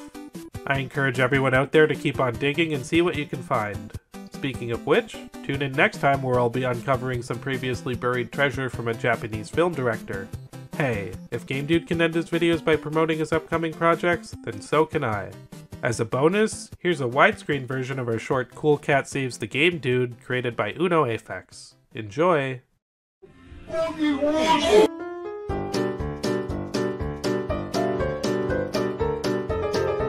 Why do they call it Alvin and the Chipmunks? Why not just the Chipmunks? The and separates Alvin from the Chipmunks, as if Alvin is not a chipmunk. What a piece of shit. Time Sweeper is a masterpiece. Playing the Time Sweeper is a waste of fucking time. Cool Cat Monster Boogie Woogie! What a shameful ripoff.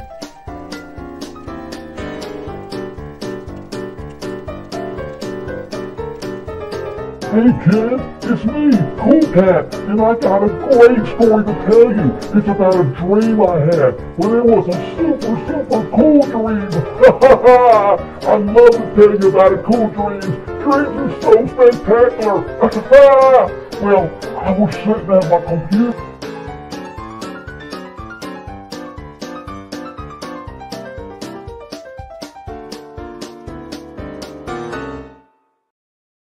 Hello, it's me, the guy who edits these videos now. So, yeah, special thanks to our Patreon supporters, including Hilly and Bran, for supporting this channel financially. If you'd like to donate as well, please devote your attention to the links down below for our Patreon and PayPal. You can also support us via Super Chats or on any other videos. Join our Discord. We need more people in our Discord. We don't have enough people in our Discord. It's kind of... Just join our frickin' Discord, okay? Wow, you went from being like very formal to like being very aggressive. It's like, devote your attention down below. It's like, join our fucking Discord! Yeah, join our fucking Discord, people. Oh, shit. Okay. I think that's good enough. That's a good enough answer. Yeah. Anyway, until next time, don't bottle Satan.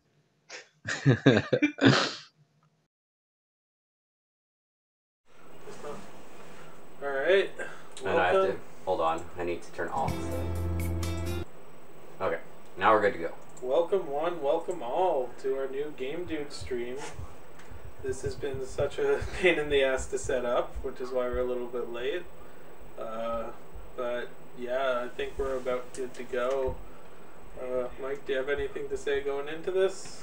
No, this was just kind of a pain in the ass to set up, so I'm just glad we finally figured it all out, and now we can get to business. I love Game Dude 2, their Luna.exe. Already. We all love Game Dude here at OK5B that way. Yeah. Yeah. So, introducing all the Canadian content you can ever handle. Yep.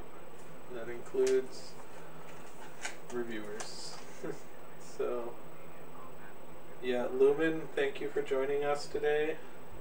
Yes. It's always a pleasure. Our super fan. Yeah. Right on. So, shall we get this started? I believe we should get this started. Yeah, I think it's time to get going. So, how we're going to do this, actually, right before we get started, is we're going to watch the entire video within our...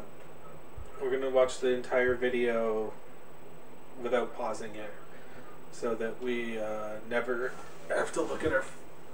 we never stop or anything, because we did not prepare properly for this. So,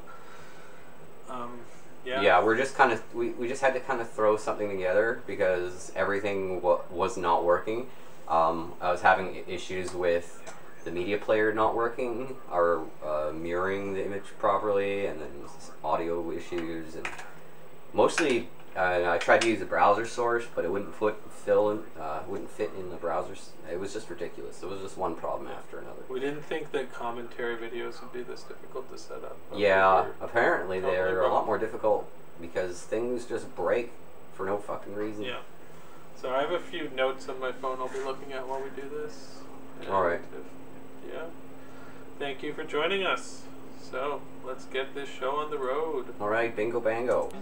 He is so rude. He is. So here is Buddy. He's all drunk as fuck. Come on, guys. So, I felt that this was like the best way to start off the documentary for a few reasons. One is because it's like, it's kind of pathetic and it's kind of funny and it's kind of sad at the same time, which I think is a good way to, you know, represent Game Dude. So, Alexander Jared Hans Batter was a film student from Canada. Here we have the Donkey Kong YouTube gaming community between portion of the 2007 video, and 2015. or where I used the Operating Donkey Kong under the music. username Alexander4488. Again, it starts off really like bright and happy, and it goes really A lot dark. of information about this individual is sparsely I did not surf the web. I documented. shaped the wave. It's even I harder sure to did, get a Lumen. definitive timeline of the events as they Sure. occur. I would like to do my part So, in documenting Alex's with this part of evolution it, like on it was YouTube very much. to demonstrate how he went from being a nerdy young Yeah, man the Donkey Kong making way game was the reviews best in his way to start parents' it off, den in my to opinion. getting into massive amounts of legal trouble, which changed his life forever. I would turn the volume of the video down a bit, lads. Okay. Okay, sure. We can do that. Let's see. Hold on. Let me find it. Oh, wait. Right. Oh, media file. There it is. Yeah. The YouTube gaming How's that community sound is now? ever expanding subculture. Let us know. You're finally Nowadays, home. you can find a whole host of popular content analyzing video games with different styles and approaches. Back in the pioneering days of the website, having millions of subscribers was Is that better? a thing, and high-quality Okay, video well, we'll just production wait was until. Anyway. novelty. Did Friends you and watch this any of type the other content like creators angry is video much game more nerds? He says much long-lasting. better. Perfect. Okay. One such So, trend was Mike, that did of you watch Angry any of like the Reviewing, other popularized in reviewers other than 2006 AVGN by back James in the Rolfe. day who were doing His like series, The Angry Yeah, reviews? I didn't. I watched a bunch of Nostalgia Critic back in the day. I mean, I got bored of them, but Yeah, me too. Angry Joe, I used to watch The quite a videos bit. garnered large success, yeah. and Rolf's channel quickly skyrocketed to be the most watched Game channel in the reviewers. gaming community at Did the you ever time, watch like with Urinating possible Tree or No. like that count. As is the case in any blanking medium, on names, man Spax achieving 3, a large amount no. of success or and any of that recognition stuff. leads to Yeah. others Pro to Jared? later ride the same wave. Pro Jared. It wasn't really an One of the angry staples reviewer which though. we see in No, YouTube not really. gaming content nowadays were at the time non-existent and much less prominent. So many creators gravitated toward the biggest fish in the pond as inspiration. And thus, the gaming community became inundated with people doing angry reviews. Oh yeah, I had to cut that many apart using here games as a out of the source of revision where it was like One of the more there was a infamous clip of examples the at the time is that TMNT of clip Chris from Forbes, who started producing a show the called Irate AVGN Gamer back in 2007. review, but I'd be here all day apparently if I were to get into Screenwave the Irate Gamer drama, so let me get copyright to the point. claims that People stuff. heavily So criticized Bohr's show for various reasons. I didn't even know. The main point of contention being that I know now. created was very That's a similar, fairly big issue. arguably Spoonie, yeah, Spoonie was a big one. He did. You ever watch Spoonie? In certain I cases, such as think I remember. Yeah, his like Spoonie, ultimate in review was interviews, amazing. Bohr's And, lifted then he certain just lines lost of his dialogue mind. from Like Wolf's he's reviews like of the in a same worse games. position than Game Dude is now, probably. Wow, that's shitty. Yeah. Yeah, I didn't want to like bring up a lot of the other reviewers because it was just kind of irrelevant. But the Irate Gamer I kind of had to because you can tell that Game Dude based a lot of his decision making on what Irate Gamer was doing. Since Irate Gamer wasn't acknowledging Angry Video Game Nerd at all, Game Dude felt the need he needed to acknowledge him at every single point in the video. Chris made almost no reference to James. Discovered Irate Gamer back in the year This led to 2010 many before I people knew about labeling Chris AVGN as and never plagiarist, understood an the poorly unworthy starred of the reviews. position that YouTube Yeah, put him in I mean, featuring I think a lot of video people games. did because YouTube didn't feature Despite Irate AVGN's Gamer being content, hated but they featured was Irate still quite Gamers, so successful with he was Chris the one they Forbes pushed reviews, because further AVGN was over at demonstrating how Screw popular Attack at the time. specific style That's of Irate content Gamer right was. now, right? Yeah. And people were clearly taking notes because this didn't Yeah, deter he was. people from continuing to ape He this technically review. got me into Van Halen because he And brought one him of up so those much. people taking notes was a certain gamer. Irate Gamer. I stupidly used to watch fucking Metal Jesus back in the day too. Little Jesus rocks. Before I got some taste. I wonder if Daddy Derek got anybody into Van Halen with the solo he did with Cool Cat where the guitar wasn't even plugged in. Yeah. Alexander Jesus operating under the username So, Alexander4488, started posting videos on his the channel. beginning stages of Game Dude. I discovered Game Dude pretty early on, like I think before I even started going to BFS. It was around the time of this like digitporpress.com post. Hello. It was very much I was the annoyed like it was very that name is a ripoff home style, like really early AVGN. Didn't you get an interview with that one shop from Surrey? Was it Surrey? I have been reviewing New Westminster. We'll get into that a little bit later when that part comes up.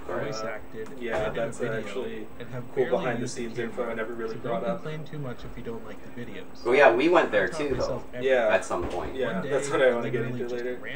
I think somebody could do like a Geno Samuel style documentary about Irate Gamer, where it's like Irate Gamer comprehensive history, going to all the drama with the Irate Gamer. Like it's really like mountains upon mountains of drama. So yeah. All of my videos So, are inspired what by should the we angry cover video Irate Gamer then? and he has made a favorite We of could. one of them We could. and wrote Oh, back a what letter do you in people response think? saying that he likes my videos. Is it all about the game dude, or Personally, should we I cover don't like them Irate for Gamer the at some same point? reason.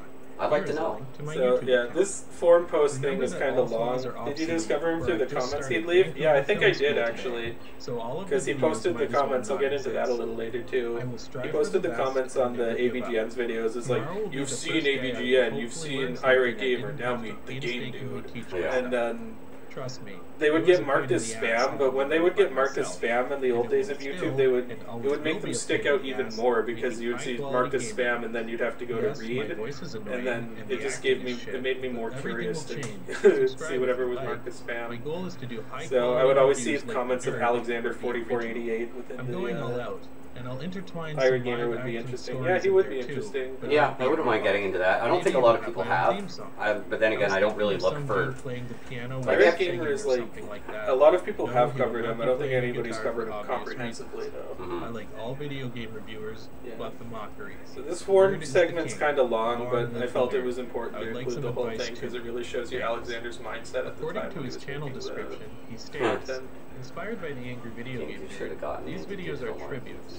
They are not reviews, but satirical. He could, I mean, it's basically what Facebook is now. It's just fucking advertisements upon advertisements, and then eventually you get to some of these actual posts.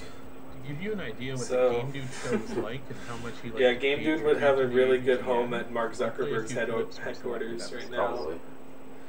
Except he wouldn't ban people like you get fucking banned on Facebook for anything. For fucking anything. I don't know how many times I got like penalized just for some offhand remarks, and I wasn't even trying to be offensive.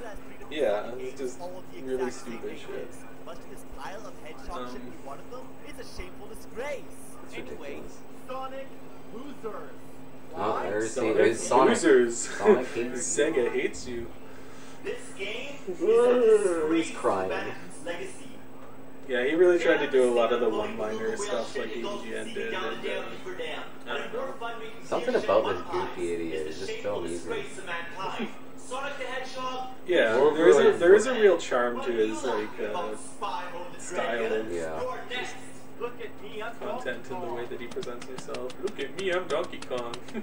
During his time on YouTube, Alexander produced. Yeah, so I got this like list of like the reviews he did because on the channels that they're re-uploaded onto, they say the number of which review they are, but they're all different. Like some of them are missing reviews, like some of them don't have Barbie, and then some of them don't have his later reviews. So they're all contradictory. I don't. As I mentioned earlier, Chris Bors was getting. Some people say his Barbie review was his first one. I can't even say for sure on that. Alexander decided to circumvent this by doing the opposite. By acknowledging James as a source of inspiration in every episode of the Game Dude show. This I don't think I included played adding this a one. title card at the end of each not that video good, saying inspired It by looks the a little AVGN, ridiculous. nerd-inspired, or some similar variation. Okay, Other yeah, times this it would was pay one tribute thing, directly by this quoting piano AVGN's segment lines from here, his own script. In I his cut it Command out. Twist I should have review, cut he it out plays the probably, AVGN's but theme song on a piano I in the didn't. game. And it would have been good in the Game Dude Reviews Reviewed episode, but I think it kind of... If this Like, the point of this revision was just to cut out the copyright problems, but if I were to do it like Game Dude style, I probably would have cut this out.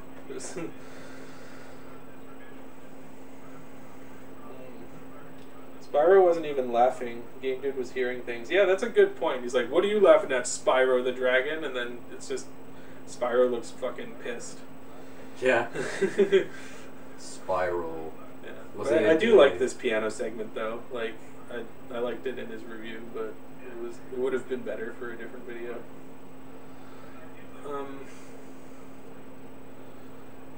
Yeah. I played AVGN's theme on Ocarina since then, so Game Dude and I have both done covers of AVGN's theme.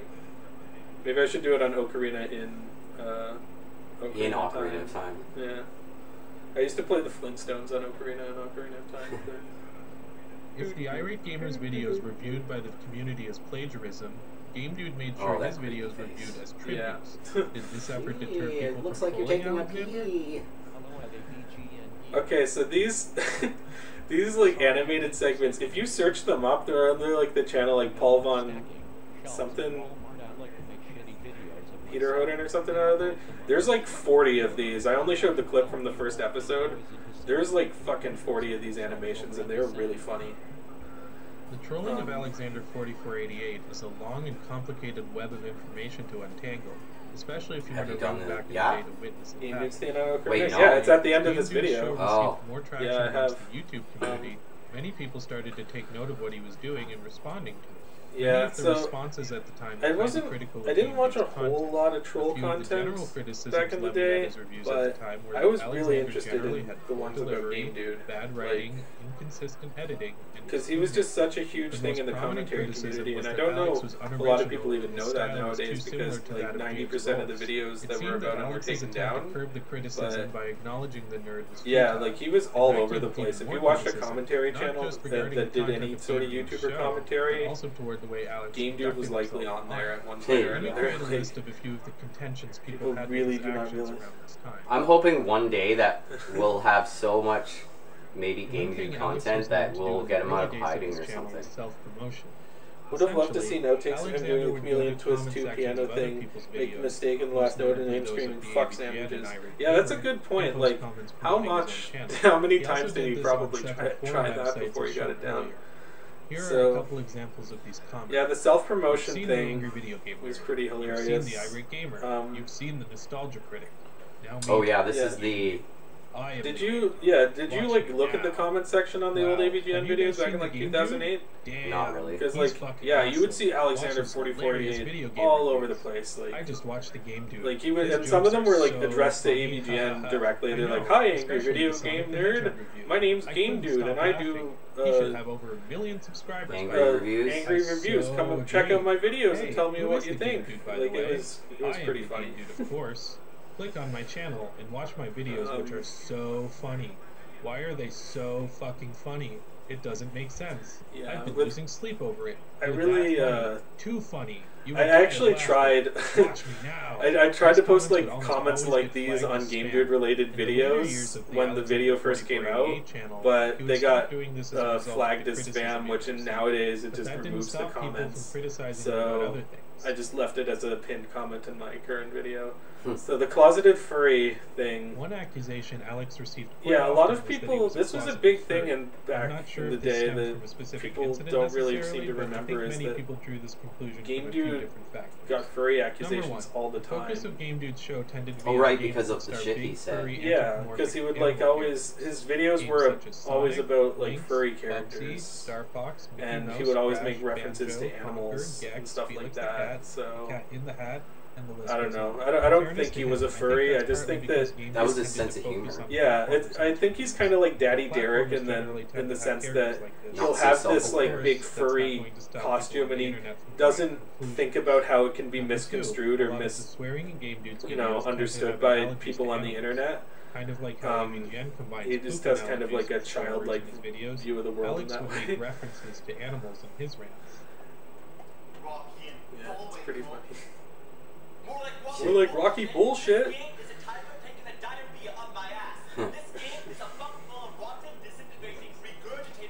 That's such a goofy fuck. Are you hearing it okay on your headphones? Okay. I'm not really listening to it right now. I'm just kind of remembering what it is like because I know the video that well because I made it. So. That's just full ass. Fuck damn it. This is such a fuck platypus. Alexander probably didn't help his case when he uploaded this commercial. Yeah, I should have maybe included the... Oh yeah, the Burger King ad. I remember when I was making it, I made a thumbnail for this video and then they made the clip of the video, or the chat's kind of covered by the video. Yeah. Whatever, doesn't matter. The thumbnail for this clip ended up being better than the thumbnail that I made, so from that point on I just kind of been lazy with my thumbnails. I haven't tried to make any. But yeah, I feel like the people who made this commercial were just like, oh yeah, get a costume of a furry animal, and they didn't know what a furry was because they weren't well versed in internet culture. Common meme back in the day was the game they would like to have sex with sheep. They saw that and they just went with it. So yeah, this is the first clip of the interview segment.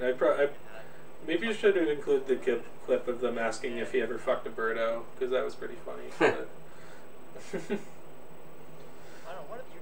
Well, this is the fucking New West place, isn't it? yeah, this is Game Deals in New Westminster. We'll have a story on that. Or actually, I guess we could tell the story now. So, actually, before we started... Oh, Lumen, why you mock me? Alex I don't mock you, I comment. No, actually, I do mock you, Lumen. I don't mock Game Dude. So, Birdo? Game Dude probably yeah, Birdo. Come on. Yeah, Trans representation. Being circumcised. Whatever. Okay. So the story of the circumcision form, that's a good one to get into. He made that account on there before he started making videos, which is why it was Alexander4488. I think that if he made the account after he started making videos, he wouldn't have called it Alexander4488. But he forgot to change his username on the circumcision forum, so that's why Alexander went back and re-edited the post so that nobody could find out the specifics. No. How did you find this? This was in Mr. Mediker's video, first of all, and also I think that the forum is taken down now, but at the time I was making the video, the forum was still up. So, let's have a read. And it wasn't me that found it, it was ED. You mean public information? That's not a violation of anyone's rights. I mean, you literally put it on the internet. Okay, actually I do want to respond to that. So, for people who think that this is unethical because Game Dude didn't want this information out there, he went off about this publicly in his rants on the beach. So, he was like, and this is kind of important to know because it does go into why Game Dude was estranged from his parents. For one thing, but also, he brought this up publicly himself. It's fair game. As far as I'm concerned, if Game Dude brought it up publicly, it's fair to talk about. That's kind of the mentality I had going through this entire video. Causing way too much tension. After taking off the TLC tugger, a liquid bubble, 2 red dots, and a small red line form. What are they, and where did they come from? The next day, the liquid red bubble. Yeah, and also with the music of this part, I thought a very long time about what music to use for a circumcision. I now have the strap at scene, and the only one that worked was Trauma Center. It seems to be the perfect length. I think that was the best choice. It does get slightly bothersome after 4 to 5 hours, though. Starting out, how many inches away from the tugger should I put the safety? What? Oh, he's talking about when the red line from the circumcision on his dick. For now? I'll never forgive my parents for circumcising me. Circumcision is the dumbest thing to get popular, and it should be banned. See, I don't even know if that was his address, because, like, Encyclopedia Dramatica, like, was not, it's not always accurate, and so I do agree that if that was his home address, or even if it isn't, that was too far. So, I do not condone doxing of any kind. That's because Alex so the revisions I don't have much to say about because I talked about them a lot in my when YouTube videos were rated on a 5-star system. I don't know. Mike, you haven't had so much time to talk. I'll let you talk a little bit while this goes Alex on. would gauge the value of his videos. Not much to say right now, but I mean, if one of his reviews had a low I don't really know as much about this guy. I'm kind of learning as I'm going. Make small changes to it and put it back up. And So this far, guy here my goal is is to have just no talking. 3.5-star rated videos. I'm not even sure what you're One going on patch that about. needs to be revised, and that's the awesome Circumcision Mario is a Kart. shame to humanity's legacy. After that, Yeah, must I have agree with 4-star that. Like, rated circumcision, videos, then no that's the thing about 4.5-star Game Dude rated is, videos. I actually agree, They all must circumcision have should be 5 stars, banned. and I will It use should that. be. It's Sure. not right. Game Dude said he was doing this for people who I mean, hadn't been exposed to his channel yet. I don't know, the way that it Therefore, kind of if a newcomer transpired found here his is channel pretty for the funny. first time, Yeah. his review would have a lot less quote-unquote mistakes in it for that person to see. Unfortunately for those already subscribed, Was he comparing Yeah, I Sonic to was, Gumby? yeah, I was saying Sonic was stretched out like inbox Gumby. over and Oh. over and over again. This got on So everyone's the nerves revisions very thing was quickly and something resulted though, in his own where if fans you weren't downloading around every while video Game Dude's he channel was active, you would have Not no saying idea that that he he did was pissing off this. his fans. But This if you resulted were in around the at that cycle of time, videos being like, removed my from god, uploaded like, it was, until he had you know, an 2 or active 3 times a subscriber. week he would upload a Even in the revision, I'm later not years even of the kidding. Alexander4488 Like, he would just channel, delete and after he stopped re-upload the filming same new fucking reviews, videos he would still over post and over and revisions over on a again. It constant was, basis. The it was revisions pretty often crazy, didn't actually, improve his like, reviews. In fact, this many actually, I complained think, that the over-editing incentivized people to faces the original subscribe to videos. troll channels In a that few were pretending to be instances, Game Game Dude, Dude like would Game Dude butcher his Official, lines from what they because originally were to the they would point have that the they no original longer versions of made his sense. reviews on there, One and of the people more wouldn't be infamous seeing the instances of this same was in version the of the opening review monologue over and of over and Barney over review. again. So Game Dude kind of inadvertently encouraged people to go subscribe to troll channels. Look at Barbie. What a scary Nerdspire. That quote is nonsensical to begin No, with, this is Barbie but when review. revising the video on numerous Like, why even occasions, review Barbie? Game Dude Jesus shortened Christ, the even quote AVGN simply, didn't do Barbie is one of Actually, the he shitty did. Did he? He did like a, well, he did like a making of a nerd video, and he used Barbie as the game, so he kind of did. Yeah. Another one of his videos that received a big revamping was his Bill and Ted's excellent video game And he's adventure doing review. Bill and Ted. In this Yeah, one, Bill and Ted, he and this originally one reviewed was, the game without I don't knowing think it I've was based seen the off of a original movie. version where he didn't know it was based off of a movie, but I kind of want to see that if somebody still has that original one line. How do you not know that? Well, I mean, he was born, I guess, a little bit later than you, I mean, but still, I mean, 5 seconds of research, he would have figured this out. And that's another thing, is like, Bill and Ted, like, he could have gone way more into detail about why the game is so confusing if he actually did look into it, but the review was pretty bare bones in the way that it was, so. Yeah. Actually, let's get into the Game Deals story now, I guess. So, yeah, before we ever started probably the best making the Game Dude documentary, we like went to to call Game Deals, Mario the store Smash itself, and If we you remember on the talked episode to the of dude Game Dude reviews, who owns the store and conducted the interview. And we're just like, hey, I remember 10 years ago you conducted an interview with Alexander. What was it like? And then he's like, yeah, that guy was a douchebag. He was exactly what you would think he would be. Yeah. So, yeah, he actually does appear a little bit later in the video briefly. His name was Brad. Yeah, I still wish to see the original version of that Bill and Ted review. Me too. You're finally home.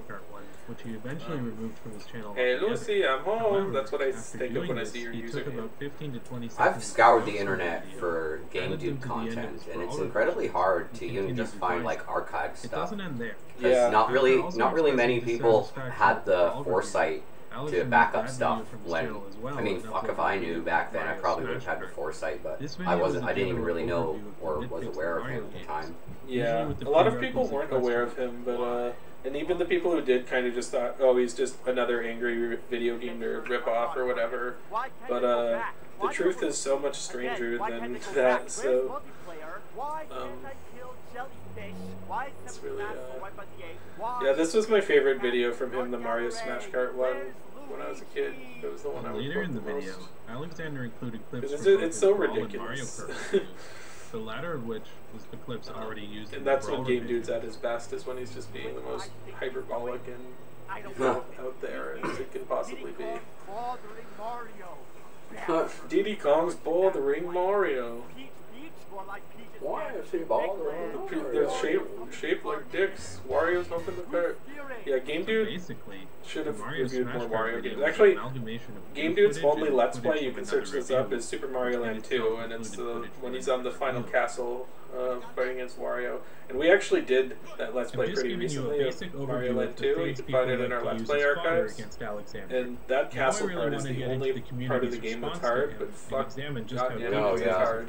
the whole game was incredibly On top of all the easy. negative comments he would receive And then you on get his to the videos, end castle, Game Dude and was a then it big kicks topic your of ass for discussion an in hour the and a commentary half. community back in the day. Not just from trolls, although I used that's to be really good at that opponent of level, it, but also from other YouTubers Whatever. who made Yeah, commentaries this video and is parodies like... of the Game Dude. Game Dude. So yeah, this one, Yeah. I've talked to Ace Apparently Delieri, the this guy who made this is a video, Game and Dude. he I gave would me a call little him bit the more imported reject information. from He said that Retardistan, people would... but you'll see what I mean soon enough. he talked to Game Dude a lot on Skype, and the last time he talked to him, I think, was in 2016, and he hasn't heard from him since, so... Yeah, I wanted to find people who are aware of Game Dude before and after I made my video. Somewhere out there, someone's got archived video they've forgotten about. I'm hoping. Game Dude Official, if you unprivate his videos, it would still have a lot of the archived content. If only I knew a way how to break into someone's private What kind of an videos. undersexed life do you have to lead in order to be able to see dicks everywhere? Or maybe fortunately, I don't know. Yeah. So yeah, this is another clip from the... Yeah, maybe I should cover that whole series of the animation one day, because, I don't know. Like, the other episodes he goes and he meets other game reviewers, like he meets Navigator, and he meets Spoonie and Linkara and other people. My favorite review of his might be his Star Fox review. His sudden jump scare like face expressions he pulls are so funny. Yeah, it's the Star Fox. Yeah, that's Brad. That's the guy we talked to when we went to the Game Deals store that day, and that is the guy behind the camera conducting the interview and asking him questions. The Star Fox review is his best review in my opinion. I went over that in the game reviews, or the Game Dude's Reviews reviewed video. So. I really love this interview a lot. They're really fucking with it. Honestly, I might have overeated. Are you trying to say overreacted or you overate, Lumen? Looks like he was trying to say overreacted. Yeah, well, if he overeated, then... Whatever. Yeah. Yeah, that's why I know you're not Alexander. Alexander's a skinny guy, so... And he knows how to spell. Yeah. By the way, we do appreciate you, Lumen. Like me and Mike were saying before the stream, it was like, we really do hope Lumen comes in. And you're not. I'm fat.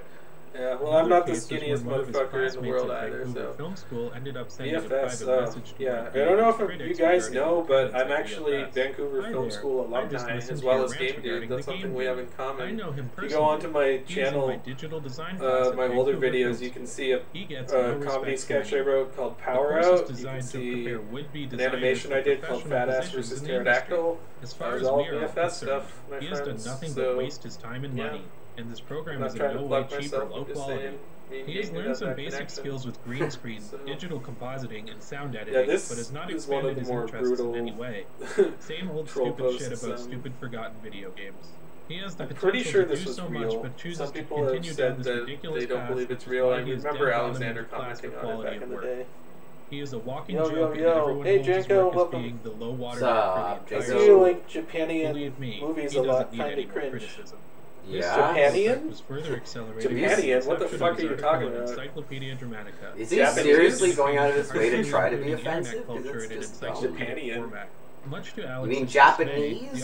I mean, I'm pretty sure you're doing that on purpose. Yeah, I think he is. Maybe it's like a combination of my name is Japan. Oh yeah, I guess. Yeah, that'd be a good, like, if I just made a channel based off of Japanese movie reviews, Japanian would be the channel name. The most notable account that was guilty of this was a channel called Game Dude Official. I really like the use of the bully music here. So Game Dude Official, this is another thing I wanted to bring up in this documentary, because if you were not around and in the know back in the day, even if you were around back in the day, you may have not realized Game Dude Official was a troll account, because he was like really dedicated to trolling Alexander. I don't And know what was on these DVDs. this is one of the although few it was parts of probably some the of his review I revised also reviews. changed, or the Eventually, revision. Alex stopped selling the DVDs and took his advertising. Was the further Sentinel down. CL part, because Game Dude everybody Official, was on the complaining other hand, about the re-uploaded audio levels. advertisement onto his So channel with this was Alexander one of the few changes I made that Sentinel was CL not purchased based the off of DVD via the a advertisement copyright on the issue. Game This was Official just, I channel, wanted and people released a video to be later able to claiming hear it that he better, never received and the that was DVD. stupid of me to not put that up. And yeah, I wonder if anybody still have the Game Dude DVDs lying around, because he did sell them. He did send them out to people. I think maybe even Guru Larry got one. I remember Guru Larry would comment on a lot of Game Dude's videos. Guru Larry? Yeah, Guru Larry, like the Larry Bundy Jr. Yeah, he was in response aware to this, of Game Game Dude. Dude Official, posing as Alexander, can't wait released for a the video 7th response, revision. Not really disputing anything, but instead making fun of Yeah, Sentinel I don't- CL's It's only on its first revision, okay? Come on now. It's not that bad. I'm way ahead of you, though. I know which. Alex was known for doing this occasionally on his own Yeah, channel. this is also It was pretty not meta, difficult for like, Game Dude Official because to Game Dude keep would up do this commentaries doing over the his same own thing. videos, and he would also do revisions over his own videos, and so we're doing a commentary over a revision over our own video, so this is pretty great. It's the Game Dude flavor. Yeah. You can't say it's not in the spirit of the man. Yeah.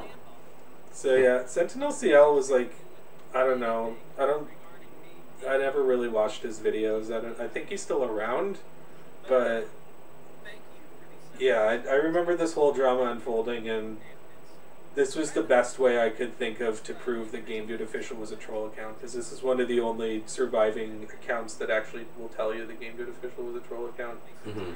And another thing about Game Dude Official, when I show his channel, I have his profile picture blacked out because his profile picture is an image that maybe I do not want to show, maybe I don't want to say what it is, but and subsequently refunded the money.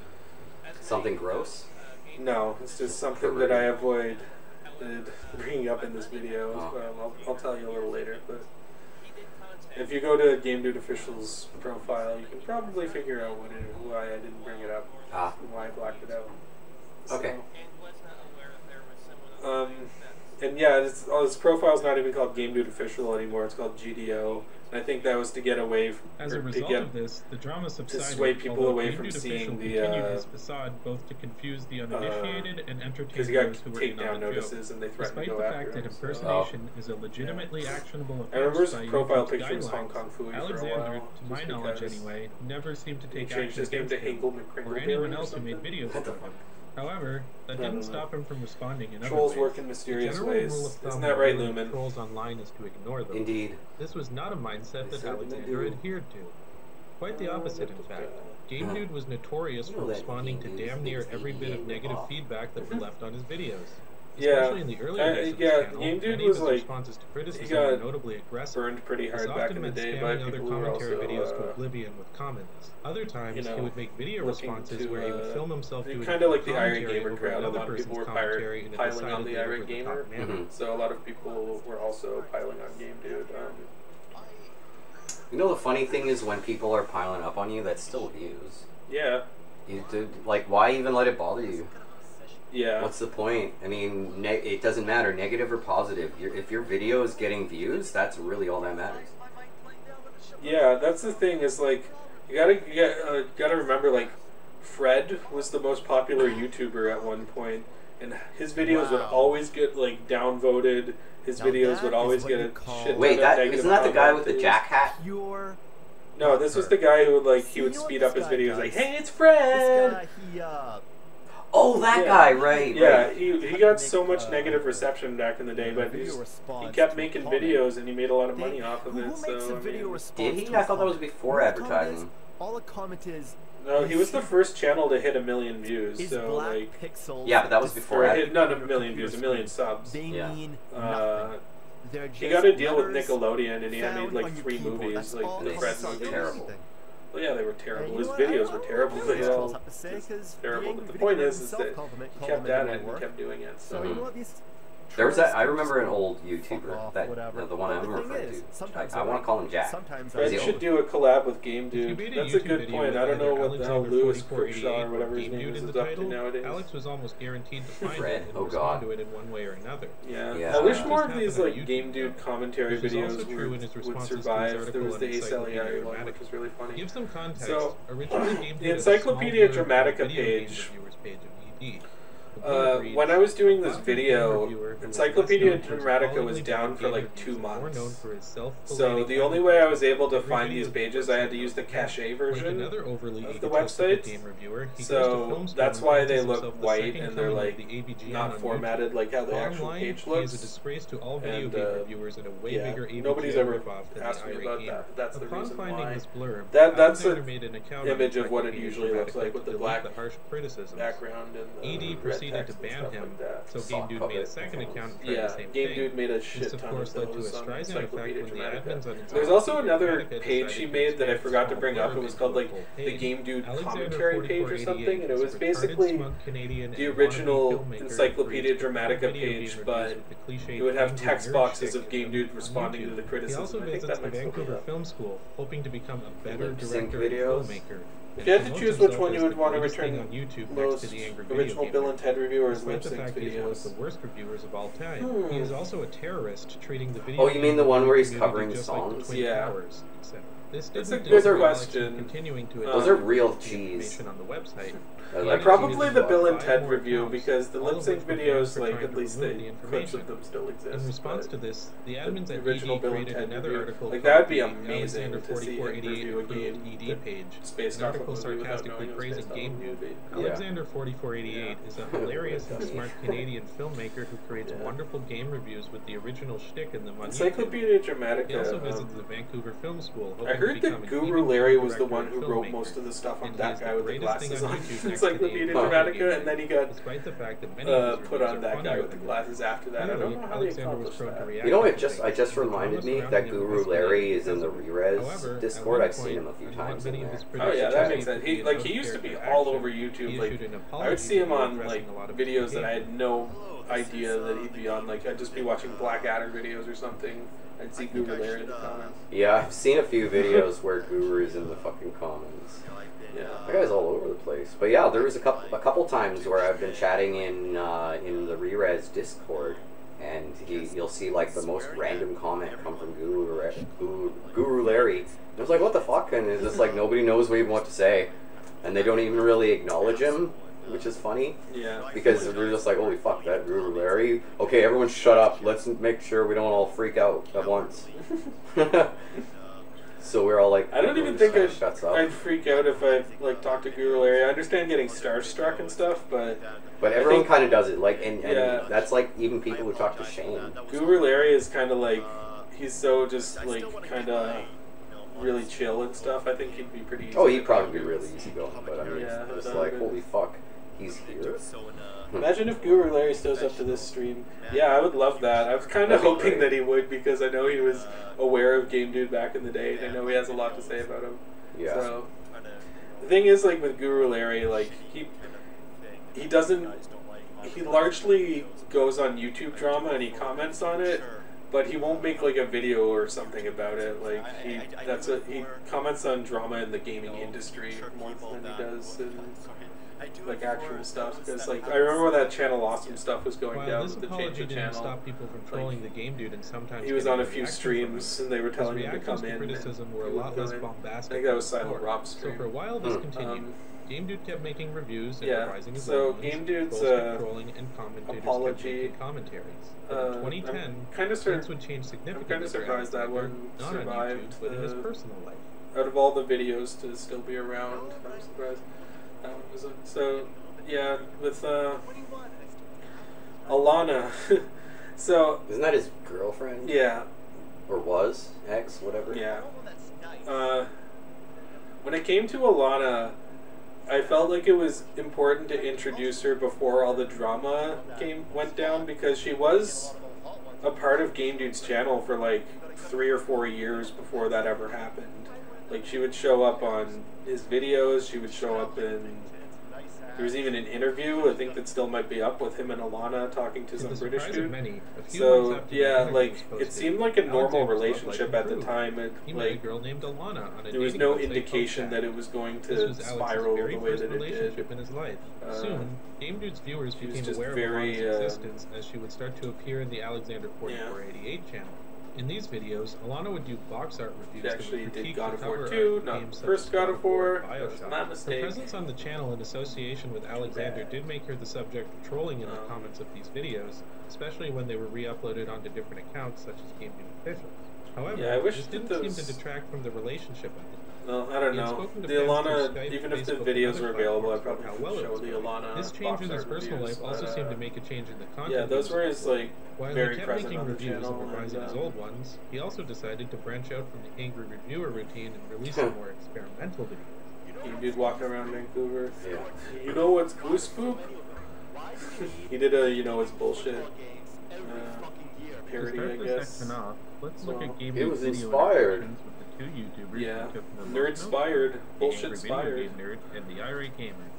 Starting with the AVGN, Yeah, Alexander this released is his videos conversation showing with letters Irate which he had Gamer, written to but- James Rolfe and the replies which were sent Well, back. actually, I'll get to that in a moment.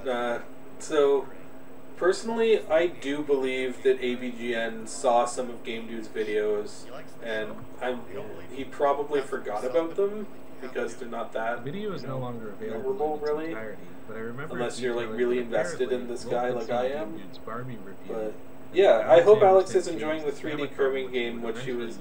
because he would always complain that there was no 3D Kirby games, and now there is, also stated and it's in the actually video pretty that good. Wasn't he complaining about the one They for 64? could ask James himself. Yeah, he did do a Spirit negative Trek review of that one, and that one's actually really Someone good, did so I don't even exactly know what that. he's off about. So. Because he wanted a fully 3D one that was like, instead of like a one that's like runs on a 2D plane. Yeah.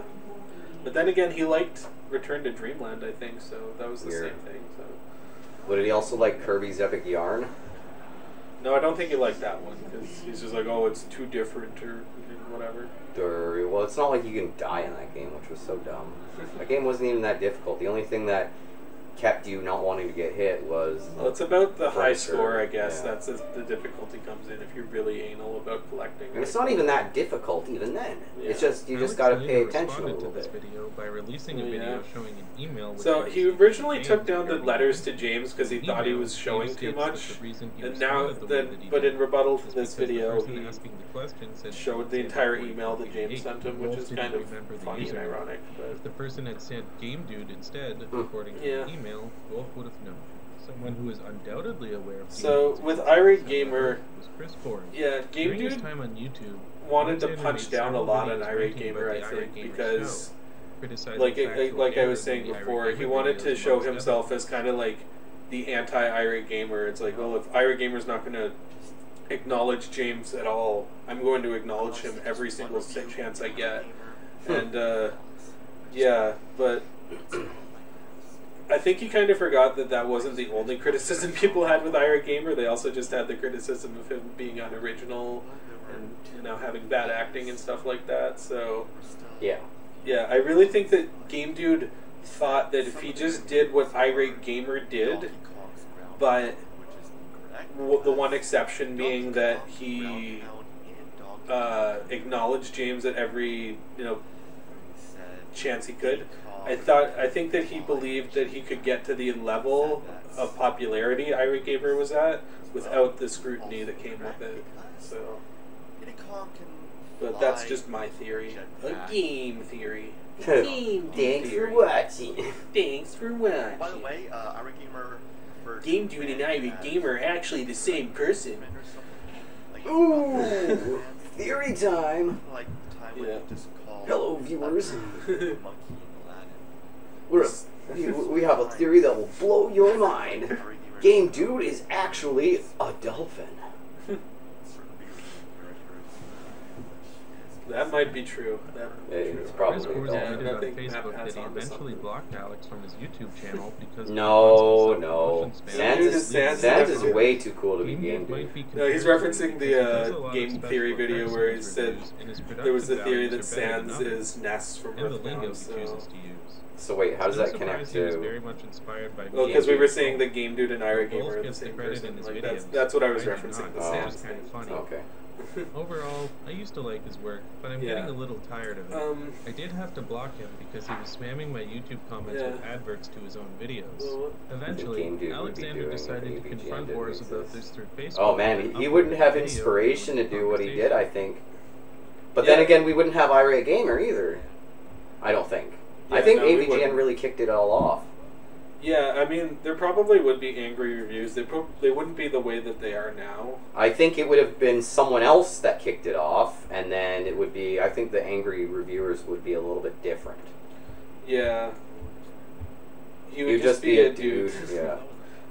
He is a dude who is a dude. Making avant-garde student movies. That's the path. That's, I think, the good ending to this Game Dude stuff. I think if Game Dude started doing, like, Adult Swim style, like, just really weird, bizarre infomercials and stuff like that, I think he really could have taken off. You just said infomercials. Yeah, like they would do the infomercial parodies on Adult Swim. I think if Game Dude It's did infomercial. He took issues with Chris's continued inability to address games. Remember when Irate Gamer fans accused AVGN of ripping off Sean Baby? Lumped Game Dude and Irate Gamer together What? as AVGN ripoffs. I remember Sean Baby. I don't remember that particular. I don't even know who that is. I remember with oh yeah, the JonTron clip. Oh yeah. I wanted. Yeah, a lot of people don't know that JonTron was referencing Game Dude there. The comparisons he was getting. Some of his takes on this platform around were so strange. Hating Wario World, Pac-Man World games, Voodoo Vince. Yeah, that's it.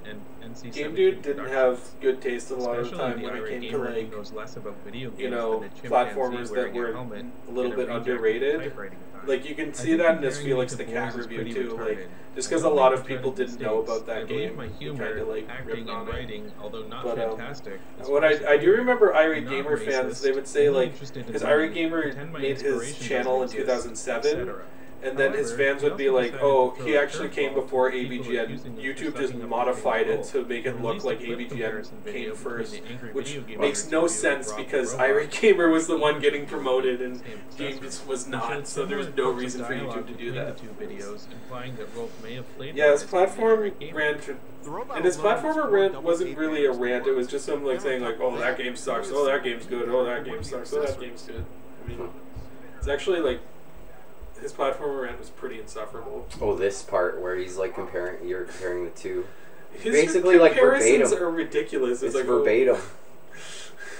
How did he get? He didn't really get away with this one, did he? The robot alone needs. I mean, he probably got scrutinized for it. I mean, it must have. I mean, it's fucking verbatim.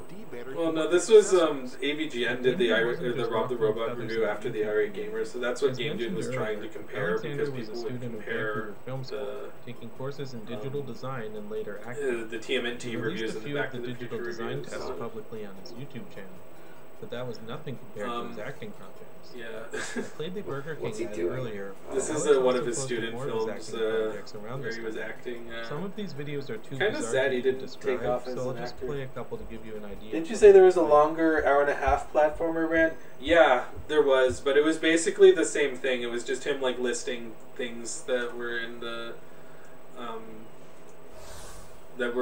it was just like him going, this game sucks and this game sucks, and then he also did another one where he's like, oh, there's too many 2D platformers now and there's not enough 3D platformers, which was kind of a legitimate criticism, but now there's stuff like A Hat in Time and Mario Odyssey, so...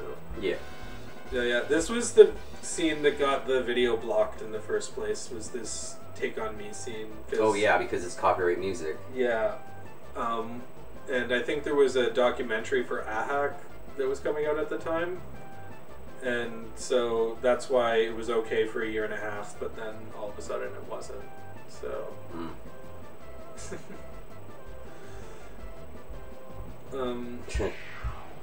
Yeah, I wanted to include these student films because I felt it was a good narration, or a break from my narration, and also they're just pretty fun to watch. This terrible effects he uses. Yeah, I think this is when he was just starting at the digital effects at the VFS thing, so maybe this was like his, I don't know, entry film. Fake tree. Fake tree. No, it's real. That's a real tree. I don't know what you're talking about. I grow trees like that all the time. Like flat trees? Yeah, you put a piece of paper in the ground, it grows into a paper tree. Yeah, and it also moves around when you go around it. I love how Alex always pronounced dragon as dragon. Yeah, he has a few of them. Like when he goes faggots. Faggots. Weird. Yeah. Probably did that on purpose too. I don't know. I think Game Dude, like, even though he's Canadian, I think that he spent a lot of time growing up in Europe. Because I remember in his live stream with, or not live stream, but when he was doing the Let's Play of Mario Land 2, he commented, like, how he played that game when he was in Germany as a kid, so. The bouncing ball reminds me of the one that sucks up. Oh, that thing, the fucking bubble. The all-consuming bubble. So a lot of people have said that they think this is the best thing Game Dude's ever been in, was this Sun and Darkness short film. And I actually agree that, especially for a student film, this is really good. Like, the camera angles and the atmosphere and stuff like that. I don't think it makes a lot of sense, and I don't think it's representing anything, but I think that... And his acting's actually pretty good in it, too, so... Huh. Yeah, I think that if he did stick to, like, student films and stuff like that, he would have kept going, Probably. Yeah. Yeah, I wish his acting career took off. Like, I think he'd be good in, like, a really trippy horror movie. Where he ends up being the killer? Yeah. Or he either ends up being the killer, or he ends up being so psychologically disturbed by the killer that he's just, like, hallucinating and stuff like that. Or there was no killer and nobody's actually being killed. Yeah. But he's just fucking dreaming it all up. Yeah. Pretty much. Or like the people who die are people who never existed at all. I always thought it was about seasonal defect. Yeah, that it is. That's what they say at the beginning. Seasonal affective disorder. But the name of the short film is Sun and Darkness. You can see that in the credits. So yeah, this is what I mean. Like, under the right director, Alex would have done pretty good. Like, he was not a talentless hack, as many people made him out to be, and as he sometimes made himself out to be too. I think it's just how he presented himself is how he thought would be an interesting way to present himself. Yeah. Even though, despite the fact that he's just not self-aware. Yeah. So, yeah. Kind of get Game Dude didn't completely deviate from the vibes topic from of that video stuff a games, little though. bit. In addition to his reviews, he So- started doing off-the-cuff, unscripted vlog-style yeah, there was a videos few which more discuss short games films in to a do more back then. free-form discussion style. These vlogs are pretty hilarious. Another thing is, like, the vlogs would keep getting longer and longer the more that he did them. Like, these early vlogs are only like 10 minutes or whatever. They would go on to be like 20 minutes and then 30 minutes and then like hours and a half. They weren't always like this with his phone. A lot of the time they were audio only, and they were like the later videos. But yeah. Hey, how's it going? It's the game dude. Today I am going to talk about Jack. I probably should have explained that better, that he was trying to make it catch on as a catchphrase rather than fuck my eye. Oh man. What? Oh, what the fuck was that? That was the garage. Okay, well, alright. He just like stopped and said "fuck my eye," and I'm like, okay, is that what he actually said? No, that's by far my favorite part of the videos is the way he opens each Anyway, one. I'll just do it like a fucking pirate. So, Game Dude, at this point, and I guess this is hinting at a future video. I have found some of the locations that he was vlogging at, so if you guys liked the Game Dude car chase video, then that's there's more of that in store. Alexander continued later producing on. content I still haven't consistently like for a while, but by combed through all of 2012 his output had started to slow down in many regards. He would continue to Like, how much did he spend on that Donald Duck costume? Like, that must have been one of his most expensive videos, just based off of that costume. Yeah, those costumes aren't cheap. Yeah.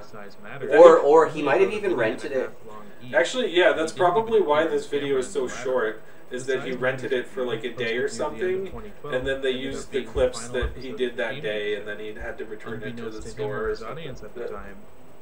That actually makes total sense when you put it that way. Because yeah, those costumes are really expensive. Oh yeah, I like the music choice here. Is when it first started talking about Alexander's relationship, it was Spiral Mountain from Banjo-Kazooie, and now that I'm talking about the downfall of it, it's Spiral Mountain from Banjo-Tooie. So I thought that was a pretty clever thing. If I do say so myself. So I noticed the stream in the video, or our stream video, for whatever reason, it got the chat sooner than the actual chat window. Yeah, that's just, there's always a delay or something. YouTube. Yeah, but like, that's the direct chat window, and that's the thing that should have the delay, not the other way around. That doesn't make any sense. So, yeah. Anyway, I was kind of worried that I was going to get people criticizing me for just explaining things that I didn't have video proof of, but I think only one person really commented that they were pissed off about it, but I think everybody else understood. And this did all happen the way that it did, and I don't know if Guru Larry does show up in the stream, maybe he could vouch for that, because I remember him commenting on that video that Game Dude Official released. Alexander then proceeded to private all of the videos on his Alexander4488 channel and posted a message saying closed forever for privacy reasons. Yeah. Shortly after this, the conversation Did between you write Game Dude's ED page? I know he wrote most of the pages on That Guy with the Glasses. Yeah, I brought that up before. He did write most of it on That Guy with the Glasses, but I don't think he did the Game Dude Official thing. So this was one thing. Okay, like this conversation, in my opinion, is the funniest part of this video, and I'm really surprised that Mr. Medeker did not bring this up in his rant, because like this is the funniest part of all of this, in my opinion, is just seeing the interaction between Alana and She-Man. Okay, maybe. What's your phone number? When and where? He's so sad. What about 4 at Starbucks? Yeah, okay, I mean, it's pretty, like, yeah, this is another thing where it's like, it's funny and it's sad and pathetic at the same time, which is, you know, Game Dude. It represents the story to a T. So, you acknowledge that I am a nice guy after coffee? Would that maybe be a yes? Yeah. Yeah, I guess. Yes or I don't really know what to say about this. I think it speaks for itself. But awesome conversation. Yeah, a lot of people, like, whenever they watch this video, like, a few of my friends, when this comes on, they're like, is this real? Did this really happen? I'm like, you know, if Game Dude didn't confront Alana about it directly, I would not believe that this was real. But it is. Like, this is like, I don't know. This is he actually released this conversation? Yeah, he did. He posted this over and over again, the troll talking to his girlfriend. Because he wanted to make a point of like, oh, this is how horrible she was treating me. And this is very, this is true. Like, Game Dude does have a point in that this is absolutely ridiculous. This is the most bizarre, unrealistic, fucked up conversation I've seen. Like, there are decoy chats I've seen from like predator poacher groups that are more believable than this stuff. Like, this is this is a crash and burn. Like, what the fuck is going on? I have to go now. See you at 4, babe. Bye. Yeah. 4 o'clock sharp. My favorite part is always like, tonight I'm gonna give you multiple orgasms. That would be good. YouTube now it negatively affected his personal life. Have you any naked pictures you can send me? Obviously not. YouTube in his first relationship. But as his at least she knew better than to send naked pictures, I guess. A few days to a week after. Yeah. So with Game Dude's channel coming back, it was really confusing how this all transpired. personal life or what became of the So relationship with Alana. this was another thing where he just tried to like make it look like nothing had happened for a while, and then he started posting these animal videos and these lip sync videos. So it was clear something was up and something had changed, but he just wasn't acknowledging it at this point. But he acknowledged it a lot after this, so yeah. And even though the video didn't get blocked for this commentary, or these parts with John Lennon and Rick Astley, I still wanted to cover over them just in case they got blocked or in case they got taken down for another reason. Apparently YouTube is working to allow more copyrighted music in their videos because TikTok's doing it and they want some of that money. But yeah, that's the whole reason that they didn't do it for a long time, is they didn't have any competition. But if you can say anything good about TikTok, it's that they put YouTube in a bad position to where they had to actually make the platform better for their users. So yeah, which is fine. Yeah. I want to find this doc where he did this video. It was on Kitsilano Beach. I know that. But, I don't think I've been to Kitsilano. Yeah, it was at a less popular part of it. He's really screwed up. He's so upset. I think he follows me. He keeps phoning. He's such a creep. Yeah. I want to see the outtake where the owner of the boat shouts at Game Dude to get off of it. Yeah, that's a good point. I was like, I don't know, maybe it was the cameraman. There was that guy in the green shirt that was in that video too, so maybe he owned the boat. I kind of doubt it though. The Alexander4488 channel was deleted from YouTube. Yeah, and then right after that video, he did it. He was dedicated to Alana, and then his account just disappeared after that. So he removed his account. I made this on a Phoenix Wright generator. You can just put whatever thing you want into the thing. So I did have access to the court documents at the time. I'm sorry, I'm not going to reveal where I got them, but they do in fact exist, and they are out there. Yeah, this was another thing. Like, and I know Metaker brought this up in his video, but yeah, the Crown Prosecution Service was going after a lot of people, as you can see. I think that's a message to Game Dude Official, actually, that one. So, and I think I'd be okay with it now. I don't think that it's an open case anymore, because this was like 8 years ago, and Alex, as far as I know, has never returned to Vancouver, but still, this is like legal stuff I can show. Retelling her. That should be a fucking actual chapter in Phoenix, right? Yeah. Yeah. These actions included Alex calling Alana's house. Yeah, actually, yeah, they could do Phoenix Wright. I don't know how the new Phoenix Wright games are. I only played the first one, but if they're like low on content for those stories, you can probably get inspired by Game Dude. He should have called Saul. Soul. Better call Saul. Better call Saul. You spelled it wrong. It's S-A-U-L. Not S-O-U-L. Unless that's a typo. Maybe that's what he meant, is better call Saul. Cold soul. Cold soul. Soul good, man. Soul good. Under the charges of stalking and harassment. These incidents continued throughout. Yeah, I wonder if Game Dude's a fan of Better Call Saul for Breaking Bad. Is there anything going on right now? Yeah, it's the court documents. I had to blur them out, but that's me kind of retelling them. So. Unbeknownst to many at the time, Alexander started posting on another channel. Good, man. I remember finding the channel back in the day. The videos posted barely any views at the time. Yeah, so with this part, this was not a lot of people saw this channel of Game Dudes back in the day. Like, I think I was only one of like 10 people who saw it, because like his videos would get barely any views at the time.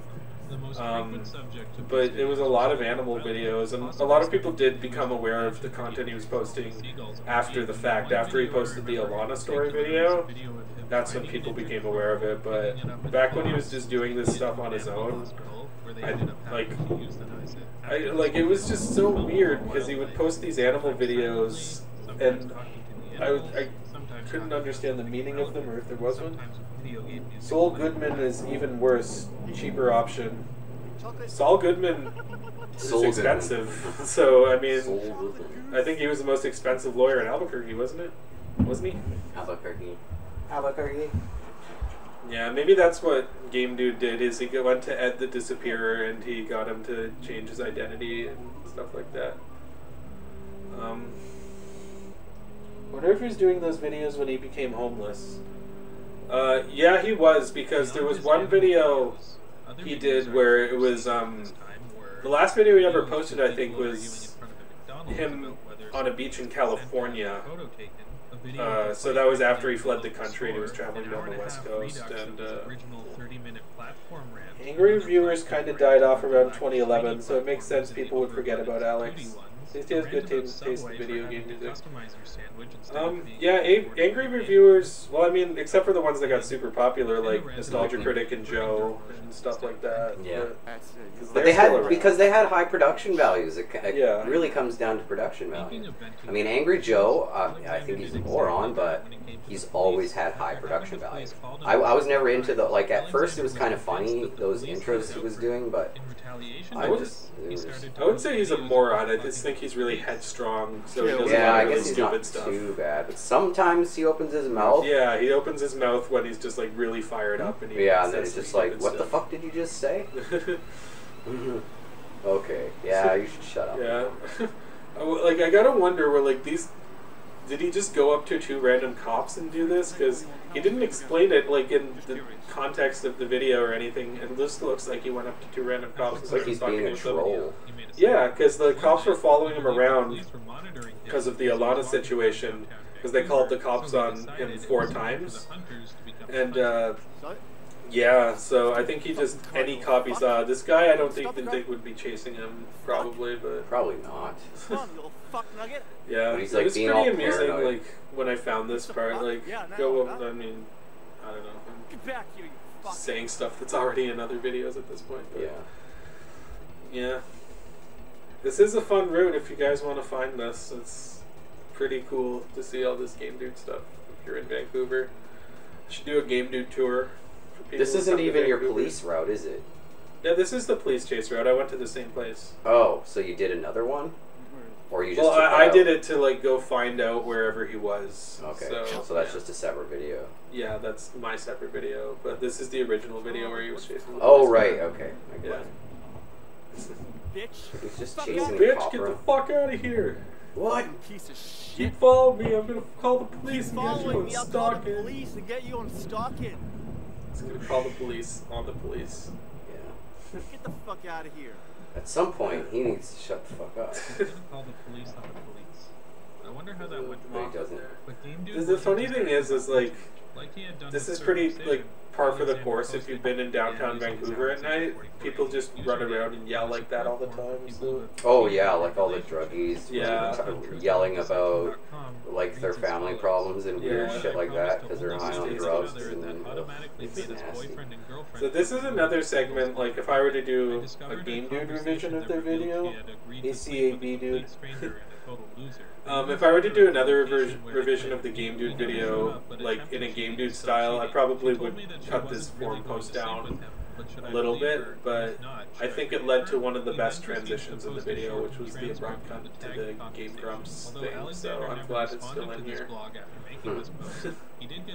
But yeah, truthaboutdeception.com, just like he did with circumcision. This showed that Alexander's behavior was very much done in patterns. Like if he did something, he would do something very similar down the road. Like he had a one-track mind a lot of the time.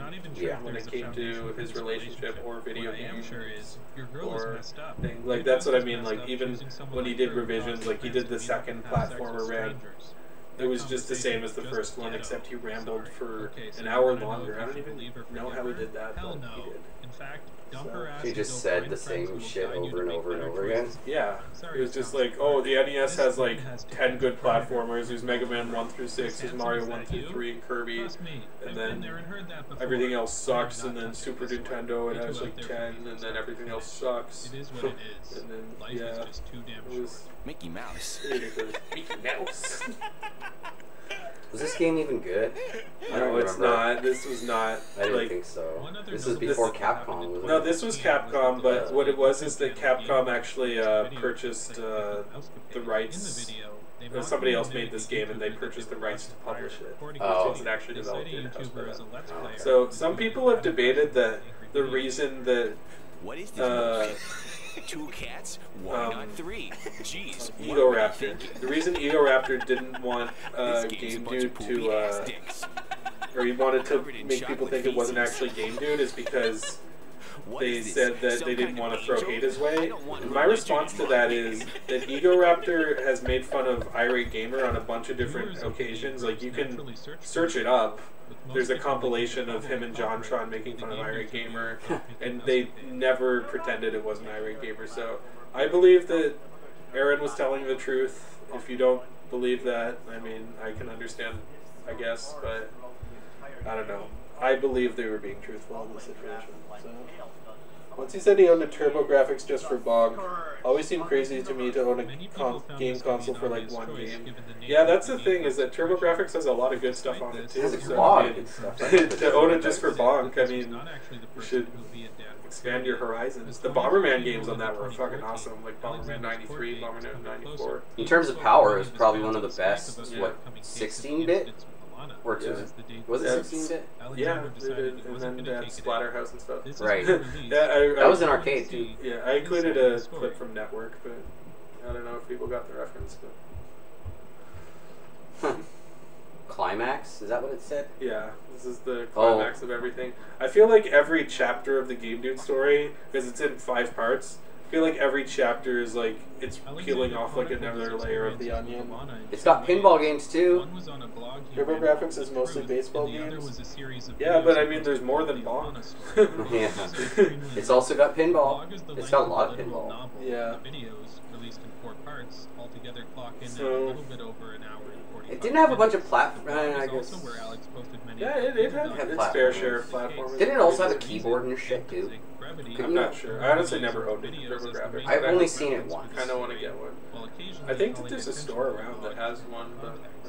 I want to get a PC engine, not the Turbo FX, like the European one. That'd be better. So, yeah, that's another store.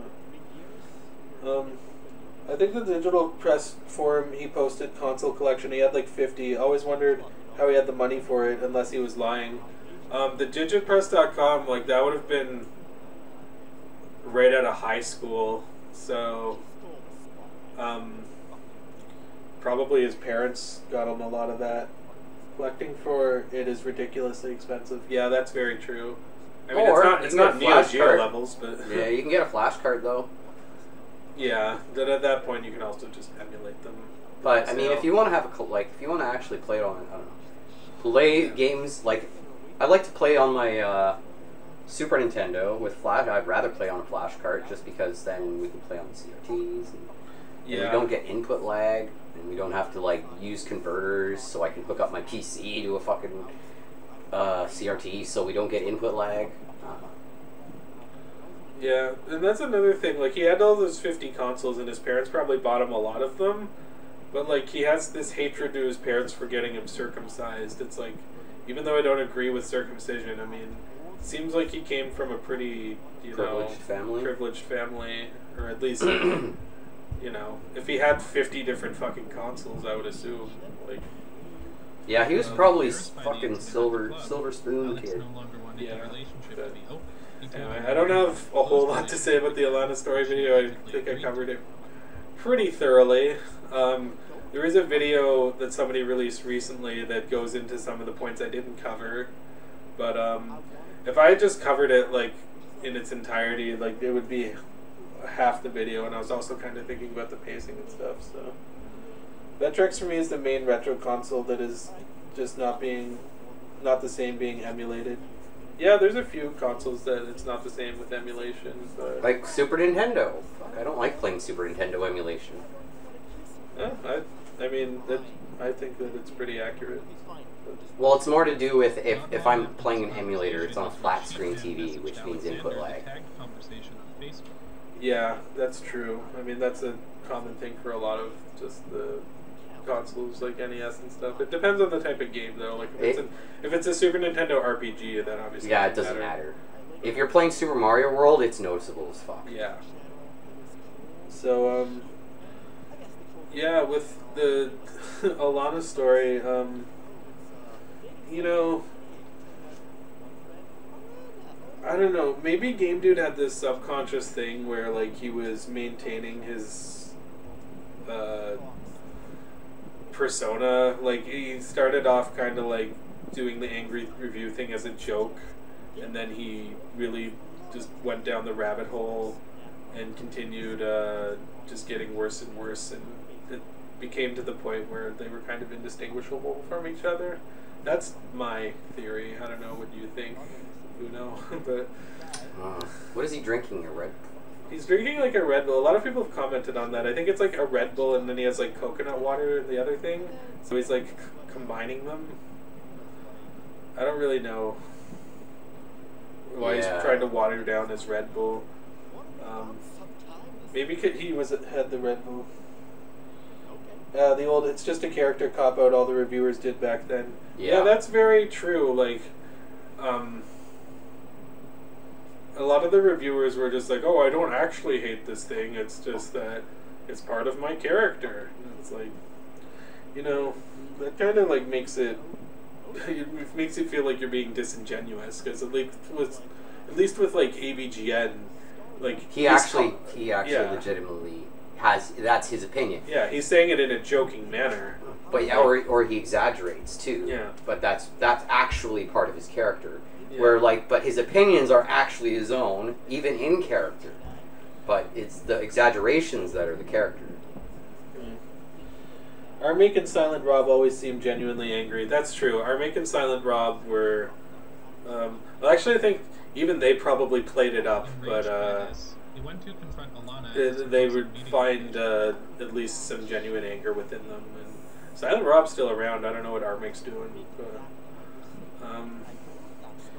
yeah, with Game Dude, maybe if he had gone down that route, I think maybe if Game Dude was around now when like streaming is popular and stuff, yeah, there'd people be probably tuning into him the same way they tune into something like DSP or Wings of Redemption, where they're just like looking to get a reaction out of him. Armake is 40, married, and raising a kid. Well, good for him. The fact that he says all his friends and he lost all of his friends and attempted to OD in the video always saddens me. It's like he's making up the video for a few fans to call for help.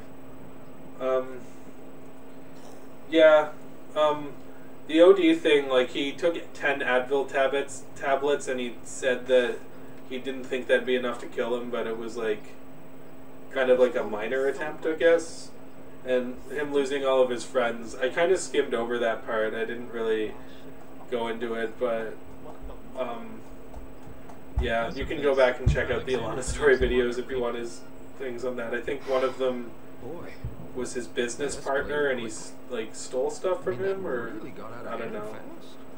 I used a clip from Anchorman. I tried to use a lot of the like movie clips in this video, well, a few times, and it didn't really get positive or negative reception. So I don't know. You guys like the movie clips? Should I bring them back?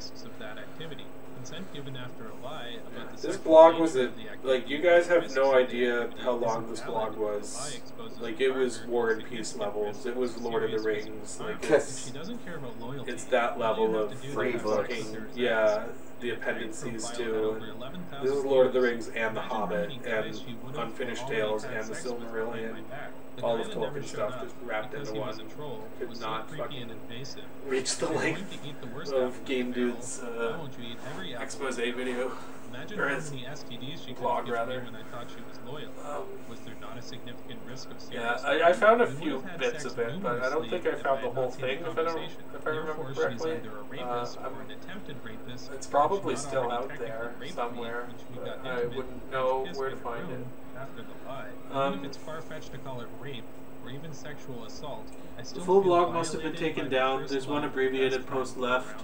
Nostalgia Critic overused movie clips to compensate for bad writing. Yeah, he did do that. He found non-interaction. The abbreviated post, I think, was a separate thing that he wrote before the full blog.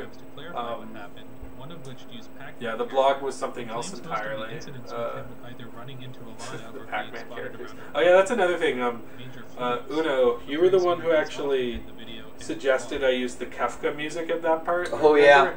And I remember the Kefka music stopped, and it stopped right at the point where there was the Pac-Man screenshots came up where he was using the Pac-Man diagram to explain what happened. Yeah. And so I'm like, okay, well, now I have to use really goofy Pac-Man music for the rest of this. Like, there's no, there's no way out of that at this point. But yeah, that's the thing is, like, I don't, like, Nostalgia Critic did use a bunch of movie clips. It's gotten worse now since he stopped using those movie clips in place of his writing. Like, he should just stop what he's doing altogether. Yeah. I'd be fine with that. Nostalgia Critic sucks. Yeah, like his newer videos are pretty painful. When he's out of character and he's not being the Nostalgia Critic and he's talking about movies, like, he's fine. But in character, it's in character, it's painful. It's like I'd rather be smashing my face against a brick wall, and I think I'd get more out of that. Yeah, that's probably a skit in one of his reviews. Him going, "Ah!" Yeah, that'd be more entertaining though.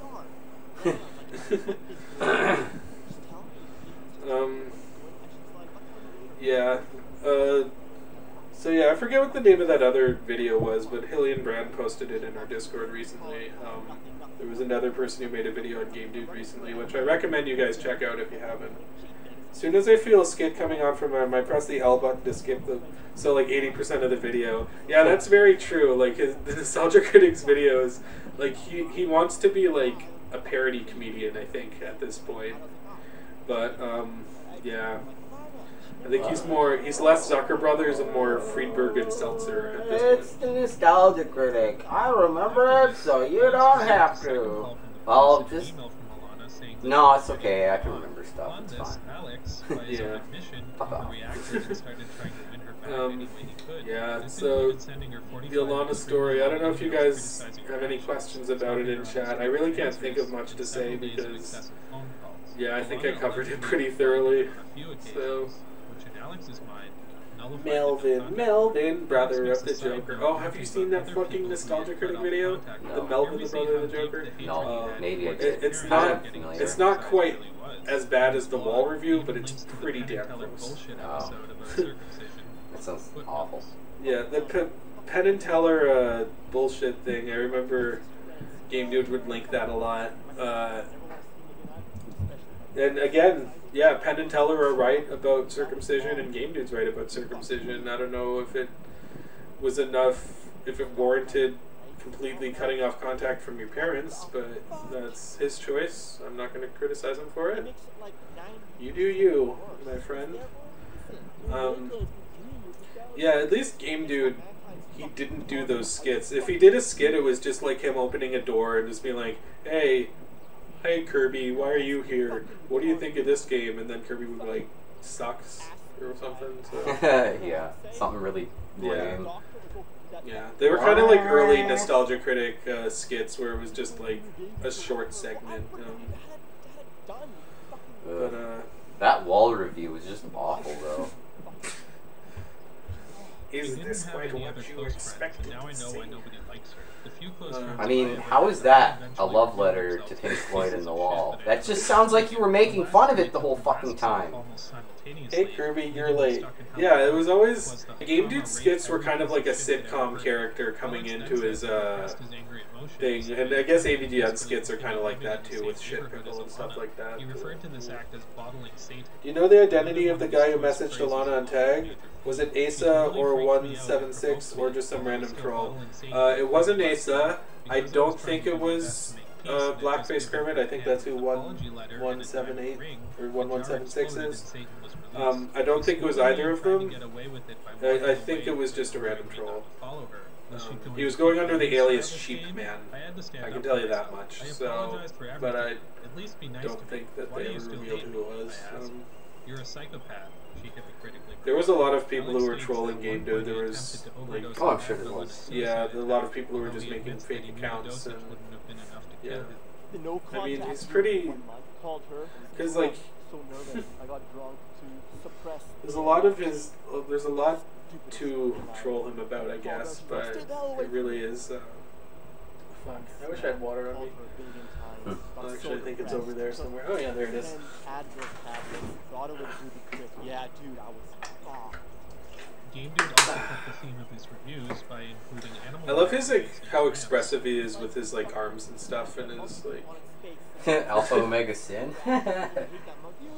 No, because that's how I criticize him for doing that a lot. Alpha Omega. Oh yeah,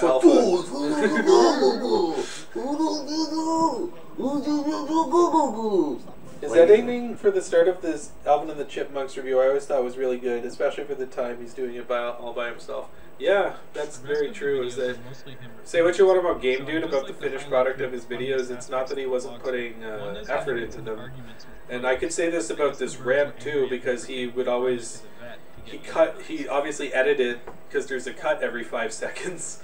So he put a lot of effort into the way he presented himself here, but it's just that he was presenting himself like a madman. And yeah, I don't know why he would want to let this out. Oh, because he didn't want to bottle Satan. That was what it was. He's like, oh, I don't want to keep it all in. I'm bottling Satan, and I'm going to let Satan release into the world. Yeah. He was quite the exaggeration guy. I don't know. I think he was really a furry in that Alvin review he made, and Alvin and Theodore figures make out with each other. Yeah, I think, again, I think that's more of a case of Game Dude just not understanding how something like that would be perceived. And it's a really immature joke, and I think that's what he was going for. I think he was just a really childish humor, and he figures, because he's already kind of walking in AVGN's shoes, that he would just try to do his own spin on that. So I guess animals was the topic that he picked, because having sex with animals is not something that normal people would talk about. So to him, that's funny. Yeah. So I gotta wonder if any of the people who met him on the beach either remembered their encounter with him, or conversely they saw the video afterwards. Probably neither, but it's pretty funny to have this time capsuled. Those seagulls were secretly trolls. I think you mean the crows, but yeah. Yeah, there was no seagulls, I don't think. Well, he did do a video with seagulls, but in this video, the crows were yelling at him. They're like, wah, wah. And he would always tell them to shut up, which is, telling birds to shut up is not even, it's like complete sanity right there. This is, I mean, and this party's like, they're looking at me like I'm crazy. It's like, well, because you're sitting around in front of a camera drinking out of a fucking coconut. So this is actually the very first thing I did for the Game Dude video. Before I even knew I was going to make a documentary, it was me and my friend and my brother. We all went out to see if we could find the Game Dude location, just kind of for fun. And I had the idea in the back of my head that maybe I could make a documentary about Game Dude, because I feel with me having seen what went down, I'm probably one of the only 10 people who could talk about this as thoroughly as I did. But yeah, I'm very happy that we found the spot. Poor Game Dude. I think he would have been better if he had a friend that could have helped him through that time in his life. Yeah, probably. Yeah. He was all alone. Yeah, Game Dude did have I mean, you can tell he's kind of socially awkward. Yeah, you could tell. Yeah, but and no self-awareness whatsoever. Yeah. Yeah, so I think that there could have been a happy ending to this story, and maybe there is a happy ending that we don't know about, where he's off in Hong Kong and he's living his life and he's super happy. But yeah. Oh, the dinosaur video. Yeah, the dinosaur video I didn't want to cover too much because it was the same information as the Alana story. But that's why I still wanted to do a tribute to it. That's why I made the dinosaur video and the 1920s video, which is on my account. I remember when Game Dude first released this, my jaw was just on the floor. Like, what the fuck? Yeah, I mean, I watched the whole thing too. I watched it several times, and I've watched it more since then. The dinosaur video. Was that like a dinosaur one? To be fair, better than any of the Jurassic Park sequels, right here. It was the only video I haven't seen by him fully. Too much secondhand embarrassment. Yeah. Yeah. It took me a while to get through the whole thing. I'll be honest, but like, yeah. Once you've seen it a few times, you just get over it. Yeah, I think that I kind of like the grass sticking up in the between them. It's kind of like representing the divide between them. Not really, but I like to believe that's that. a metaphor. That's a fucking that's a tortured metaphor. Jesus Christ. So yeah, the dinosaur video was yeah. I mean, I don't even know what to say about it, but yeah, I get less secondhand embarrassment from it than I do from Jurassic World. Yeah, probably. Wasn't that the newest one? With the fucking locusts? It's the newest trilogy. Oh. Yeah. They're not even done the third one, are they? No, they did the third one. It just came out. Apparently it was horrible. Yeah, I haven't been paying much attention, clearly. Yeah. And I don't give a shit. Yeah, Jurassic Park really only worked the one time, in my opinion. But yeah, the first movie? The second one was okay. It wasn't terrible. I explained the dino video to a friend about what happens, but he left it... Laughed out. What? But he, left out. What happens in it, but left out. He was in a yard, ballpark, and when I showed her, she pushed me and said, "You didn't tell me it was outside. Outside, that's deranged." I mean, yeah, I don't know if anybody saw him doing this, but Alexander breaking down and crying at several points in the video. This is Much pretty like the other ridiculous. videos, I saw a 3-hour cut of it where he would also had a toy crow and pretended to keep interrupting him. What? Is that a troll video that someone made? If you've seen that, you're finally home. Please post that, because I would like to know about that. Yeah, the dinosaur video is pretty great though. Probably one of his best videos. Yeah. Police interview tape claiming she did not cheat on him.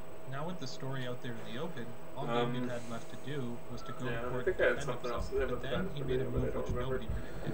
So, yeah, the third video here is the one that a lot of people are really interested in, the Message to Alana video where he was crying the whole time. I don't think Game Dude Official ever re-uploaded that, but I remember it coming out. Details of what exactly happened next are hazy, so got negative response like the rest everything of the that I understand regarding the stuff. One small point, So yeah, I first heard about him fleeing to Mexico from a video that was posted on Game Dude Official's account, where he had messages with Alexander because he reposted the videos, and he said that he was in Mexico and he had no intention of returning to Canada. I'd seized all contact with my family, so when 2 hours you can see him start to see a movie come out and he's still doing the same thing. Yeah. I mean, this is movie material, I think. Like, yeah, that's why I made a documentary. There's Desert Bus. Yeah, the funny thing is, like, I was like, okay, what should I put on the screen for him fleeing to Mexico? Because he probably took a bus. And I found a clip of Desert Bus on YouTube, and then it said, "Hello, my name is Alex." In the actual video, I was like, okay, that's perfect. That's fucking a prophecy fulfilled right there. I had to. He's driving the bus for sale. Yeah. I gotta get out of here. Canada hates me.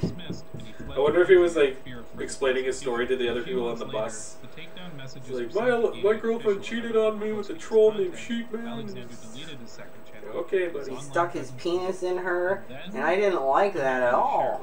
Alexander did briefly read. So yeah, he did come back in 2015. If you go on Game Dude Official's channel, it says like it links his Skype and it's like updated November 2015, but it's no longer there anymore. So the Game Deals interview, or not the Game Deals, the Deal Breaker interview, the Deal Breaker short film that he's a part of, I wanted to clear up because a lot of people took this as indication that he returned to Canada, but as I point out here, he filmed his scenes long before the video was released on YouTube, so this is not definitive proof that he returned to Canada, as many people believe. So. Wouldn't that be around, if that was true, wouldn't it have been around 2015 then? He would have returned to Canada? Yeah, so it's not.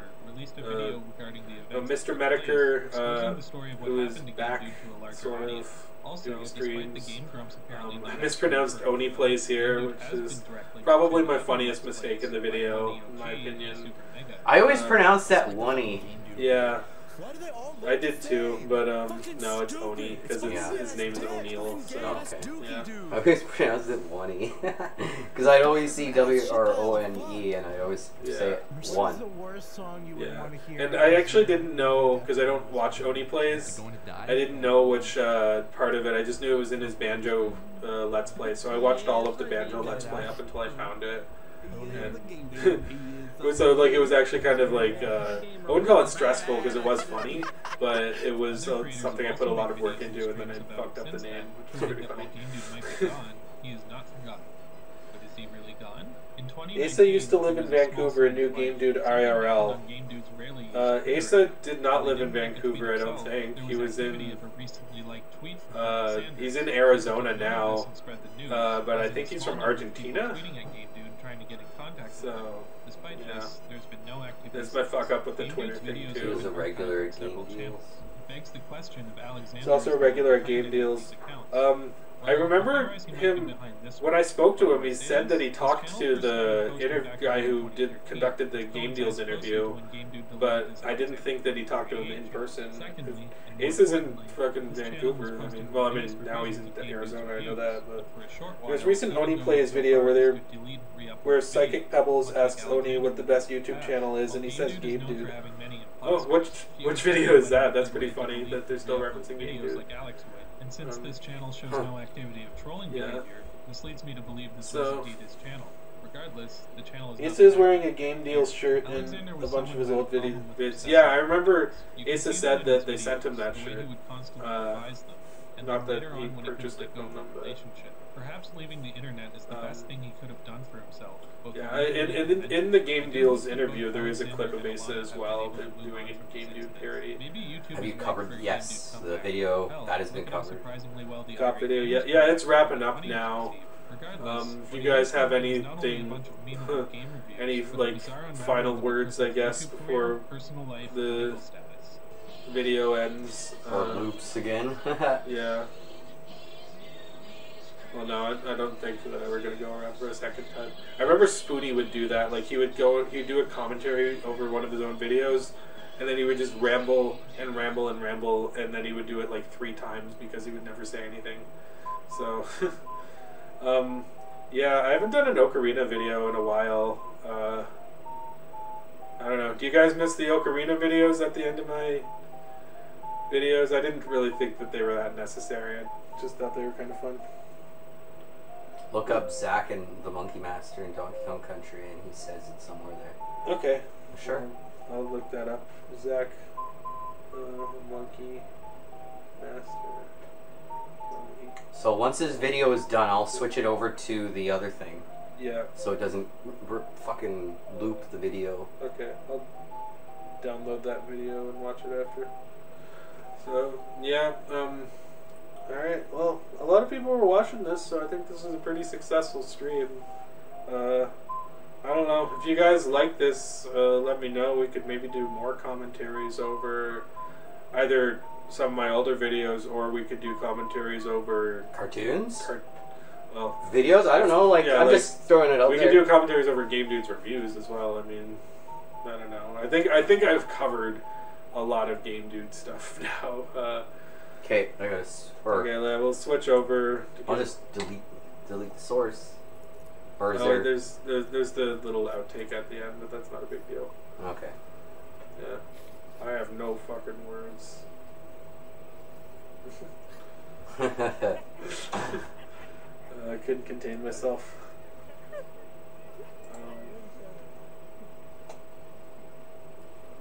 Is that the end? Yeah.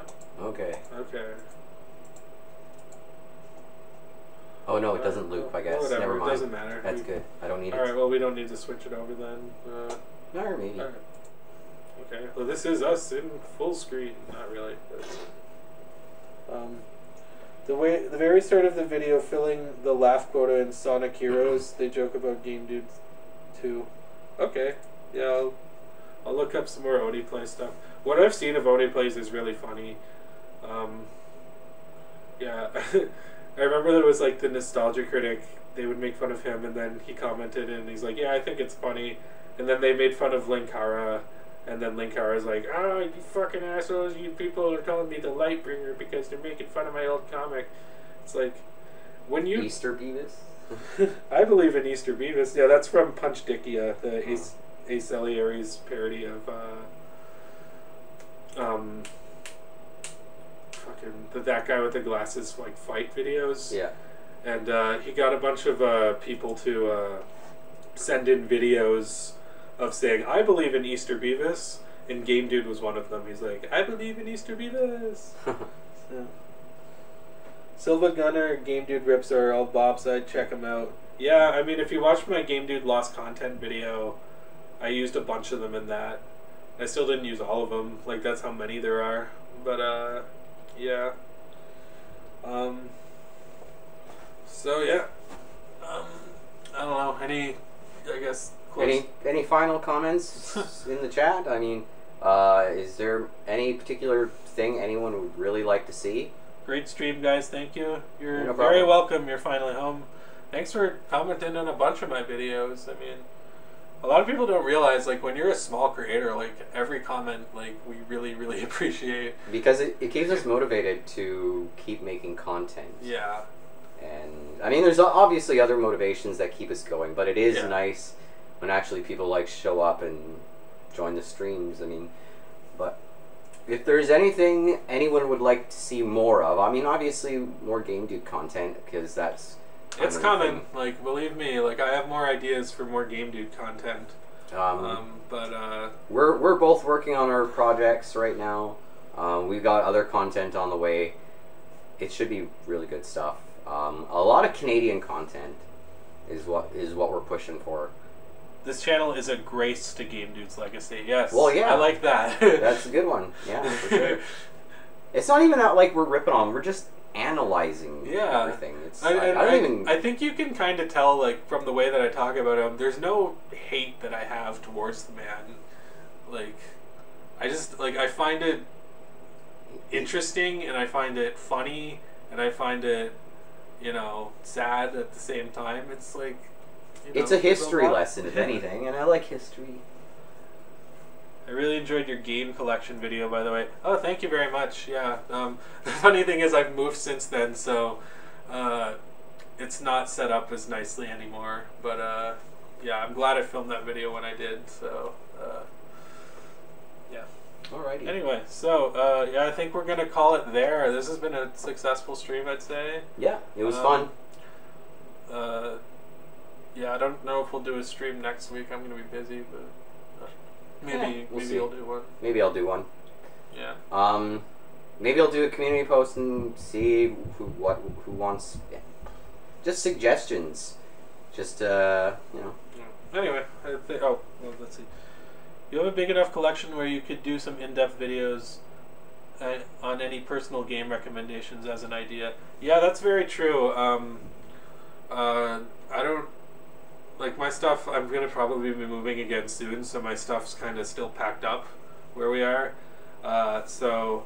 That won't be for a little bit. Yeah, that won't be for a little bit, but eventually I'll get to there, because, I mean, the thing is, like, with writing gaming content, I do a lot of that for one-up binge. So, whenever I'm writing for content for Okay Fine, Be That Way, it's like, I like to do it more like TV shows and, like, movies and stuff like that, but... I still have a lot to say about game stuff, so yeah, we thought about doing an Earthbound video eventually. Earthbound would be great. Yeah, we do all the Mother games, but yeah. Anyway, so I think we're gonna wrap it up here. Thanks for joining, chat. Yeah, thanks for the time well wasted. Haha. Yeah. Have a good night, or day. Or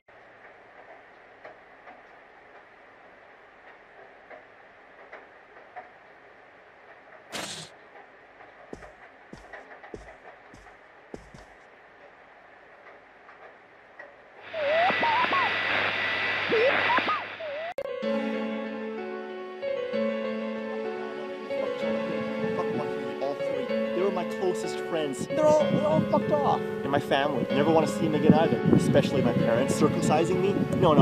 Fuck you. That was mine. Fuck you. Fucking what? Strapping my legs apart when I was a baby? What the fuck? It makes it like 90% worse. It's there for a reason. Oh, mankind's been doing it for thousands of years. Well, guess what? Mankind's fucking retarded. Are you fucking stupid? No, that's fucking retarded, man. You fucking ask me when I'm an adult, and you know what I would say? Tell that doctor to go, that butcher to go fuck himself. You went with your baby so it wouldn't hurt. Well, I wouldn't have had it done. You fucking... It should have been my choice. This fucking planet. I want to leave this fucking planet. And I tried everything to get this girl back, even though... Why did I want her back? Like, fucking, I sent her...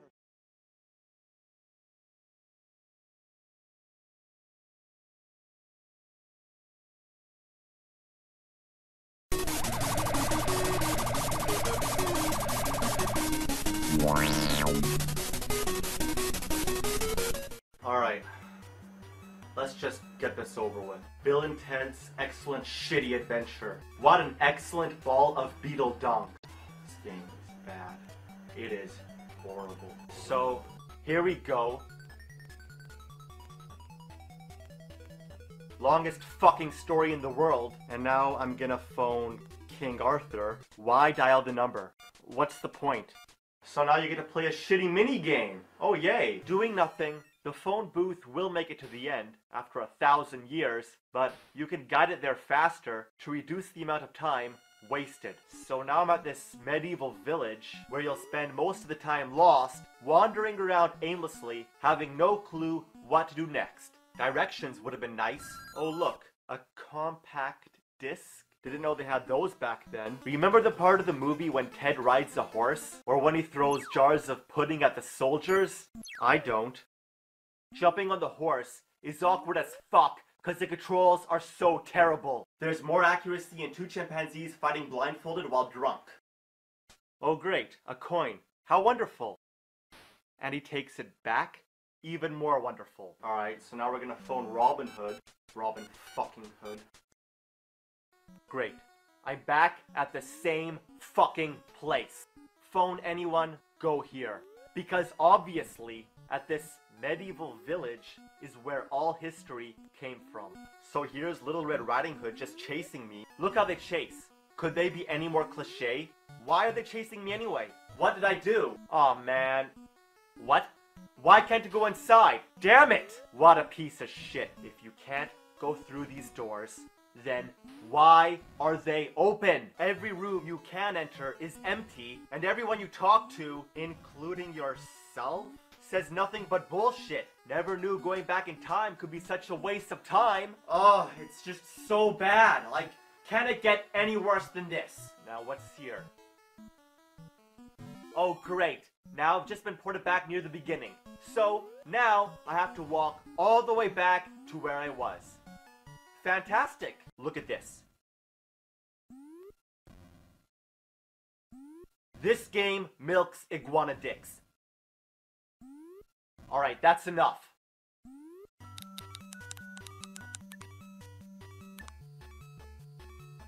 Robin Hood, you son of a bitch! Your game is atrocious! You're locked into a grid, the controls suck, walk like there's a stick crammed up your ass, you have no face, the fences are useless, invisible walls are everywhere, at many areas, the only way to move is to jump and fall like a two-legged grasshopper, the music stops. Why does a castle have no roof and no floor? You can see the grass, but when you go inside, look, there's the floor. What the shit is that fuck? You better tell me, or I'll be robbing your hood, Robin Hood. Maybe it's an illusion. Maybe it's a shitty game. Your game sucks. No, you suck at the game. No! Now you listen here, you little scoundrel. When I find you, I'm gonna give you a wedgie so hard, you'll be crying for the rest of your life. Picnic? Are we going? I'm so hungry, I could eat an octopus.